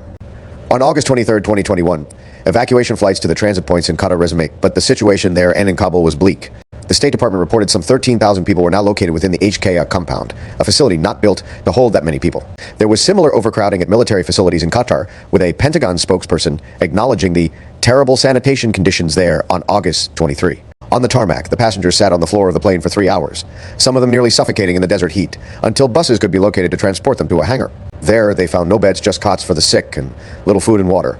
The line to use a toilet was 40 or 50 people long, The Atlantic reported, with one former interpreter saying the Kabul airport crisis and the crisis at Qatar was the same. That same day, state dept. Spokesperson Price calls the evacuation a story of remarkable progress. While conditions inside the airport worsened, conditions outside the gates reached a breaking point. The violence and crowds surrounding HKIA deteriorated to the point the U.S. government began directing American citizens and locally employed embassy staff on August 24, 2021, to travel to a rally point at the Ministry of the Interior compound for eventual movement to the airport. American citizens who wish to depart Kabul must go to the Moai compound on the airport road at 0000 local time to be processed for an evacuation flight. American citizens who choose to remain in Afghanistan after today should be prepared to arrange their own departure without assistance from the U.S. government, a message sent to would-be evacuees by the U.S. Embassy said. At the same time, the number of people awaiting evacuation flights inside the airport had dropped to about 2,500, with all the primary airport gates remaining mostly closed. According to an internal State Department memo, the Taliban have resorted to gunfire in the air as a tactic for crowd control, impeding efforts to allow locally employed U.S. Embassy staff to access the airport. Additionally, the airport's east gate closed on August 24th because of the threat of mortars from the Taliban and an inability to process evacuees without losing control of the gate. The same day that Taliban gunfire prevented U.S. local embassy staff from traveling from their residences to the airport, and threat of Taliban mortars forced the permanent closure of a gate. Yet in the face of all of this, President Biden told reporters, "Thus far, the Taliban have been taking steps to work with us so we can get our people out." The following day, August 25, 2021, SEC Blinken speaks to reporters and reiterates President Biden's assertion that the Taliban were being collaborative. However, reporting on the ground told a very different story of Taliban members accosting would-be evacuees, including Americans, and President Biden's and SEC. Blinken's comments have subsequently been disproven by the U.S. government's own internal reporting from that same time period. U.S. military officials revealed in February 2022 that during this time, the Taliban was increasingly less and less cooperative, blocking evacuees from reaching the airport gates, including American citizens. U.S. Marines deployed to Abbey Gate from August 20 to August 26, 2021, reported seeing the Taliban turn potential evacuees away. beating potential evacuees, and even made allegations of the Taliban shooting at potential evacuees. This is information the President and Secretary should have known, or at least had access to when they made their statements about the Taliban being cooperative. It is unclear whether the President and Secretary of State were not briefed about the actual situation on the ground, or chose to ignore those internal U.S. government reports when they made their statements about the Taliban being cooperative. As the Taliban grew more violent, so did U.S. officials' internal concerns about security threats to HKIA. The crowds outside the gates swelled exponentially and became desperate and aggressive. The U.S. Embassy issued another warning message on August 25, 2021, stating, U.S. citizens who are at the Abbey Gate, East Gate, or North Gate now should leave immediately. That same day, the U.S. military permanently closed the East and North Gates at Kia due to the threat of vehicle-borne improvised explosive devices, increasing the reliance on Abbey Gate, located directly across from the Baron Hotel for processing evacuees. Between August 2005 and 26th, the U.S. military received information about 4 imminent threats to Abbey Gate. One U.S. green card holder told volunteers helping with the evacuation that he and his family can't move forward, can't move back. The Taliban have blocked us. To mitigate further risk, U.S. military leaders recommend concluding the military evacuation on August 31, 2021, despite knowing that American citizens, thousands of green card holders, and tens of thousands of at-risk Afghan allies would be left behind in Taliban-controlled Afghanistan. President Biden accepts the recommendation to halt the military evacuation on August 31st, abandoning his pledge just 1 week earlier that, if there's American citizens left, we're going to stay to get them all out. F-Terror at Abbey Gate, August 26, 2021. By August 26, 2021, the situation inside and outside of HKIA had reached a breaking point. And internal State Department notes that telecommunication systems at the airport have become increasingly unreliable. At the same time, the majority of regional lily pads hit capacity, with an internal State Department memo saying many transit points in the Gulf were struggling with capacity limits. Several sites have reached capacity, and over 20,000 remained in Doha at 2 sites, beyond their collective maximum of 17,000. The Defense Department reported major backlogs with people arriving at Dulles International Airport in the United States. The Customs and Border Patrol said it needs to revet passengers, and the Joint Chiefs of Staff and CBP leadership held a conversation to try to resolve the issue, according to an internal State Department memo. A subsequent State Department memo says that the issue was still not resolved, and that clearance issues at Dulles continued to result in processing delays for most of August 26. 5 planes were holding on the tarmac, and previous flights waited for more than 10 hours. Later that same day, at approximately 5:36 p.m. local time, a suicide bomber was able to get past a Taliban checkpoint wearing a large ball bearings-laden 20-pound suicide vest. The bomber detonated the vest near the entry control point at Abbey Gate, killing 13 U.S. service members and at least 160 Afghan civilians. Additionally, 45 U.S. military personnel were wounded in the attack. This was the deadliest day for the U.S. military in Afghanistan since 2011. Blast effects from the bomb were felt meters out, according to Pentagon officials. The lack of planning by the Biden administration and the refusal to accept the Taliban's offer to secure Kabul during the NEO directly led to the bombing being so deadly. The chaos at the gates and the Taliban's inability to control the perimeter meant that U.S. military personnel were closely packed together as they sought to screen would-be evacuees, placing them in a more vulnerable situation that was exploited by the bomber, contributing to the high number of casualties. The other thing we tried to do is we tried to push out the boundary even further so that we don't get large crowds massing at the gate. Clearly at Abbey Gate today, we had a larger crowd there that we would like, which goes show you that the system is not perfect, General McKenzie said, adding, as you know, standoff for attacks like this is always the best defense. Unfortunately, we just don't have the opportunity, given the geography of the ground that we're on, to always gain that kind of standoff. The Taliban's presence and control of the outer perimeter also meant the U.S. could not secure the outer area the way commanders would have preferred. Instead, having ceded Kabul to the Taliban, the Biden administration had given themselves no choice but to trust insurgents, terrorists, who the United States had fought for almost 20 years with the responsibility of securing the outer perimeter of HKIA and approaches to the airport. Senior U.S. officials assigned responsibility to the Taliban for failing to properly secure the surrounding area prior to the deadly attack. The Taliban have conducted searches before they get to that point. And sometimes those searches have been good and sometimes not, General McKenzie briefed reporters in the wake of the attack, referencing the Taliban's inability to detect a bomber wearing a rather large suicide vest. Clearly, the 26th was a lapse in security on the part, Rear ADM Vasily told investigators examining the bombing. Army investigators found the Taliban's increasing lack of cooperation led to Afghans finding other avenues of approach to the airport avenues that were exploited by the ISIS suicide bomber. Tragically, U.S. service members were placed in a position where their safety and security were reliant upon the Taliban insurgents. Asked if he thought it was a mistake to cede responsibility for outer perimeter security at the airport to the Taliban, President Biden says, "No, I don't," while continuing to stress it is in the Taliban's interest to cooperate on the evacuation, despite the U.S. government knowing at the time that such cooperation was no longer a reality. Fear leads to despair as the gates are welded shut. August 27, 2021. The following day, August 27, 2021, the U.S. Embassy issued another statement saying, because of security threats at the Kabul airport, we continue to advise U.S. citizens to avoid traveling to the airport and to avoid airport gates. U.S. citizens who are at the Abbey Gate, East Gate, North Gate, or the new Ministry of Interior gate now should leave immediately. An internal State Department memo dated that same day said there were reports of the Taliban turning away U.S. citizens at the pre-designated rally point at the Ministry of the Interior, the same location the embassy statement encouraged U.S. citizens to travel to. Yet a second internal State Department memo from that day revealed Consular Affairs had sent out updated messaging to over 2,700 U.S. citizens instructing them to proceed to the rally point at the Ministry of Interior. The memo also describes continued use of aggressive crowd control by the Taliban. The two internal memos appear to suggest that the State Department was essentially urging U.S. citizens to go to a gate where the U.S. government knew that armed Taliban members were turning people away, often doing so in a violent manner. The following day, August 28, 2021, yet another warning was issued saying due to a specific credible threat, all U.S. citizens in the vicinity of Kabul airport, including the South Gate, the new Ministry of the Interior, and the gate near the Panjshir petrol station on the northwest side of the airport, should leave the airport area immediately. U.S. citizens should avoid traveling to the airport and avoid all airport gates at this time. An internal State Department memo said security at the gates is precarious and that new regulations were instituted prohibiting U.S. citizens, LPRs, and locally employed embassy staff from traveling with baggage. 2 weeks into the NEO, on August 29, 2021, President Biden directs the Department of Homeland Security to lead and coordinate ongoing efforts across the federal government to support vulnerable Afghans, including those who worked alongside us in Afghanistan for the past 2 decades, as they safely resettle in the United States. At the same time, with most gates permanently closed and the number of departing flights dramatically decreasing, desperate Afghans as well as U.S. citizens and LPRs began looking for alternatives out of the country. Many fled north to Mazar-e-Sharif with the promise of flights potentially still departing from the airport there. The State Department received numerous inquiries regarding private charters attempting to evacuate Afghans to third countries.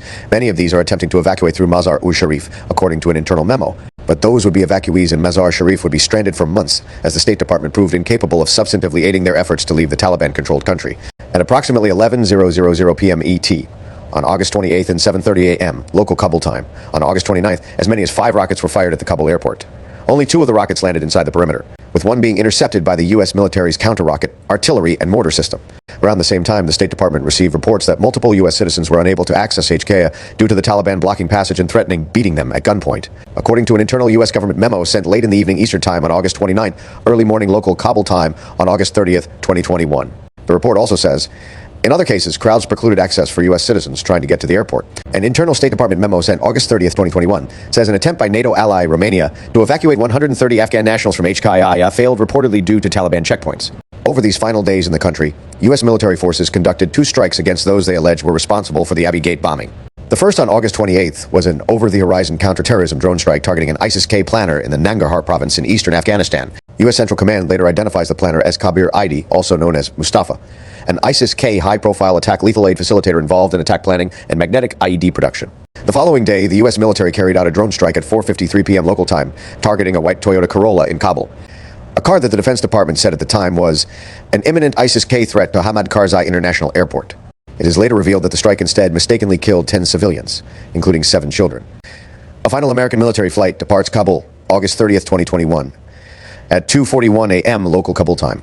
On August 30th, 2021, the last group of Afghans came through the South Gate at Kabul airport, according to us, Central Command. At 5:36 a.m. local Kabul time on August 30th, the last group of U.S. citizens, constituting 41 Americans, came through the South Gate of the airport. These are the last civilians to be evacuated by the U.S. military during the NEO. The last U.S. military C-17 carrying Major General Chris Donahue and the U.S. Ambassador to Afghanistan, Ross Wilson, took off from Hamid Karzai International Airport on August 30th at 11:59 local Kabul time. General McKenzie said on August 3rd, 2021, the U.S. military would have been prepared to evacuate additional Americans until the very last minute. But none of them made it to the airport and were able to be accommodated. He went on, look, there's a lot of heartbreak associated with this departure. We did not get everybody out that we wanted to get out. U.S. Air Force Captain Kirby Wedden, commander of the lead aircraft of the last 5 U.S. military transport planes to leave Afghanistan on August 31st, perfectly captured the sense of remorse and even shame many U.S. personnel experienced. I know there are a lot of people still there that needed us. And I know that we left a lot of people behind. It hurts to know we won't be able to go back and get them. 6th key mistakes by the Biden administration during the NEO. As described above, there were many mistakes made by Biden administration officials during the NEO. But several of these mistakes were key components in the resulting disaster.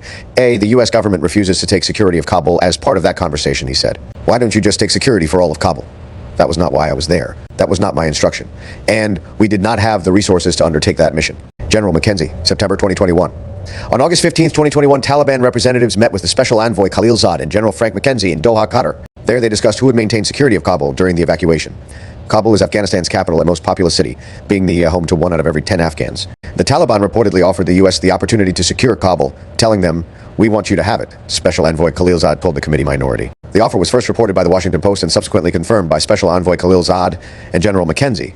While still serving the Biden administration, Special Envoy Khalilzad told a reporter the Taliban were willing to stay out of Kabul and allow the U.S. to secure the city, telling the Americans, we want you to take it. But General McKenzie declined the offer. In testimony to Congress in September 2021, General McKenzie explained his response, saying, that was not why I was there, that was not my instruction. And we did not have the resources to undertake that mission. Former senior defense officials who spoke to the committee minority said that assuming responsibility for Kabul would have allowed the U.S. military to avoid relying on the Taliban to secure the outer perimeter of the airport, a task the Taliban proved incapable of performing, leading to the ISIS-K attack that killed 13 U.S. service members, injured 45 additional U.S. service members, and killed 160 Afghans. How many troops would have been needed? While military assessments on how many U.S. personnel such a mission would require vary, given that the Taliban had suggested that the U.S. take control, the number would likely not be at the higher end of the estimates publicly offered by senior commanders, as those higher figures were based on the need to combat the Taliban. So you're looking somewhere in the range of 15 to 20,000 additional forces, General Milley told Fox News. General McKenzie similarly said such a division would be needed to secure the city. However, both their figures were predicated on needing to fight the Taliban for control of the city, something that would likely not have been needed given it was the Taliban leadership that had asked the U.S. to secure the city. The U.S. already had additional forces prepared to deploy as part of a contingency plan that included the potential deployment of the rest of the 82nd Airborne Division and other enablers. Fewer U.S. troops may have been needed if NATO allies were also able to contribute to the operation. UK officials told investigators that the Taliban's offer to secure Kabul had not been communicated to the British government, despite the UK having reportedly explored establishing an international stabilizing force for Kabul. Without the U.S., a senior U.S. CENTCOM official told the committee minority the U.S. military did not do any major planning in response to this offer because they believed the White House had provided strict guidance in its orders about the evacuation and felt that they would be prohibited from considering such an offer. Our objective has never been, and the president has been very clear about this, having a military presence to control Kabul. So that's never been our objective, White Press Secretary Jen Psaki told reporters after the offer was first reported by the Washington Post. Following questions as to why he did not accept the offer, General McKenzie said he did not consider the offer to be sincere. That interpretation seems at odds with that of Special Envoy Khalilzad, who was present with General McKenzie when the offer and spent more time with Taliban representatives. I think there was a chance to do it, but it wasn't considered seriously by us, this offer, Special Envoy Khalilzad told the committee minority. I think we could have considered it. I think General McKenzie didn't have any orders, so that was not his mandate, so he did not consider it seriously. McKenzie didn't say, let's take a break and consider it. He just said, no, this is not my mandate. That's not what I'm about. Special Envoy Khalilzad said he and General McKenzie reported the offer immediately to the White House and the Secretary of State, but that neither the White House nor State Department had any comment on the momentous offer. During the same meeting, General McKenzie reportedly told the Taliban that he had no opinion on the Taliban's taking control of the city, after initially telling the Taliban to stay outside a 30-kilometer radius drawn around the center of Kabul, according to the New York Times. In August 2022, General McKenzie confirmed he intended to tell the Taliban to stop at a perimeter maybe 15 or 20 kilometers outside Kabul. He added, "We wanted them to not come any closer until we pulled our forces out." But the general said he did not continue with this approach due to the fact that some Taliban fighters had already entered the city. However, it's unclear exactly how many Taliban fighters had entered, with some reports saying it was only a small number. In addition, the Taliban appeared willing to pull those fighters out with its offer for the U.S. to maintain the security of Kabul. It is possible the Taliban were concerned that its forces would be incapable of pacifying the capital city, an area of Afghanistan historically opposed to the Taliban's ideology. It is also unclear why this U.S. government demand for the Taliban insurgents to stay out of Kabul was not delivered earlier, given the impact it would have on the evacuation. The delay in bringing adequate U.S. military personnel to Kabul in early August 2021 also likely contributed to making this demand less enforceable. Keeping the Taliban out of Kabul for an extended window to enable a more orderly evacuation was also the stated policy of the Biden administration, who had sought to pressure Afghanistan's President Ashraf Ghani to step down and allow for a new Taliban-led government to be formed, a diplomatic push that was scuttled by Ghani's sudden departure. Asked if they had requested the Taliban not enter Kabul, Special Envoy Khalilzad said, "We didn't say, don't go. We advised them to be careful." The Taliban presence in Kabul made the extension of the evacuation period beyond August 31st, 2021 untenable, according to the president's military advisors. Having forces confined to the airport also made them susceptible to sniper, rocket fire, and other attacks. Taliban fighters operating checkpoints in Kabul also reportedly carried out beatings of U.S. citizens and Afghan allies seeking to evacuate, as well as shut down traffic to the airport without much explanation. Why controlling Kabul could have made a key difference if the Biden administration had accepted the Taliban's offer. U.S. forces could have set up processing centers outside the airport perimeter, akin to the facility the British maintained at the Barron Hotel, but at a much greater scale. This would have allowed for more robust processing procedures and easier transport to the airfield, avoiding the bottlenecks and teeming crowds at the gates which frequently caused processing operations to be temporarily shut down. The U.S. military did at one point consider establishing such a processing center at Camp Sullivan, outside the airport perimeter, as an off-site location to bring prioritized individuals into the airport compound, but was prevented from doing so due to the size of the crowds and lack of Taliban support to extend the perimeter. Greater control of the city would have also provided the U.S. with greater leverage over the Taliban with regards to negotiations on a litany of subjects, to potentially include women's rights, forming an inclusive government, harassment of former Afghan allies, most importantly, extending the evacuation period beyond August 31st, 2021, as they would not have been as vulnerable as they had when they were penned in at the airport compound. The Taliban were willing to let us do all that was necessary to control the terrain to get out, a former senior military officer told The Atlantic, adding, "When you consciously choose that the terrain you control is the fence line of the airport, you give up a lot of your prerogatives and you permit yourself to be quite vulnerable to infiltration by suicide bombers. It is also possible the U.S. military's presence in a wider swath of Kabul would have had a rallying effect on the remnants of the Afghan security forces, allowing for additional local security support beyond the several hundred National Directorate of Security personnel and commandos who were deployed to help assist security operations at the airport. In addition, it is possible that if the U.S. had accepted the offer to manage security inside Kabul and had instructed the Taliban to not enter the city, the disastrous and deadly evacuation may not have happened as it did. It would have allowed the U.S. military to expand the perimeter at the airport and have a more effective system of processing people. B. Americans rise to the challenge. The role of volunteer and veterans groups. I still struggle to understand how this supposedly pre-planned, negotiated, and inevitable withdrawal ended the way it did. It is immensely painful and difficult to only be able to help a few. It feels so much like living Schindler's List. Rina Amiri, former senior advisor to the U.S. Special Representative for Afghanistan and Pakistan in the Obama administration, December 27th, 2021. The Biden administration's failure to properly plan for the Taliban's advance, along with its inability to provide any kind of clear strategy with regards to how to get people through the gates of HK and safely out of the country, created a significant void of leadership. Unsure what to do as the Taliban began to make rapid battlefield gains, Afghans who worked with the U.S. military at various times throughout the previous 20 years began reaching out to their former American comrades, many of them now stateside and in civilian jobs. These recipients were primarily current and former military personnel, but also included current and former intelligence officers, members of Congress and their staff, civilians from the business world, and members of the media. They received thousands of texts, Facebook, and WhatsApp messages from a diverse group of Afghans, including women's rights activists, journalists, current and former elected officials, and Afghan Special Operations Forces soldiers who had fought shoulder to shoulder with our military during the 20-year conflict. These Afghans all had one thing in common. They were desperate for help to escape the potential death sentence they would face with the Taliban back in control. It was the responsibility of the State Department and the Department of Defense to execute the evacuation of Kabul. But it was the volunteer groups that played the critical role of guiding them to the gate and sustaining those who didn't make it out. Retired Lieutenant Colonel Scott Mann, co-founder, Task Force Pineapple. Very quickly, these Americans began banding together and formed different groups that were all focused on one thing: saving as many lives as possible. The committee minority met with dozens of these groups and spoke to current officials who were clandestinely participating in some of these outside efforts. This includes a then active U.S. intelligence official who told the committee minority they'd been ordered by immediate superior to cease working with outside groups seeking to evacuate Afghans who had directly worked with the U.S. intelligence communities. That official said dozens of these Afghan intelligence assets failed to get out on the last military evacuation flights after the stand-down order was given. Given their unique knowledge of U.S. intelligence operations, these Afghan personnel could potentially present a risk to U.S. security should they be coerced or co-opted into working with an adversary, including international terrorist groups such as ISIS-K or state actors like China, Russia, and Iran. And while these volunteer groups received no financial support from the U.S. government during the NEO, individual members of the Biden administration often reached out to them for assistance to evacuate Afghans they had a personal connection to, including very high-ranking officials. High-ranking Biden administration officials responsible for the EEO needed assistance from outside groups to evacuate their own people. During the chaotic days outside the airport gates, staffers and advisors working for Vice President Kamala Harris and First Lady Jill Biden contacted several of the more high-profile groups, asking for assistance in helping Afghan nationals get through the Taliban checkpoints in Kabul and onto HK, according to multiple representatives of outside groups. Representatives from the volunteer organization said similar such requests were received from senior military leaders, including a member of the Joint Chiefs of Staff and a senior advisor to the chairman of the Joint Chiefs. Other high-ranking Biden administration officials sought to contact military officers on the ground in Kabul to request aid for specific at-risk Afghans, circumventing the State Department processes. One military officer involved in the evacuation said senior officials from the White House, including NSA Sullivan, conducted such outreach. The fact that high-level members of the administration felt the need to go to a volunteer organization and tactical-level commanders on the ground as opposed to utilizing the State Departments or other government entities. Formal internal processes and chains of command underscores how critical outside groups became to the evacuation effort, even with thousands of U.S. military personnel on the ground. This also underscores that planning for all contingencies was not, in fact, done, no matter how many times the administration made the claim that it had done so. Some State Department officials have acknowledged the inadequacy and confusion surrounding the official government response during that phase of the evacuation, telling Politico they were unclear of their own authorities and what policies they were allowed to employ to help evacuate people. During those chaotic days, many of these veterans and others attempting to aid evacuees found themselves establishing makeshift operation centers via encrypted messaging apps such as WhatsApp and Signal, helping to guide their former interpreters, Afghan soldiers they had fought with, other at-risk Afghans, and even some LPRs and American citizens through Taliban checkpoints. Some of these volunteers even used their personal military networks to contact active-duty U.S. military personnel deployed to HK, enlisting the assistance of soldiers and Marines to help shepherd Afghans through the confusing morass of people that had gathered outside the gates.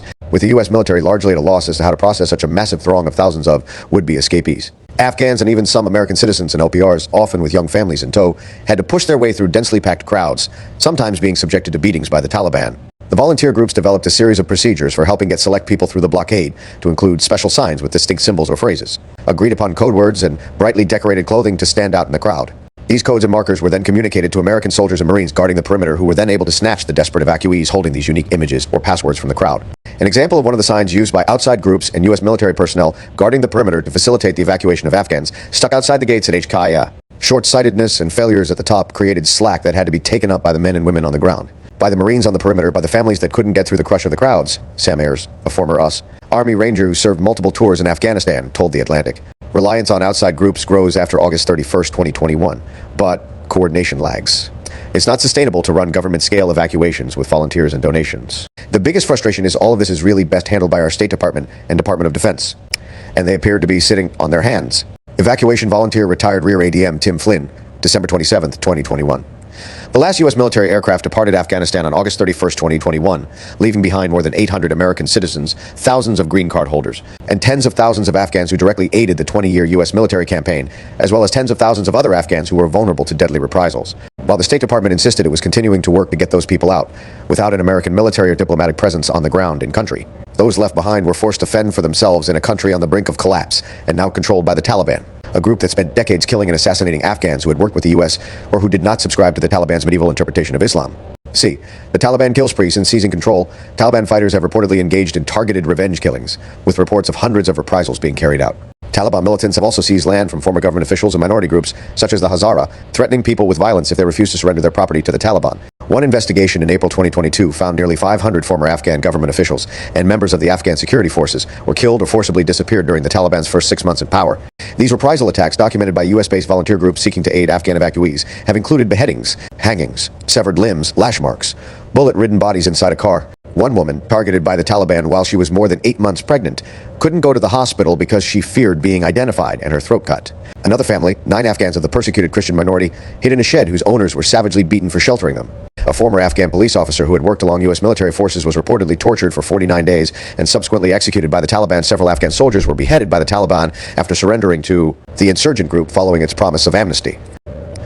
We are, of course, seeing retribution, attacks by Taliban against those who are part of the former government. These seem to be, for the most part, not centrally directed. That is, they tend to be happening at a local level, but they're happening. CC. Blinken testified before the House Foreign Affairs Committee on April 28, 2022. Those left behind also found themselves facing a mounting humanitarian crisis as the country's economy and government collapsed, making the procurement of basic items like food, fuel, and shelter a daunting life or death challenge, well beyond the reach of most Afghans. With the State Department unable to aid these people, the task of clothing, feeding, and sheltering tens of thousands of Afghans fell to these outside groups, with almost no support from the U.S. government. The personnel running these groups, many of them comprised of military veterans, drained their 401ks, quit jobs, and suspend their small businesses in order to raise the funds to operate these networks of safe houses. But these funds are not limitless, and the resource drains incurred have endangered the continued existence of these safe houses, which many Afghans and Americans rely on for their very survival. First-hand testimonials paint a picture of organizations facing tremendous financial pressures, struggling to stay afloat. To house and feed each of the would-be evacuees is roughly $20 minus $30 per day. It's a pittance for the U.S. government, but a fortune for volunteers. We've been left to solve an Uncle Sam-sized problem with the personal checking accounts of veterans. The emotional toll involved in responding to thousands of pleas from desperate Afghans seeking to escape has also placed a strain on the mental health of those volunteers involved in the evacuation efforts. A toll shared by U.S. officials as well. Our political and military leaders on both sides of the aisle have allowed our veterans to bear the cost of their institutional responsibility. Retired Lieutenant Colonel Scott Mann, a former Green Beret who is actively involved in the evacuation of Afghan allies, wrote in an open letter to President Biden. A lot of veterans who are going to be facing a mental health crisis because they're going to be the ones that have to tell those people they can't pay their rent anymore, Mann said. But while some bipartisan members of Congress immediately began calling on the State Department to collaborate more closely with these outside groups in August and September of 2021. It took the prompting of the U.S. military to compel such collaboration. General Milley reportedly helped spearhead the outreach to outside groups, meeting with them in early September 2021, and subsequently recommending the Biden administration formalize its relationship with them. General Milley proposed a public-private partnership between government and the volunteer organizations, according to the readout of the meeting. While those initial conversations between top military brass and some outside groups led the latter to believe that there would be robust collaboration months after the last U.S. personnel left Afghanistan, many felt that they had been misled. Their idea of a public-private partnership is a F&G dejoki, Special Forces veteran and senior representative of a volunteer group, October 2021. In the weeks following the commitment to enhancing cooperation, the State Department only allowed a single representative from the over 100 outside groups working to assist those still trapped in Afghanistan to embed within its CARE task force, later adding a second representative. And it was only after multiple months of outside groups of veterans and volunteers spending millions of dollars of their own money to house, feed, and safely transport thousands of Afghans that the State Department finally started funding limited ground operations being carried out by outside groups. According to State Department officials and representatives of volunteer organizations, the majority of the groups actively working to safely house and evacuate thousands of vulnerable Afghans have received no such funding. One of the primary groups selected for funding was also granted a necessary OFAC license for their work, confirming that it is humanitarian in nature, thereby protecting their efforts from running afoul of sanctions targeting the Taliban. Many of the outside groups have acknowledged the State Department eventually enhanced its cooperation with the volunteers, releasing a statement in November 2021 that expressed gratitude for the increased collaboration while still calling on the administration to do more. SEC Blinken has also met with one coalition of volunteer groups in July 2022, with that group's president saying, "We are encouraged that Secretary Blinken remains so committed to this cause, and we are prepared to continue to work side by side with him and other partners to ensure that America keeps its promises to our Afghan allies." But while SEC Blinken told reporters in November 2021 that all Americans who have the requisite documents and want to leave Afghanistan have been offered an opportunity to do so, representatives of volunteer organizations disputed that assertion just days later, saying that they were tracking multiple cases involving American citizens who were unable to receive information from the U.S. government regarding how they might safely evacuate. At least 5 American citizens being tracked by Task Force Pineapple haven't been contacted by the U.S. government for evacuation. Retired Lieutenant Colonel Scott Mann, a former Army Green Beret and leader of Task Force Pineapple, told Politico in November 2021. Additionally, the U.S. government has relied on outside groups to evacuate individuals deemed to be a critical security risk. The nature of these persons this report cannot describe due to classification issues. The interpreter who rescued Biden, a case study in how outside groups stepped up after the NEO, days after the conclusion of the U.S. military's evacuation efforts in Afghanistan. The Wall Street Journal revealed an Afghan interpreter who had helped rescue then-Senator Joe Biden after his helicopter was forced to make an emergency landing in a snowstorm during a 2008 congressional visit to Afghanistan, had been left behind and was seeking to escape. Following repeated questions from the press about the status of the interpreter, the administration vowed to aid his escape, telling him via a press conference, "We will get you out. We will honor your service. And we're committed to doing exactly that."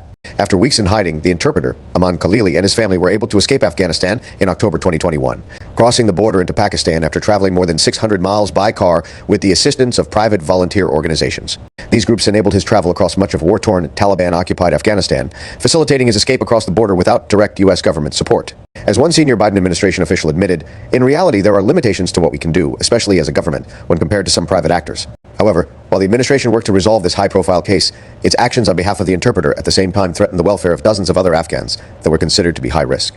According to 2 members of different volunteer organizations that have helped evacuate at-risk Afghans, problems began when members of the Biden administration, including Dep. Essex Sherman, became directly involved. At one point during a pre-planned October 2021 visit to Pakistan, Sherman is said to have sought the assistance of the security forces of Pakistan, telling them about the interpreter's location at a safe house near the Afghanistan-Pakistan border.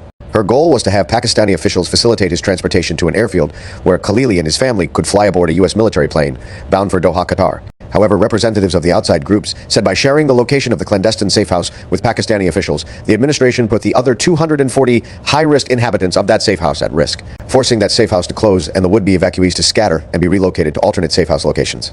Targeted killings of individuals in safe houses have been widely reported, with one report saying in December 2021 in Mazar-e-Sharif, Taliban soldiers detained 2 people who managed safe houses, then raided a safe house and threw a man out of a window. In Kabul, they killed a 9-year-old girl whose father worked with an international aid organization. The Taliban also detained at least 1 American citizen involved in setting up safe houses in Afghanistan. Private charters during the last days of the U.S. presence in Kabul. There are limits to what we can do without personnel on the ground. SEC Blinken, September 7th, 2021. During the NEO, some volunteer groups chartered planes with the intent of evacuating specific Afghans, several of whom had some kind of direct connection to those outside organizations paying for the aircraft. The price to charter just one of those aircraft could cost as much as $1.5 million. But because the intended evacuees could not access the airport due to the bottleneck at the gates or due to Taliban harassment and roadblocks, outside groups say the State Department opted to place Afghans who were not deemed a priority onto those chartered aircraft. Those planes would then fly to third countries that were not part of the official U.S. government-operated lily pad system, thereby complicating their future onward movement. These non-official lily pads were spread across countries and included the UAE, Kosovo, Montenegro, Albania, and others. One volunteer and former government official involved in evacuating Afghans via charter flights during this period said, "The decision to place these non-priority evacuees on charter aircraft came after several news articles. Reported charter flights had departed Kabul largely empty, instead of allowing the charter flights to remain until they were able to board the intended evacuees. Those trying to get to the airport were only given a 12-hour window to get there before the State Department effectively hijacked the aircraft. placing Afghans who faced a more difficult path to being granted asylum in the U.S. on the chartered aircraft, according to one person involved with a volunteer evacuation effort.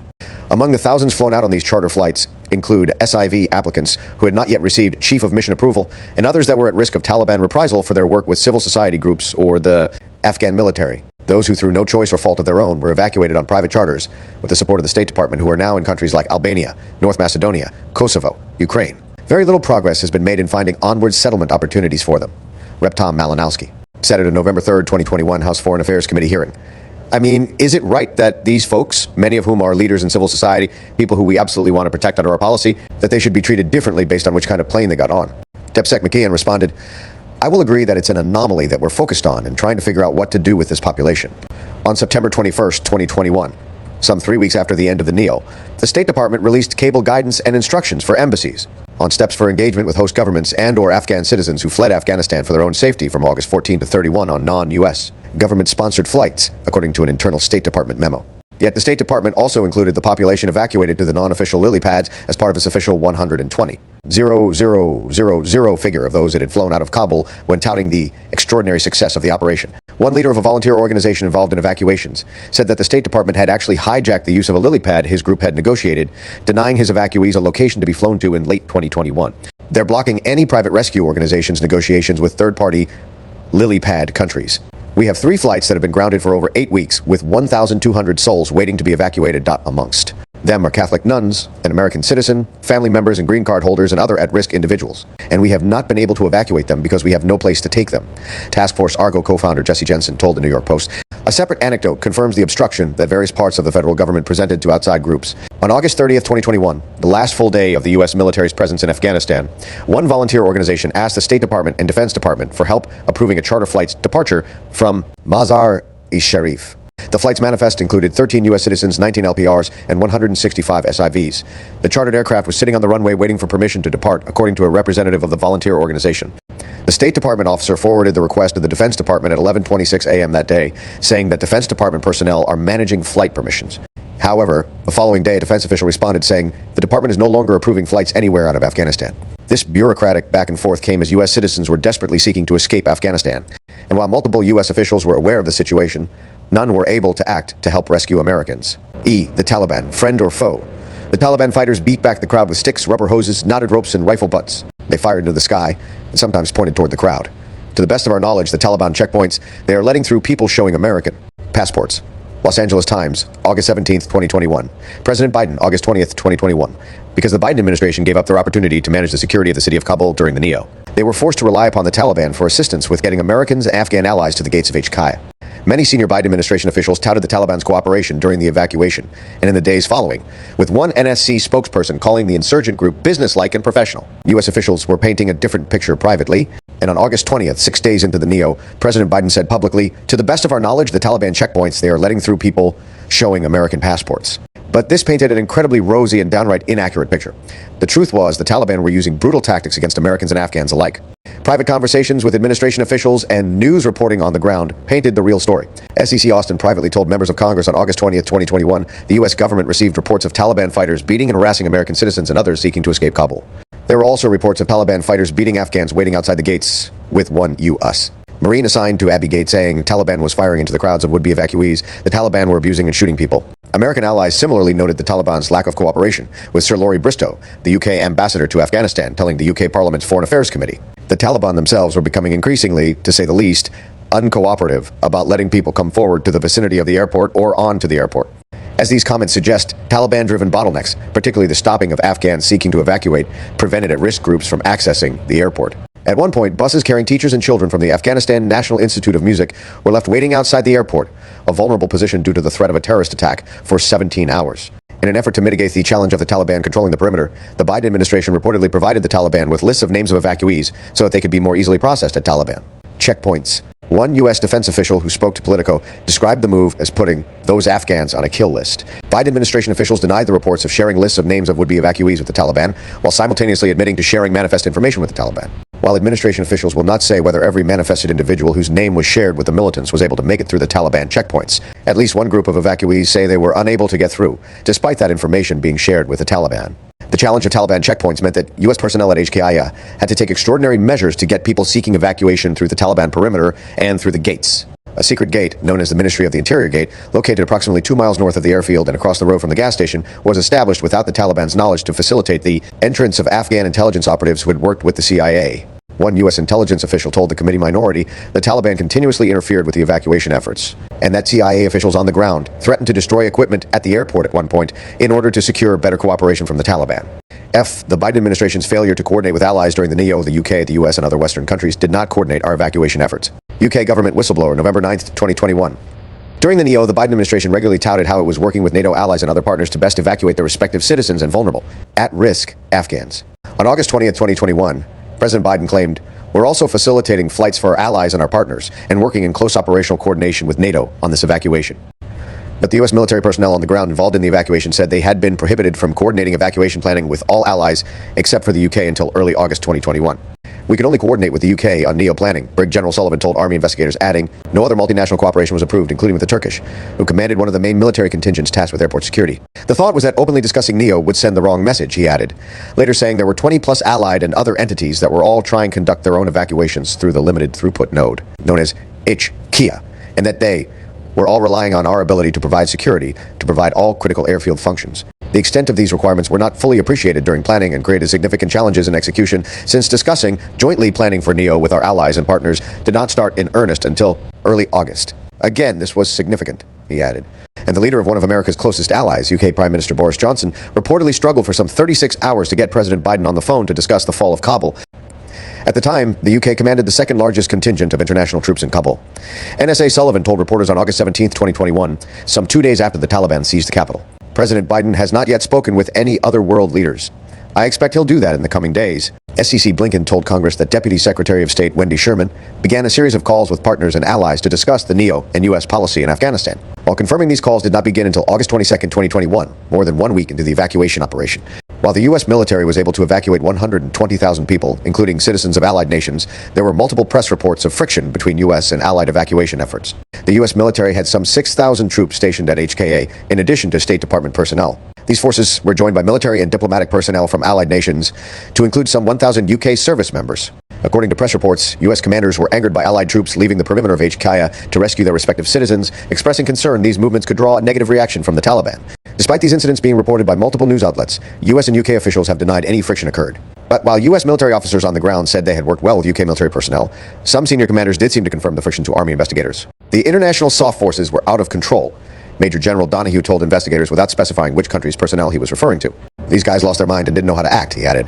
The Army investigation said partner nation representatives' forces consistently conducted uncoordinated evacuee extractions at Abbey Gate, and that the crowd would see the disparate treatment of select personnel and become agitated. British troops were able to secure a facility just outside HKIA's perimeter, the Baron Hotel. This facility allowed UK personnel to process would-be evacuees outside the airport gates, avoiding much of the chaos and violence there. UK paratroopers began operating the facility on August 19, 2021. After processing, a minibus would transport approved would-be evacuees from Baron Hotel to the airfield. Once President Biden made his decision in April, we let contracts and brought things to life. We identified where we would have our temporary safe location in Dubai, and worked out where we were going to have our evacuation handling center at the Baron Hotel, which became quite famous, General Sir Nick Carter, then Chief of Defense Staff, told the UK Parliament's Defense Committee in November. The US did not possess such a processing facility outside the airport perimeter. But US citizens were eventually able to make use of the Baron Hotel on August 20th, 2021, with 3 Army CH-47 Chinook helicopters collecting some 169 Americans from the hotel and flying them to the airport. In addition, US-UK collaboration on evacuees was not as robust as Biden administration officials claimed it to be, according to a UK government whistleblower. A UK government official, in written testimony provided to the UK Foreign Affairs Committee's inquiry into Afghanistan, highlighted how the US and UK could not even share the respective list of individuals they were seeking to evacuate, thereby preventing the two countries' detachments in Kabul from supporting each other's designated evacuees. "I emailed a moderately senior official in the US State Department on the evening of Monday, 23 August, to suggest the UK and US compared our respective evacuation lists to prevent duplication," he wrote. However, the State Department opted to format its evacuee lists in a format that could not be shared with allies via email, thereby hindering the ability to share it with the UK, and enabling the possibility that US evacuees could be more easily aided by British personnel. Unfortunately, this initiative failed because the UK's evacuation lists were not available, and therefore it was not possible to share them with the US. US evacuation lists were organized in databases, which could not be transferred by email. In a shocking and glaring example of how poorly the U.S. was coordinating with the U.K., the same U.K. government whistleblower testified the U.S. had denied a request for assistance in evacuating the British embassy in Kabul. A British memo from June 2021 suggesting President Biden assured the U.K. government the U.S. would maintain enough military forces in Kabul to enable the U.K. to keep its embassy open, telling allies Kabul would be secure for diplomatic posts. But the whistleblower, citing a colleague that served in the UK embassy in Afghanistan, said the UK had requested a promise of United States assistance evacuating the British embassy to Afghanistan in the event of a Taliban advance on Kabul. The United States declined their request, because if the United States promised the UK assistance, it would also have to promise assistance to other NATO allies, which the United States believed would be an unmanageable obligation in the context. Without United States assistance, they feared it would be impossible to safely evacuate the embassy in the event of a Taliban advance on Kabul, he added. G. The State Department's failure to coordinate with Congress, we, in many respects, had to take it into our own hands and become our own kind of mini State Departments. We did save a lot of lives, but it was very emotionally stressful when you're making life and death decisions and pleading with people on the ground at the airport itself to let these people in. Because you know if they get in, they will escape, and if they don't get in, they will die. House Foreign Affairs Committee Ranking Member Michael McCall. As desperate American citizens, LPRs, and Afghans began reaching out to congressional offices as well for assistance, members and staffers hit a brick wall at the State Department. On August 12, 2021, senior Senate leaders were informed of the plan to remove U.S. citizens from Afghanistan. But despite the rapidly deteriorating security situation, which had placed tens of thousands of Americans and Afghans at risk, the State Department waited until August 15, 2021, to establish a generic email for congressional inquiries about cases and individuals. On August 15th at 3:16 p.m., the State Department sent a link to congressional staffers that would allow them to fill out requests for repatriation assistance. The link ceased working almost immediately. Asked the next day about why the link had stopped working, a State Department official directed a congressional aide to another link, seemingly unaware they had distributed a non-functioning link at a critical time during the fall of Kabul. At one point, the State Department attempted to establish a dedicated email inbox for congressional offices to communicate cases involving Afghans in need of evacuation that those offices were tracking to facilitate us. Government support. However, State Department officials told congressional offices the initial inbox was overwhelmed and said that it would be temporarily shut down because they needed to establish a more robust system capable of handling the high volume of requests for assistance. State Department officials in the dark. With the State Department effectively absent during the NEO, congressional staffers became involved with many of these outside groups in order to help get American citizens, LPRs, and at-risk Afghans through Taliban occupied Kabul and inside the gates of HKIA. They often acquired, over the encrypted messaging app Signal, real-time information concerning the situation on the ground that had yet to make its way to those State Department officials tasked with overseeing elements of the evacuation. At one point, a congressional staffer called the State Department Task Force hotline to inform them one of the gates an Afghan evacuee had been directed to go to at HKIA was now closed. The State Department representative told the staffer their information was not correct and that the gate was in fact open, only to contact the same staffer several hours later to confirm the gate was closed and the task force's information had not been up to date. The message from the State Department announcing the temporary shutdown of the assistance email inbox for congressional offices listed a State Department official and their email address as the appropriate point of contact for help requests pertaining to Afghanistan in the interim while the new system was established. A message from a congressional staffer to the designated email address shortly thereafter on August 24, 2021 received an out-of-office reply, which said the assigned official liaison was out on leave. This dedicated email inbox did not provide any guidance on who, what, or how to communicate cases or individuals in need of evacuation. Further guidance from the State Department on the parameters for communication between Congress and state did not arrive until August 23, 2021, a full week into the evacuation and 7 days before the end of the military phase of the evacuation. Oftentimes, the State Department Task Force requested congressional staff resubmit information multiple times due to formatting concerns, asking for the information to be submitted a particular way days after it was originally submitted. Congressional offices submitted thousands of cases concerning American citizens, LPRs, SIVs, dependents, and refugee referrals to the U.S. Refugee Admissions Program. Despite Congress transmitting thousands of cases in need of evacuation, state was unable to appropriately staff and monitor this inbox, and did not attempt to open or adjudicate most cases until October.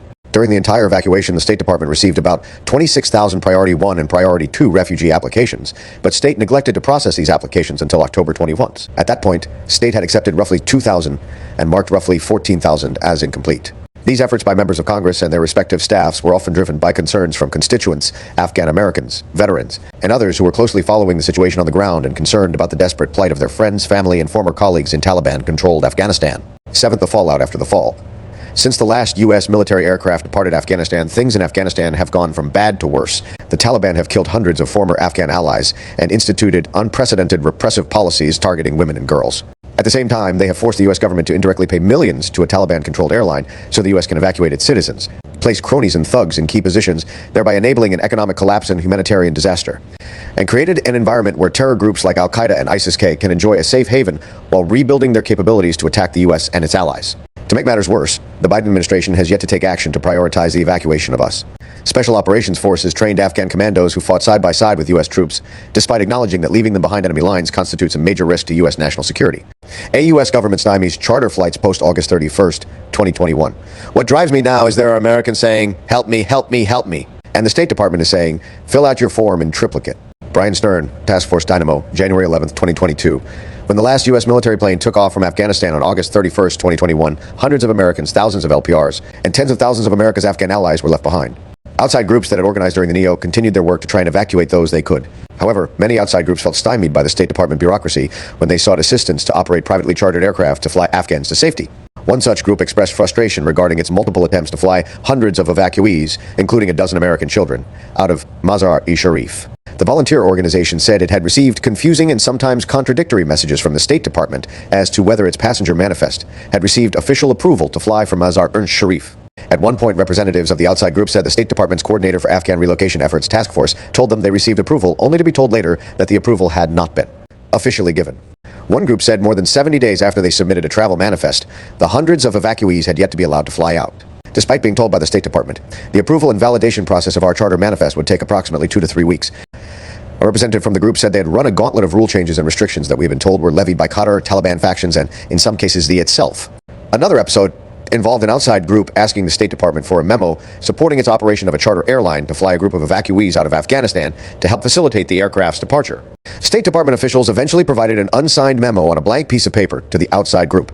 After some prompting, the State Department provided a memo on official U.S. government letterhead, but the memo still did not have a signature. Eventually, after another round of prompting, this time by senior congressional staff, a State Department official did finally agree to sign the memorandum to facilitate the evacuation of these at-risk Afghans, albeit after much critical time was lost. The State Department's actions in this case and the need for continuous prompting left the volunteer organization with the distinct impression the Biden administration was reluctant to support outside groups working to assist at-risk Afghans seeking to evacuate. Task Force Argo relayed a similar story, saying it had shared one flight manifest with the State Department in October 2021, which included dozens of at-risk Catholic nuns. As of late December 2021, the only message Argo had received was that the flight manifest is still being reviewed by state. Zach Nunn, a co-founder of the group, told the National Review. Mazar-e-Sharif, the State Department has acknowledged its inability to carry out operations on the ground in Mazar-e-Sharif. We don't have anyone on the ground who can validate the manifest and who's getting on the aircraft, and we've had some challenges with some of these planes. We've had stowaways. The aircrew themselves wanted to stay in Qatar and not return to Afghanistan. SEC McKeon told the House Foreign Affairs Committee in November 2021. The stricter enforcement contrasts sharply with the practices State Department officials had engaged in prior to August 31st, when flying people out of Afghanistan appeared to be of greater importance than ensuring that manifests were 100% accurate. The State Department also does not have any U.S. government personnel on the ground in Kabul either, but that appears to not be an insurmountable barrier to conducting charter operations with DPE. SEC McKeon saying airlines representatives, rather than U.S. government personnel, are tasked with validating these manifests. We are working some charter flights out of the Kabul airport where we have agents from the airlines that we're working with validating who's getting on the airplanes. SEC McKeon told the House Foreign Affairs Committee in early November 2021. McKeon offered no explanation as to why this same model would not work in Mazar-e-Sharif. An internal State Department memo dated September 6, 2021 said the Taliban are preventing private charter flights from departing Mazar-e-Sharif. A subsequent memo from September 12, 2021 said approximately 8 in 200 at-risk Afghans and U.S. affiliated individuals were seeking to depart Mazar-e-Sharif, and at least 1,300 were seeking departure via Kabul International Airport or overland transport. Yet, just days after the Taliban prevented these charter flights from departing, the White House praised them for being businesslike and professional in their behavior toward charter flights. At one point, the U.S. Embassy in Albania requested U.S. government screening assistance of Mazar-e-Sharif origin flights, according to internal State Department documents. It is unclear what the response to this request was. The State Department, in fact, has instructed volunteer organizations with hundreds of evacuees in Mazar-e-Sharif to transport their at-risk Afghans to Kabul airport to be flown out by U.S. government-chartered aircraft. But given the economic crisis in Afghanistan, the high cost of fuel, reports of reprisal killings by the Taliban, ISIS-K attacks, and other rampant instability, traveling the approximately 265 miles from Mazar-e-Sharif to Kabul is easier said than done. Google ترمز مزار شریف شبرگان شبرغان تبر ایباکی یک بامیان یکاولنگ بامیان یکاولنگ Kunduz, Kanduz, Mahajer, A76, Ashraf Hall, HR, 35 minutes. Kabul, Jalalabad, Chitral, 50 miles Peshawar, Kulam, Swat, Islam. One volunteer organization deems such a drive too risky to its evacuees, particularly in the winter months, when snowfall makes driving conditions in the mountainous country rather poor. The volunteer organizations chartering aircraft to fly evacuees out of Mazar-e-Sharif also lack a destination to transport their passengers to. Several of these charter flights manifested with at-risk Afghan allies and their families have recently sought permission to land at Al Udeid Air Base in Doha, Qatar, currently the largest lily pad site. Unfortunately, I understand they have been denied permission to land because some of their manifests do not fit certain narrowly defined categories established by the State Department, Senator Richard Blumenthal wrote in a letter to SEC Blinken, dated November 30th, 2021. Sen. Blumenthal's letter also highlighted the continued confusion as to who would qualify for evacuation from Afghanistan and official processing support at us.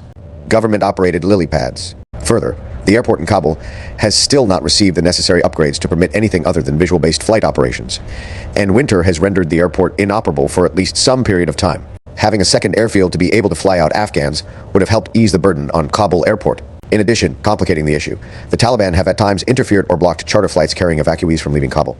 Some volunteer organizations have even accused the State Department of actively undermining their evacuation efforts, refusing to assist in obtaining landing rights for private charters leaving Afghanistan. The State Department is actively impeding our efforts to find third countries to accept flights of Afghans. All these countries are asking for is the UEU's Department of State through an embassy in their country to say, go ahead, we don't care if you do this. We're not going to help you do it, but we're also not going to hinder your effort to do it. Ben Owen, the chief executive of Flanders Fields, December 2021. Task Force Dynamo has similarly said that its operations have been stymied by the State Department and the Department of Homeland Security, telling the investigation team that one of its chartered flights carrying over 100 American citizens out of Kabul in late September 2021 was denied landing clearances in the U.S. at the last minute, forcing the passengers to become stuck in Abu Dhabi. The last-minute denial of landing clearance by DHS's Customs and Border Protection meant that the would-be evacuees were unable to continue to have access to the charter aircraft, which could only be operated for a set period. Time. And while stranded in the UAE, the U.S. Embassy in Abu Dhabi refused to provide any support, other than a few spare blankets to a group numbering over 100, to the U.S. citizens that had been seeking to escape Afghanistan, despite their being kept in an unused airport terminal in poor humanitarian conditions. A representative of Dynamo said U.S. Embassy personnel declined to provide meaningful humanitarian supplies or allow Dynamo staff to purchase the supplies themselves. They also declined to verify the U.S. passports of the stranded evacuees, despite the presence of a CBP pre-clearance facility in the airport. One U.S. Embassy official even advised the group to go to the refugee camp at Emirates Humanitarian City, a process that would have only extended their travails for even longer. After several days in dire conditions at the airport terminal, including little access to food and water, the State Department eventually agreed to pay for a commercial flight for the Dynamo Group. The U.S. government has been quick to criticize the substandard vetting being carried out by some of the volunteer organizations, but has at times acknowledged their efforts with under SEC. Call telling the Senate Armed Services Committee in late October that private groups had been responsible for nearly 25% of all American citizens evacuated from Afghanistan since the military withdrawal. B. Terror groups reconstitute. I do think that conditions are more likely than not to develop over the course of time that will allow for the reconstitution of Al-Qaeda and or ISIS. And that time varies depending on which analyst you're listening to, but sometime between, say, 6 to 12 and maybe months. General Milley, October 2021. The U.S. military's inability to have access to bases in countries bordering Afghanistan means that the U.S. does not have as effective surveillance or strike capabilities as it did when the U.S. military had a presence in multiple bases in Afghanistan, or as effective as it could have been had the Biden administration successfully negotiated basing arrangements with one of Afghanistan's neighbors. This lack of capability comes as Al-Qaeda and ISIS-K have increased their activities in Afghanistan, and as senior U.S. commanders have warned the two terror groups could reconstitute and target the United States as early as 6 months following the date of the withdrawal. Testifying before the Senate Armed Services Committee on October 26, 2021, Undersesi Kal testified, I think the intelligence community currently assesses that both ISIS-K and Al-Qaeda have the intent to conduct external operations, including against the United States, but neither currently has the capability to do so. We could see ISIS-K generate that capability in somewhere between 6 or 12 months. I think the current assessments by the intelligence community is that Al-Qaeda would take a year or two to reconstitute that capability. FBI Director Christopher Wray expressed similar concern on August 4th, 2022. When asked whether he was worried about an attack on the homeland emanating from places like Afghanistan following the withdrawal of U.S. troops, he responded, I think about that day every day. Especially now that we're out, I'm worried about the potential loss of sources and collection over there, so we're going to have growing intelligence gaps. The United Nations reported in November 2021 that ISIS-K was similarly resurging, saying a major negative development has been the Taliban's inability to stem the expansion of ISIS-K. Once limited to a few provinces in the capital, ISKP now seems to be present in nearly all provinces, and increasingly active. The UN Secretary General's Special Representative for Afghanistan, Deborah Lyons, told the UN Security Council in November 2021. A January 2022 United Nations Assistance Mission in Afghanistan report said between August 19, 2021 and December 31, 2021, the UN recorded 152 attacks by ISIS-K in 16 provinces, compared to 20 attacks in 5 provinces during the same period last year. Another UN report from February 2022 said, there are no recent signs that the Taliban has taken steps to limit the activities of foreign terrorist fighters in the country. On the contrary, terrorist groups enjoy greater freedom there than at any time in recent history. The report said one UN member state had reported Osama bin Laden's son, Abdallah, visited Afghanistan in October for meetings with the Taliban. It also said the terror group's regional affiliate, Al-Qaeda in the Indian subcontinent, retains a presence in Afghanistan in the provinces of Ghazni, Helmand, Kandahar, Nimruz, Paktika, and Zabul, where the group fought alongside the Taliban. Just 4 months after the U.S. completed its military withdrawal, General McKenzie said the number of al-Qaeda fighters in Afghanistan was already up slightly since the last U.S. troops departed. And even more shockingly, in July 2022, the leader of al-Qaeda, Ayman al-Zawahiri, was found living freely in downtown Kabul. Secretary Blinken confirmed on August 1st, 2022, that the Taliban had been hosting and sheltering the al-Qaeda leader. However, despite Blinken saying this was proof the Taliban grossly violated the Doha Agreement, the Biden administration has once again yet to take any action to punish the Taliban for its violation of its responsibilities. Under the agreement, despite Blinken previously suggesting there would be consequences if they did so. Does al-Zawahiri's death mean that the threat from al-Qaeda is over? No, of course, it's not, former defense stepped. Spokesperson and current NSC coordinator for strategic communications John Kirby told the press on August 2, 2022, the fact that he was being looked after in Kabul by members of the Haqqani network with his family, that shows the kind of safe haven that the Taliban and the Haqqani network are providing to al-Qaeda in Afghanistan. Edmund Fitton Brown, the outgoing coordinator of the United Nations Analytical Support and Sanctions Monitoring Team concerning the Islamic State in Iraq and the Levant. Al-Qaeda, the Taliban, told an interviewer in August 2022, a recent UN report from the same month confirmed the increased presence of al-Qaeda in Afghanistan in the wake of the withdrawal, saying that the terror group's leadership reportedly plays an advisory role with the Taliban and the groups remain close. The report added al-Qaeda enjoys greater freedom in Afghanistan under Taliban rule. In addition, al-Qaeda's regional affiliate, Al-Qaeda in the Indian subcontinent, has hundreds of members in Afghanistan, with those fighters sometimes joining Taliban units during combat operations. U.S. CENTCOM has assessed ISIS-K has increased its recruitment and attack capabilities since U.S. and coalition forces withdrew from Afghanistan. A May 2022 Pentagon Inspector General report said. The report also said the Defense Intelligence Agency assessed that ISIS-K could direct attacks in the West, including against the U.S. homeland, within the next year if the group prioritizes developing such a capability. Regionally, ISIS-K is connected to fighters from countries across Central and South Asia, probably making the group a threat to U.S. interests in the region. In June of 2022, General Kurilla, the top U.S. general overseeing the region, told the Wall Street Journal that, despite limited intelligence, the U.S. is already seeing the reestablishment of terrorist training camps inside Afghanistan. When we look into Afghanistan, we look at ISIS-K and we look at al-Qaeda, and we attempt to determine if attack planning is going on to deliver an external attack against the United States and our ability to do that. The architecture that supports our ability to do that is based on overhead imagery, open source intelligence, signals intelligence, a variety of things, and that architecture is still being developed right now. We've looked hard at it, but we've taken no strikes to date. General McKenzie. Following the deadly terror attack on Abbey Gate, President Biden vowed retribution. I've also ordered my commanders to develop operational plans to strike ISIS-K assets, leadership, and facilities. We will respond with force and precision at our time, at the place we choose, and the moment of our choosing.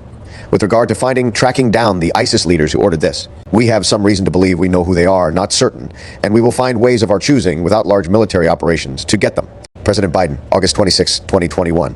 However, as of the writing of this report, there have been no strikes against any ISIS-K targets since August 31st, 2021. C. Emboldening our adversaries, the victory of the Taliban would be a kind of rallying cry, a morale boost for extremists around the world, and indeed for those sitting in the capitals in Beijing, Tehran, and Moscow. Sir Richard Moore, chief of MI6. The Biden administration has repeatedly claimed China and Russia would have preferred if the U.S. had stayed in Afghanistan and not withdrawn its military forces. There's nothing China or Russia would want more in this competition than the United States to be bogged down another decade in Afghanistan, President Biden said in a speech on August 31st. And in testimony to the House Foreign Affairs Committee in September 2021, C. Blinken said, "There is nothing that our strategic competitors like China and Russia, or adversaries like Iran and North Korea, would have liked more than for the United States to re-up a 20-year war and remain bogged down in Afghanistan for another decade." However, these claims seem to ignore the analyses by the President's own Defense Department, as well as the views of some of America's closest allies. That the withdrawal was welcomed by America's adversaries and constituted a significant strategic setback that damaged the credibility of the U.S. and emboldened those same adversaries. In addition, the loss of our intelligence capabilities within the country leaves us at a greater disadvantage, a region that includes Iran, Russia, and China. The UK's top intelligence official, Sir Richard Moore, the chief of MI6, said in November 2021, "There is no doubt about the morale boost the Taliban victory in Afghanistan has given to the extremist movement globally, as well as its potential emboldening effect on countries such as Russia, China, and Iran. I won't soft-soap it. The threat we face will likely grow now we have left Afghanistan." Retired Lieutenant General H.R. McMaster, who served as the National Security Advisor during the Trump administration, agreed, testifying before the House Foreign Affairs Committee in October 2021. "I think China and Russia are both very happy that we get out." Others question why the Chinese Communist Party would be unhappy about the removal of Bagram Air Base, the only major U.S. military base in a country that borders China. "We should have looked at Afghanistan as a way of containing China's westward move." Vali Nasser, the former senior advisor to us. Special Representative for Afghanistan and Pakistan, testified before the Senate Armed Services Committee on September 30th. "Bagram would have certainly helped that," he added. Even SEC Blinken has acknowledged Russian and Chinese influence in Afghanistan is likely to grow in the future. One former senior Afghan security official told the committee minority the Ghani administration had seen evidence of Chinese and Iranian support to the Taliban. That support reportedly increased during the insurgent group's summer offensive in 2021 that culminated in the fall of Kabul and their takeover of the country. China, Russia, Pakistan, and Iran all converge in their mutual desire for an American exit from Afghanistan, the official wrote in an earlier authored internal Afghan government memo obtained by the committee. And the Chinese Communist Party's propaganda organs have used the U.S. withdrawal from Afghanistan to intimidate Taiwan, with the Global Times calling the U.S. withdrawal and the fall of the Afghan government an omen of Taiwan's future fate. From what happened in Afghanistan, they should perceive that once a war breaks out in the Straits, the island's defense will collapse in hours and the U.S. military won't come to help, it said.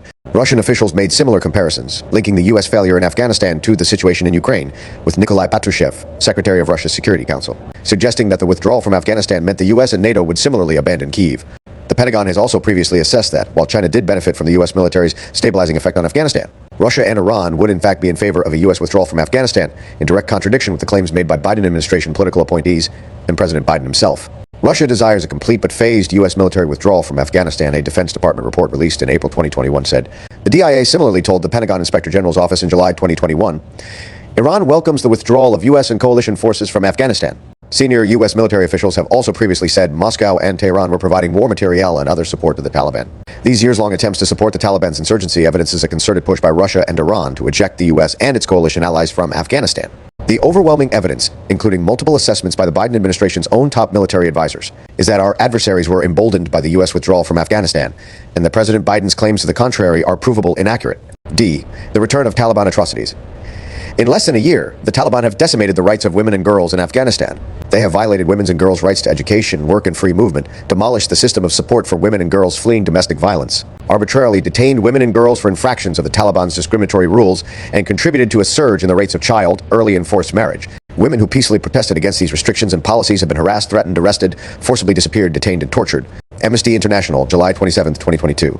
The withdrawal of U.S. military forces and subsequent seizure of power by the Taliban in Kabul has allowed the former insurgent group to institute a series of repressive policies, to include unprecedented bans on girls' education and restrictions on women's rights, as well as violent reprisals against former government officials and security personnel. Taliban fighters have reportedly engaged in targeted revenge killings, with reports of nearly 500 reprisal attacks being carried out against former members of the Afghan government, despite a supposed Taliban offer of amnesty. These reprisal attacks, documented by U.S.-based volunteer groups seeking to aid Afghan evacuees, have included beheadings, hangings, severed limbs, lash marks, bullet-ridden bodies inside a car, pinion. The Taliban promised them amnesty, then they executed them. One woman, targeted by the Taliban and more than 8 months pregnant, couldn't go to the hospital because she feared being identified and her throat cut. Another family, 9 Afghans of persecuted Christian minority, hid in a shed whose owners were savagely beaten for sheltering them. The United Nations Assistance Mission in Afghanistan reported in July 2022, these killings are often carried out execution style, for example, when an individual is taken out of their house and shot almost immediately. Even senior Biden administration officials have acknowledged reprisal attacks in the wake of its withdrawal, while de-emphasizing the Taliban leadership's responsibility for the killings. We are, of course, seeing retribution. Attacks by Taliban against those who are part of the former government. These seem to be, for the most part, not centrally directed. That is, they tend to be happening at a local level, but they're happening. CC. Blinken told the House Foreign Affairs Committee on April 28, 2022. Taliban militants have also seized land from former government officials and minority groups such as the Hazara, threatening people with violence should they not turn over their property to the Taliban. The UN assistance mission in Afghanistan has also documented incidents where the Taliban and their thug-like enforcers from the draconian and fundamentalist Ministry for the Propagation of Virtue and the Prevention of Vice have repeatedly used violence to enforce its medieval morality, beating Afghans for not attending prayers and stoning men and women for having an extramarital relationship. The new Taliban authorities even reportedly flogged a female rape victim 39 times for reporting the crime, and the Taliban authorities then forced her to marry her assailant, a truly barbaric act. According to 4 individuals who worked in Taliban-run detention centers, the Taliban have arbitrarily arrested and detained women and girls for violating their discriminatory policies. Those arrested have usually been charged with the vague and ambiguous crime of moral corruption, according to a July 2022 report from the Amnesty International. There are also reports of child marriage being on the rise in Afghanistan since the Taliban have seized power, with girls as young as 9 years old being sold into marriage to pay off debts, or families being forced to marry off their young daughters to Taliban fighters. The Taliban are abducting women and girls and taking them without the family's consent, PBS frontline documentary filmmaker Ramita Navai said in August 2022 following 2 visits to Afghanistan.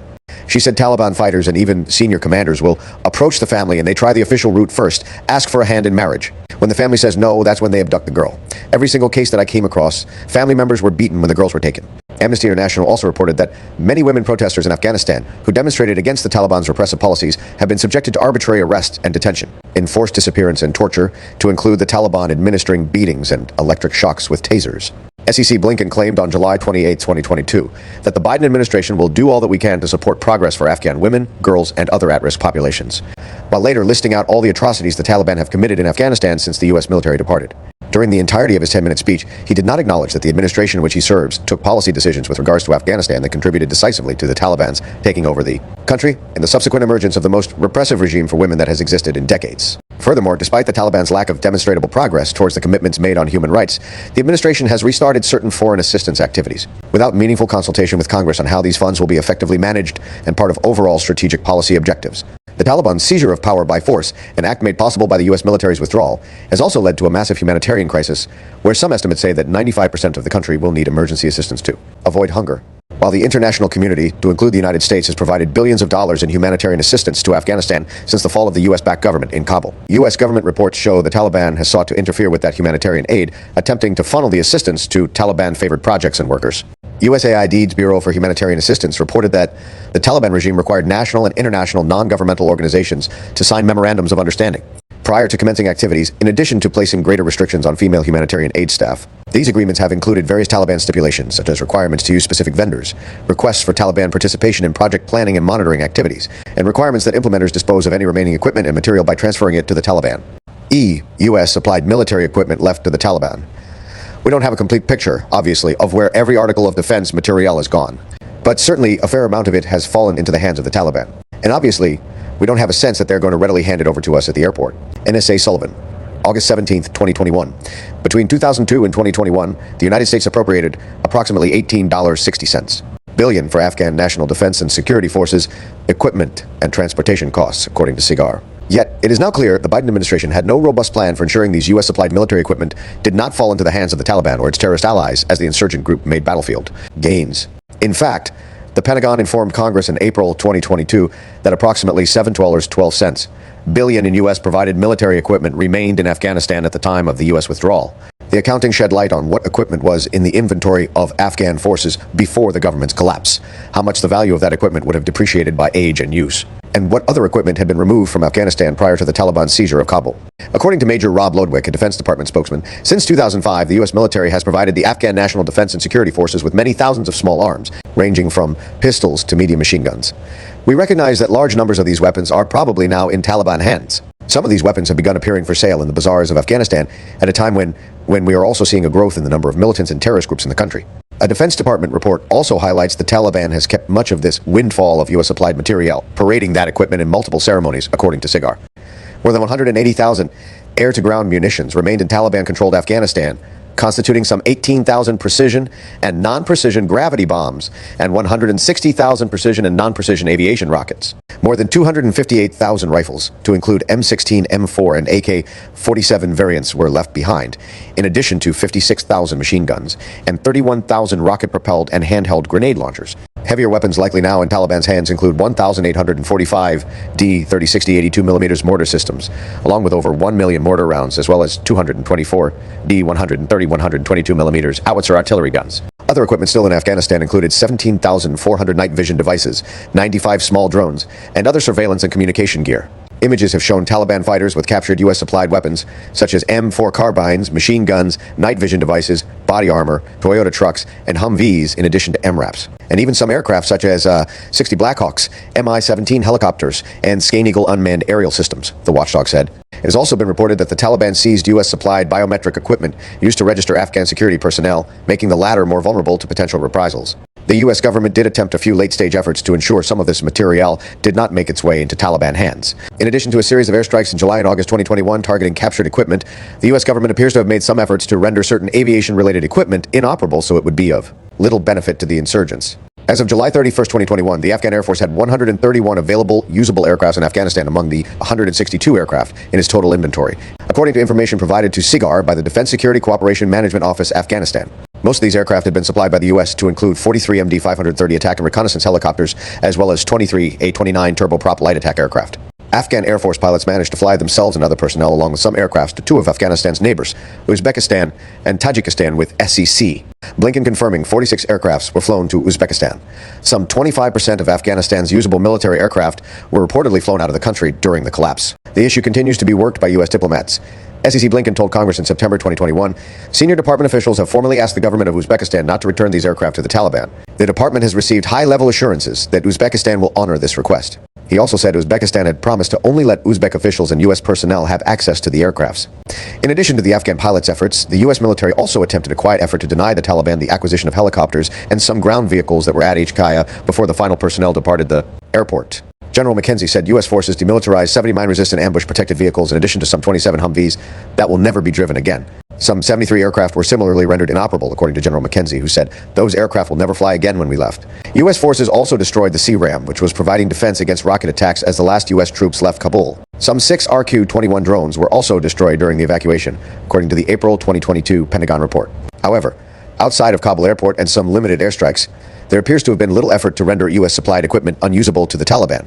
The Taliban were even able to use U.S.-supplied night vision goggles to watch the last U.S. military personnel evacuate Kabul at the end of August 2021.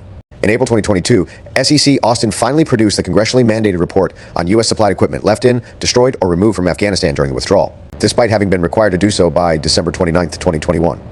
The U.S. military did fly out some non-U.S. supplied military equipment during the military evacuation from Afghanistan, to include a green Toyota technical pickup truck outfitted with an anti-aircraft gun, which was flown out on a military aircraft so that it could be emplaced outside the 82nd Airborne Division War Memorial and Museum. Rushed vetting process and no long-term plan for evacuees who fail vetting due to the chaos brought about by the withdrawal and subsequent NEO. The Biden administration was unable to evacuate many high-priority Afghans, such as vetted SIV holders and applicants. As previously described, the desperate situation outside the airport gates resulted in many less vetted Afghans being able to get onboard aircraft during the chaotic initial days of the NEO.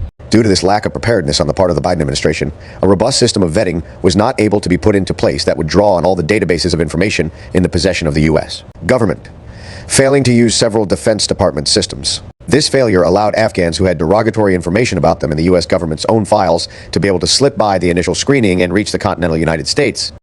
A Pentagon Inspector General report from February 2022 found that 50 Afghans who had arrived in the U.S. during the evacuation had information about them in the Defense Department's databases that indicated they would present potentially significant security concerns. The report added that the U.S. government could only locate 3% of Afghans who had derogatory information in their files and had arrived in the continental United States, and that some 28 other Afghans with similar such information in the databases could not be located. The Biden administration's failure to adequately and urgently plan for the evacuation meant that thousands of vetted Afghan allies were left behind and subject to Taliban reprisal killings, while dozens of potential security risks were brought to the United States. But even when the incomplete vetting procedures being used worked, there was no plan for what to do should vetting determine that a would-be evacuee had security concerns associated with them. The U.S. government was eventually able to come to an agreement to use Camp Kia, located on Camp Bondsteel in Kosovo, to house those who are flagged for security concerns. Their families are similarly housed there with them. More than a dozen Afghans who made it to U.S. soil have been sent to Camp Bondsteel after security concerns were raised. The Department of Defense runs the camps with assistance from the State Department. Afghans cannot leave the camp, Camp Bondsteel. While in some cases, those who have received additional screening are eventually cleared and then released for onward travel. There is currently no plan or policy decision in place as to how to handle cases where additional vetting does not alleviate the security concern. The U.S. government has signed an agreement with the Kosovo government in order to run this operation for a year. U.S. officials told the investigation that the Biden administration has promised the government of Kosovo that none of these evacuees will remain in Kosovo on a permanent basis. Camp Bondsteel was hosting approximately 138 Afghan evacuees as of late July 2022, according to press reports, a figure that includes family members of those requiring additional vetting. Fewer than 10 Afghans have been declared ineligible for entry to the United States after security officials found disqualifying information about them during an extensive vetting process. The Wall Street Journal reported on January 21, 2022, citing a person familiar. An additional 90% Afghans were still being vetted. CNN reported that the Biden administration was weighing deporting those evacuees who could not pass screening from Kosovo back to Afghanistan. A DHS report to Congress said that as of January 16, 2022, several hundred Afghan evacuees were prohibited from immediate onward travel to the United States in order to undergo additional screening and vetting outside of the United States. As of this date, 88 Afghan evacuees are still undergoing additional screening and vetting outside of the United States. In May of 2022, the State Department informed Congress that several Afghans who were undergoing additional vetting were notified that they have not been approved for onward travel to the U.S., adding that the State Department is working to identify appropriate durable solutions for these individuals and impacted family, including helping individuals return to Afghanistan should they choose to do so. It is therefore clear that there is no long-term plan with what to do with evacuees who failed vetting some 12 months after the end of the military evacuation. There were also major failures in vetting evacuees, failures due to the absence of proper planning. in advance of the NEO. As of November 2nd, 2021, the U.S. government has identified 50 Afghan personnel in the United States with information in DoD records that would indicate potentially significant security concerns. Chief commandos, pilots, and female security personnel abandoned, although the U.S. Congress in 2009 established a visa regime within the Special Immigrant Visa Program. For Afghans who work with the U.S. government as translators and employees, there was no plan to extract members of the Afghan military, which the U.S. spent billions training and equipping. The Diplomat, December 30th, 2021. As the Taliban's advance on Kabul progressed, there was no organized effort to prioritize the evacuation of critical Afghan military personnel who possessed unique knowledge of the U.S. military's tactics, techniques, and procedures, and could thereby pose a security risk to America if they could be forced to divulge their knowledge to a U.S. adversary. Of particular concern were Afghan commandos, Kitakas units, special forces, National Directorate of Security Forces, and other elite military and intelligence units who for years fought and trained alongside U.S. Special Operations Forces, gaining an understanding of their tactics. Notably, some of the Afghan commandos trained in U.S.-based special operations courses. Afghan commandos often took the lead in some of the toughest operations directed by U.S. commanders.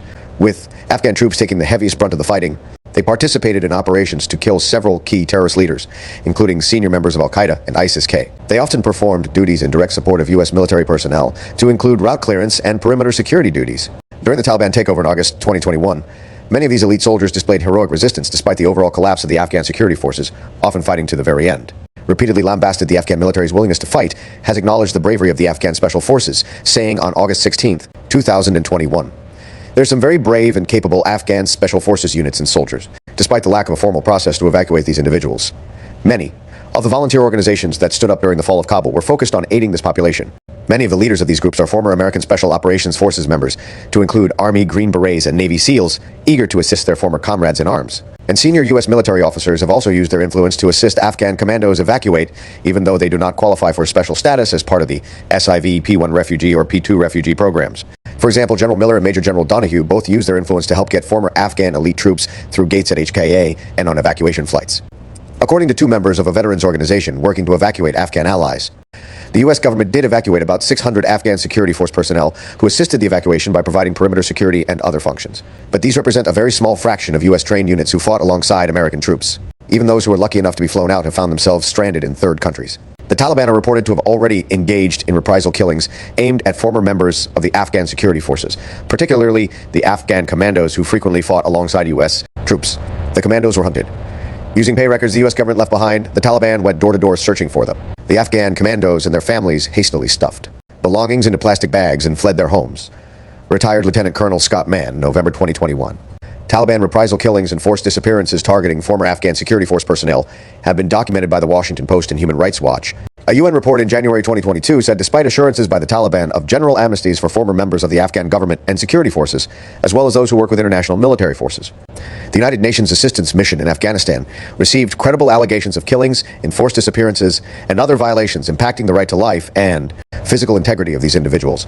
Former female members of the Afghan security forces have also expressed concerns about Taliban reprisals. The lives of women who served in the military are in danger because we served in the military, one former Afghan Air Force officer told the Wall Street Journal.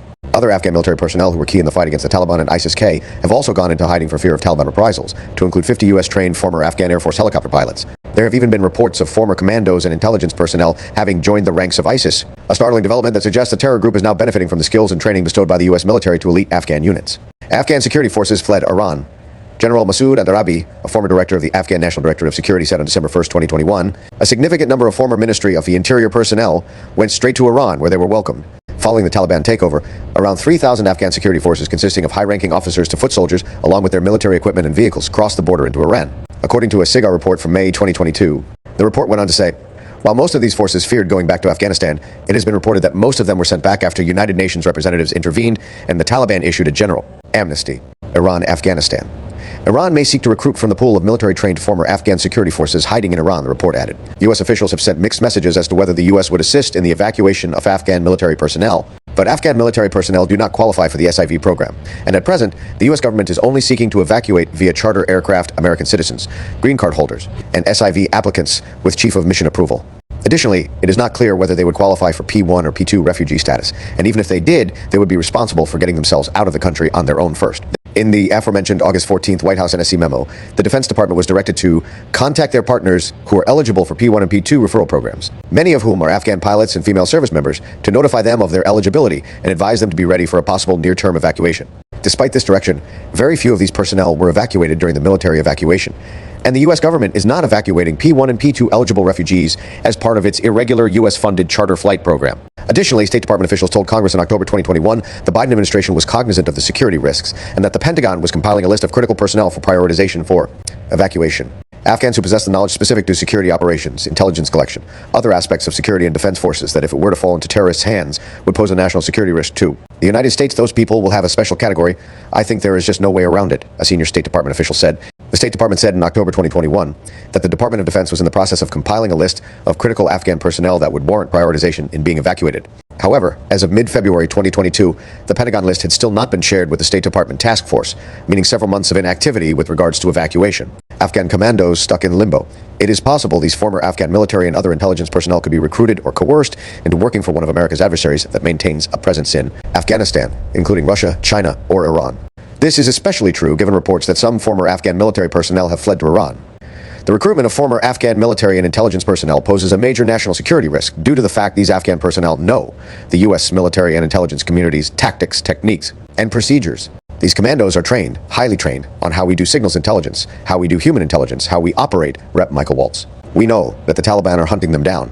They are seeking to force them through coercion to hand over that information so that they can use it and they can understand how we operate. Asked specifically about evacuating Afghan commandos on October 22, 2021, SEC Austin said, "We'll continue our work and so we'll work as hard and as long as we need to take care of as many people as we possibly can." A senior State Department official said on February 16, 2022, the issue of evacuating Afghan commandos will be discussed in the interagency, and it all still remains to be discussed and determined.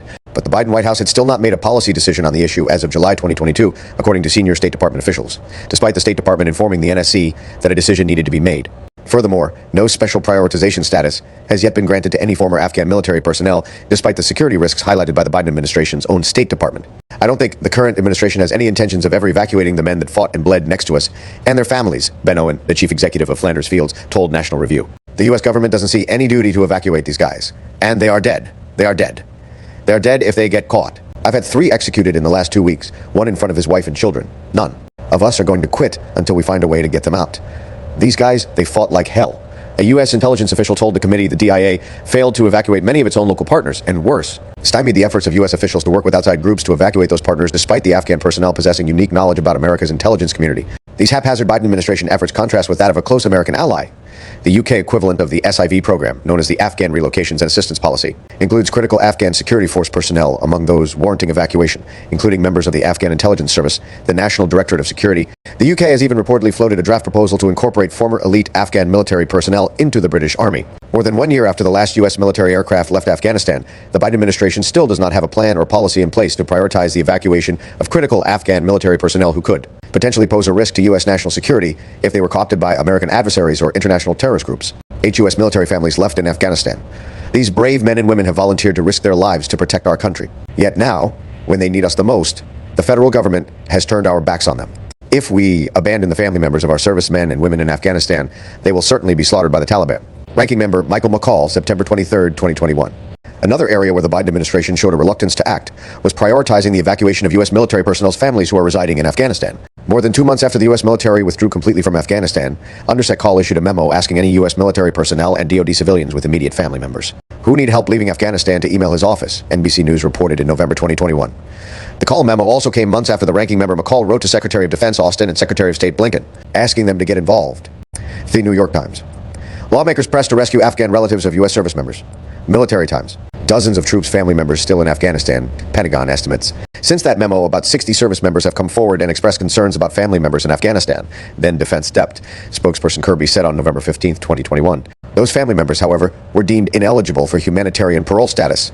Prior to the memo, during the military evacuation phase in August 2021, a separate group of 62 U.S. service members sought assistance to evacuate family members, according to the Pentagon.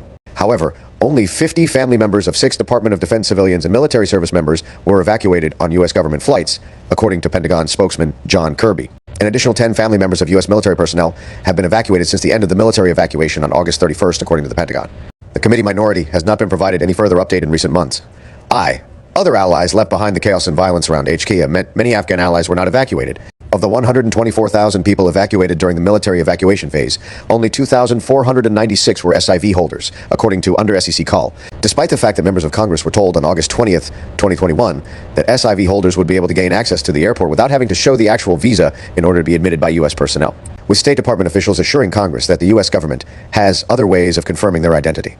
A senior State Department official told reporters shortly after the military withdrawal the majority of SIV applicants had been left behind. By the administration's own count, more than 10,000 SIV applicants, to include primary applicants with Chief of Mission approval, remain stuck in Taliban-controlled Afghanistan as of July 2022. This figure does not include their immediate family members, which could involve tens of thousands additional people. An additional 67,000 SIV applicants who have yet to receive Chief of Mission approval remain in Afghanistan as of July 2022. On the issue of why we didn't bring our civilians and SIVs sooner, again, the call on how to do that and when to do it is really a State Department call, SEC. Austin testified in September 2021. But again, we provided our input, and we certainly would have liked to see it go faster or sooner. One would-be evacuee who worked for the U.S. Embassy and tried to gain entry to HKIA during the NEO described the chaos and indiscriminate nature of the processing procedures. I'm sorry to say that I couldn't get to the airport.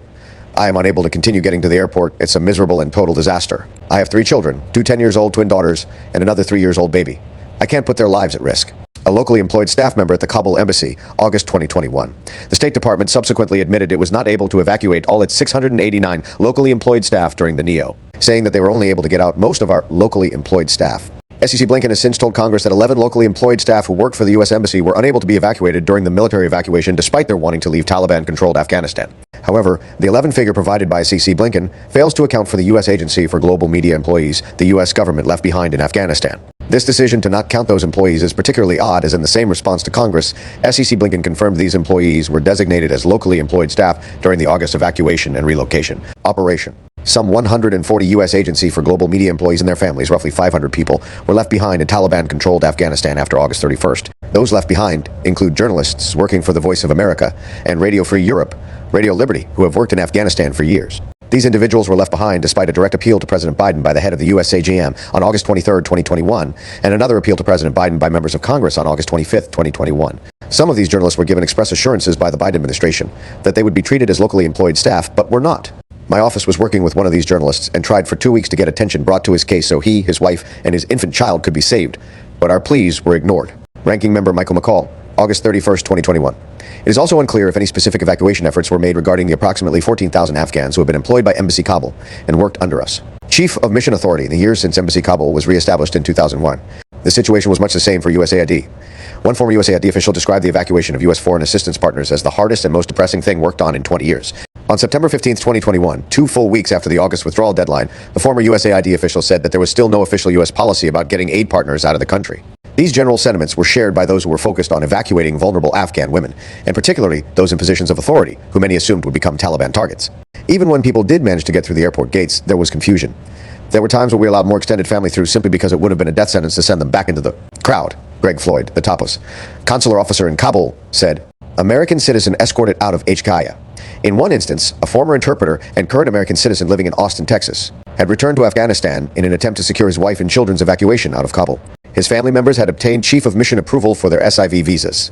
The family was instructed via an email from the U.S. State Department on August 18, 2021, to go to the airport. But after being admitted through the gates, they waited at the airport for 4 days without food or water. Eventually, they were told by U.S. military personnel they had to leave because they did not possess a green card or a passport and were escorted out of HKIA. This was in spite of the fact that, in the message prompting them to travel to the airport, the State Department said that a non-citizen spouse or unmarried children of a U.S. citizen or LPR may accompany a U.S. citizen or LPR seeking to leave, but that they should have valid travel documents. Fortunately, the American citizen and his family were able to be evacuated by the outside volunteer organization Task Force Pineapple. Since the military evacuation, the U.S. government initially relied on charter flights operated by Qatar to fly out Afghan allies and partners, as well as those remaining American citizens. But charter flights out of Kabul have also ceased at times due to disagreements between the Qataris and the Taliban, with the Taliban blocking all evacuation flights in 2022. One member of a volunteer organization told the investigation that the source of the dispute between the Taliban and the Qatari representatives was that Qatar had ceased flying Taliban members to Qatar in order to allow them to work as migrant laborers, thereby denying the Taliban a source of remittance income and prompting the Taliban to halt Qatari evacuation efforts. State Department officials said the dispute was over security issues, compensation, and the Taliban. the Taliban's changing requirements. After flights briefly resumed, the dispute again led to the Taliban preventing passengers from departing, forcing a chartered aircraft to depart Kabul without any passengers on February 2, 2022. The Taliban eventually blocked the charter flights entirely, effectively forcing the Biden administration to pay approximately $300, $0,000 per flight to a Taliban-controlled airline in order to allow U.S. citizens and Afghan allies to continue evacuating from Afghanistan. U.S. State Department officials in Qatar confirmed that the cash-strapped Taliban are profiting from these payments, which are being channeled through a third party. But even using the Taliban-controlled airlines, only about 2 flights a week are expected, a number far too paltry to evacuate some tens of thousands of applicants and immediate family members with Chief of Mission approval, nor the 67,000 SIV applicants, who do not yet have Chief of Mission approval by September 2022, a date reportedly set by Qatar as the cutoff for bringing in new SIV applicants at Al Udeid Air Base. As of July 2022, there was no finalized plan as to what to do with SIV applicants departing from Afghanistan after September 2022. As Qatar has reportedly told the Biden administration, it intends to close the reception center in September ahead of its hosting of the 2022 Soccer World Cup. While the State Department is actively attempting to compensate for the anticipated disruption, it is unclear how it will manage to do so, with capacity issues in Al Udeid and nearby camp, as Salih already straining the evacuation process in July of 2022. Of the 124,000 evacuated number touted by the administration, around 2,000 were U.S. Embassy personnel, 5,530 were American citizens, 302,000. The administration has also said it evacuated about 2,004 NATO citizens and facilitated the evacuation of 44,874 people coming out on non-U.S. aircraft. The administration has said that about 84% of the people we brought out were Afghans at risk of various kinds, SIVs, P1 second, P2 seconds, or others. Data provided to Congress by DHS in January 2022 says that of those evacuated, 82,015 were known U.S. citizens whose evacuation from Afghanistan to the United States or to a location overseas controlled by the United States was facilitated by the United States. Of that population, 3,529 were LPRs, 3,290 possessed an SIV or are the immediate family member of an SIV holder, and 36,821 were SIV applicants, the immediately family member of an applicant, or eligible to apply for an SIV. However, many of these SIV applicants applied after arriving in the U.S. and were not known to be SIV applicants upon arriving at HKIA. The number of Afghan evacuee P1 refugee referrals is 1,941. And the number of Afghan evacuee P2 refugee referrals is 2,109. The number of Afghan evacuees who had no history of working with the U.S. or do not fall into any of the aforementioned categories was 36,433, suggesting that nearly half of those brought to the U.S. were not high-priority evacuees. Eighth conclusion. FK that. We don't have to worry about that. We did it in Vietnam. Nixon and Kissinger got away with it. I am not sending my boy back there to risk his life on behalf of women's rights. Then VP Biden on concerns of humanitarian costs of a U.S. withdrawal, according to AMB Holbrook, former U.S. Special Representative for Afghanistan and Pakistan, 2010. Biden administration officials insist the decision to withdraw was informed by months of deliberations. Yet despite the supposed lengthy deliberation process and the subsequent 4-month withdrawal period, U.S. diplomats were unable to secure bases for ISR operations in countries bordering Afghanistan. As of August 2022, no such agreements have been reached. The U.S. government also did not take steps to prevent the release of thousands of al-Qaeda, ISIS, and Taliban prisoners from Afghanistan government prisons. Additionally, the administration did not properly plan for the need to have transit and processing centers in third countries outside of Afghanistan to facilitate the evacuation of U.S. citizens, LPRs, Afghan allies, and other Afghans at risk. Further, when faced with a rapidly deteriorating security situation during the traditional summer fighting season in Afghanistan, the administration made no significant adjustments to its plans to match the urgency and severity of the situation. The administration repeatedly, and at times potentially intentionally, misled the American public about the likely consequences of its decision to withdraw unilaterally, irrespective of conditions. The administration also misled the American public about the military advice President Biden had received regarding Afghanistan. In truth, the president chose to ignore the advice of his top military and diplomatic officials, as well as that of America's closest allies who sought to make the withdrawal of U.S. troops from Afghanistan contingent on the Taliban taking real steps towards peace. Once President Biden chose to ignore that advice and proceed with a unilateral withdrawal, the administration failed to plan adequately for the likely consequences of that decision, failing to ensure that there were plans and processes in place to safely evacuate American citizens, LPRs, SIV holders and applicants and other Afghan allies who aided the war effort and helped keep Americans safe. The absence of adequate plans was made worse by failures in execution, in not sending adequate military and consular personnel to Kabul, in rejecting a Taliban offer to gain greater control over Kabul in the final days, and in being unable to devise more effective procedures for getting people processed into the airport. No accountability. A generation of government civilians, military personnel, contractors, aid workers, and everyday Americans volunteered to take part in the campaign against those who targeted the United States on September 11, 2001. That campaign brought them to Afghanistan, where they helped battle the terrorist threat while often working to give Afghans an opportunity for a better life than they had under the brutal Taliban regime. On the 20th anniversary of 9/11, Americans never would have imagined their president would leave these same Afghans under a renewed Taliban rule in a country with a growing number of terrorist safe havens. Some of these same Americans would later volunteer their time and resources to support a rescue mission of Americans and Afghan allies as they watched the country collapse. The U.S. government often relied on these volunteers to perform functions the national governments and diplomatic corps should have been doing themselves. The U.S. government now owes all Americans accountability for the failure and consequences of the Biden administration's withdrawal from Afghanistan. While even senior administration officials have described the end of the U.S. presence in Afghanistan as a strategic failure and an ugly final phase, the Biden administration has yet to hold anyone accountable for the execution of the withdrawal and evacuation operations. Instead, almost every official who participated in the decision to withdraw U.S. troops oversaw the collapse of the U.S.-backed Afghanistan government and the ascendancy of the Taliban and its terrorist allies, and led the evacuation are still in positions of major authority, weighing in on life and death decisions every day. This appears to be at least partially, if not completely, due to President Biden's personal and intense resistance to any review. He recently declared he was rejecting the findings of an Army investigation. That investigation found the White House planning for the evacuation of Afghanistan lacked adequate urgency. Similarly, the Biden administration ceased sharing information with the congressionally mandated Special Inspector General for Afghanistan reconstruction, with Segar calling the Biden administration officials' refusal to share critical information an illegal obstruction of Segar's oversight work. This contrasts with some of America's closest allies, such as the UK and the Netherlands, where both countries' foreign ministers were removed from their posts following their involvement in the Afghanistan evacuation. Other countries have also conducted more targeted inquiries focused on recent decisions carried out by those still in office. For example, the UK Parliament's Committees on Defence and Foreign Affairs have conducted thorough reviews into the withdrawal and evacuation. Some internal investigations are occurring. The State Department Inspector General is reviewing various aspects of the evacuation, as is the Inspector General at the U.S. Agency for International Development. In addition, the State Department and Department of Defense have both pledged to conduct their own reviews into the events surrounding the evacuation, with both agencies' reviews beginning in December 2021. However, such internal reviews require the organizations to police themselves, and their lenses are frequently too narrow, ignoring the fact that multiple agencies in the White House National Security Council were simultaneously involved in the withdrawal and evacuation efforts. Furthermore, the reviews will reportedly be classified, at least in part, minimizing their ability to provide accountability to the American public. The 20-year Afghanistan War Commission, established by the recently passed National Defense Authorization Act, is also a noble effort likely to cast light on major missteps across multiple presidential administrations and secure the historical record. But it is not sufficient to get to the bottom of what specifically happened regarding the Biden administration's unconditional withdrawal from the country that led to the death of 13 U.S. service members and the abandonment of more than 800 American citizens in a terrorist-controlled country. B. Next steps.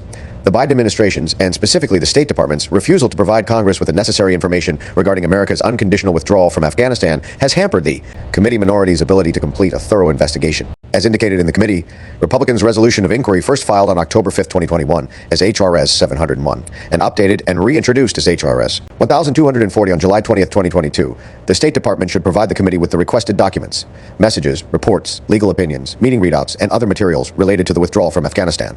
That would include, but would not be limited to, information regarding consultation with U.S. allies, any agreements with the Taliban related to the evacuation of U.S. citizens and our allies, information provided to the Taliban during the NEO, reporting on the Taliban's relationship with Al-Qaeda, the Haqqani network, and other terrorist organizations, any money or assets transferred by or at the request of the U.S. government to the Taliban, all written plans related to the evacuation, assistance or coordination with NGOs and outside veterans groups, agreements with third countries who provided official and unofficial lily pads during the NEO, and flights both during the NEO and after.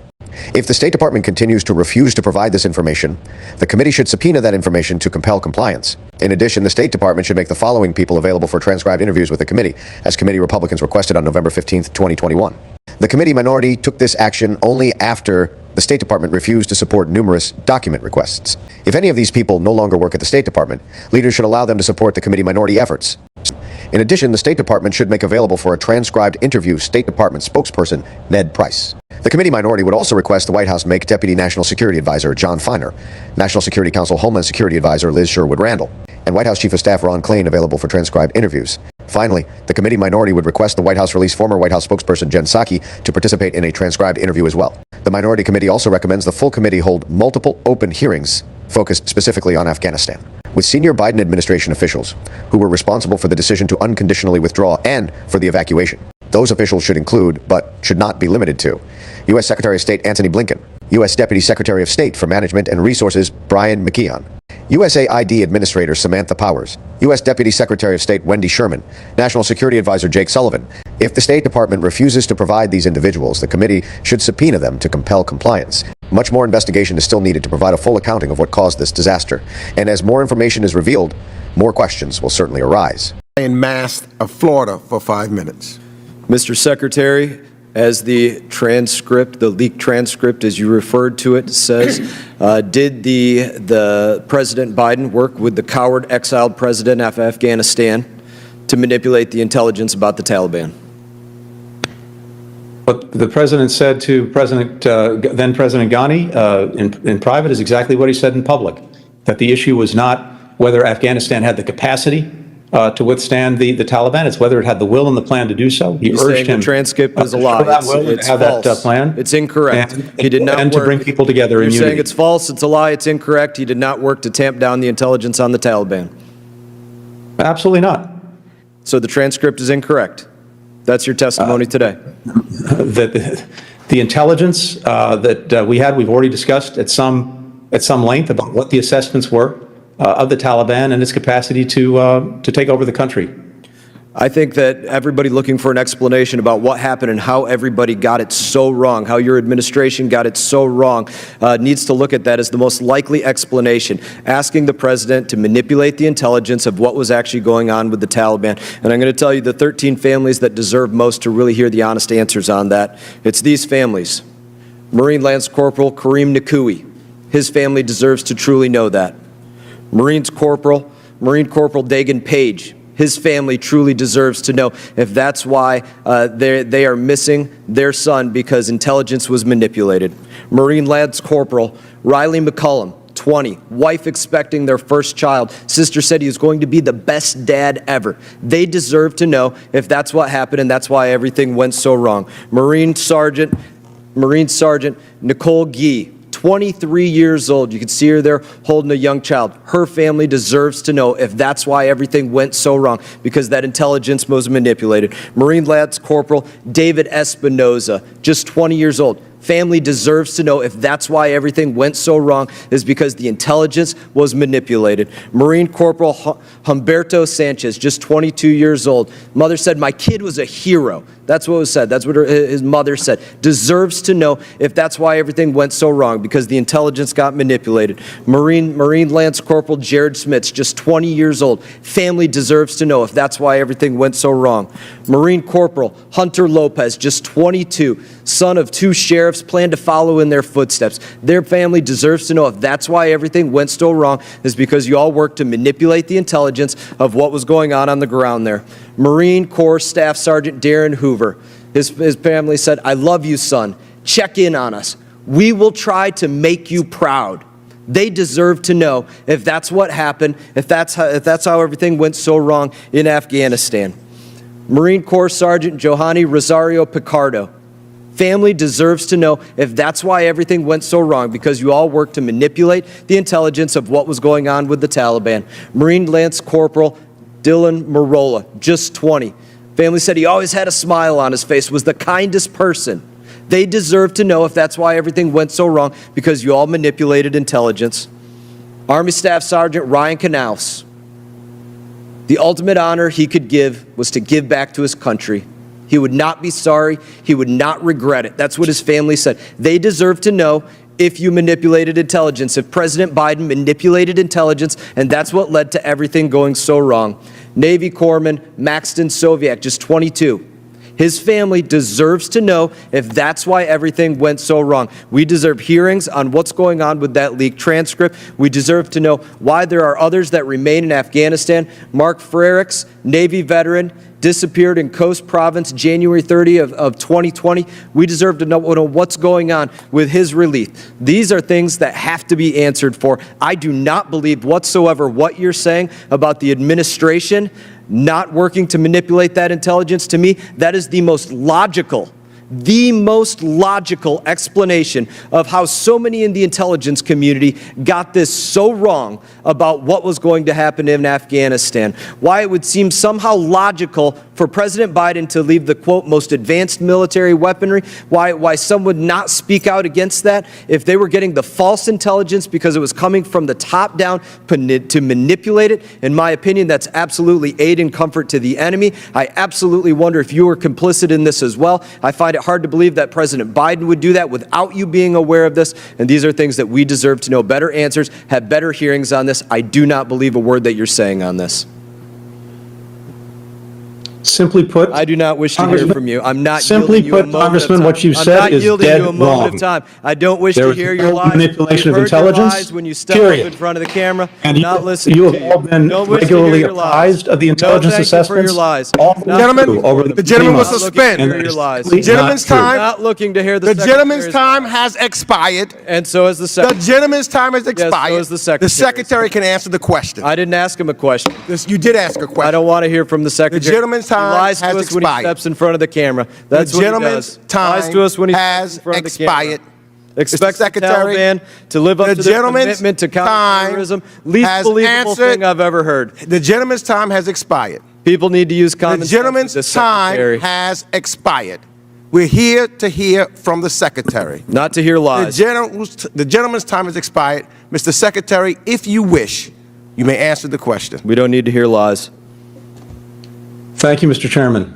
Just to respond briefly, what the Congressman said is simply wrong, period. Second, I think virtually every member of this committee has had access to or been apprised of the intelligence assessments throughout the year. And you know what they were, you know what they are. And we will continue to provide those assessments and those briefings in the weeks and months ahead.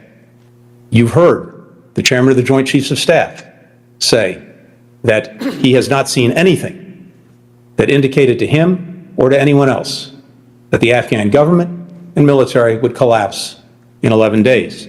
The Director of National Intelligence has said that even in the days leading up to the Taliban takeover, intelligence agencies did not say collapse was imminent. This unfolded more quickly than we anticipated, including in the intelligence community. And I could go on. So what has been said and alleged is simply not true. And that would be. I now recognize the gentlewoman from Nevada, If President Christina Biden was Titus from manipulating Nevada, intelligence, is now obvious recognized assessment. for That 5 makes minutes. sense. That's why it all adds up. The gentleman's Thank you, Mr. time has Chairman. expired. He definitely And the proved the gentleman point. will cease immediately. He definitely proved the The point. gentleman Well, will thank you. cease immediately. Well, he proved the point. Thank you for letting him prove it. I appreciate that. I now recognize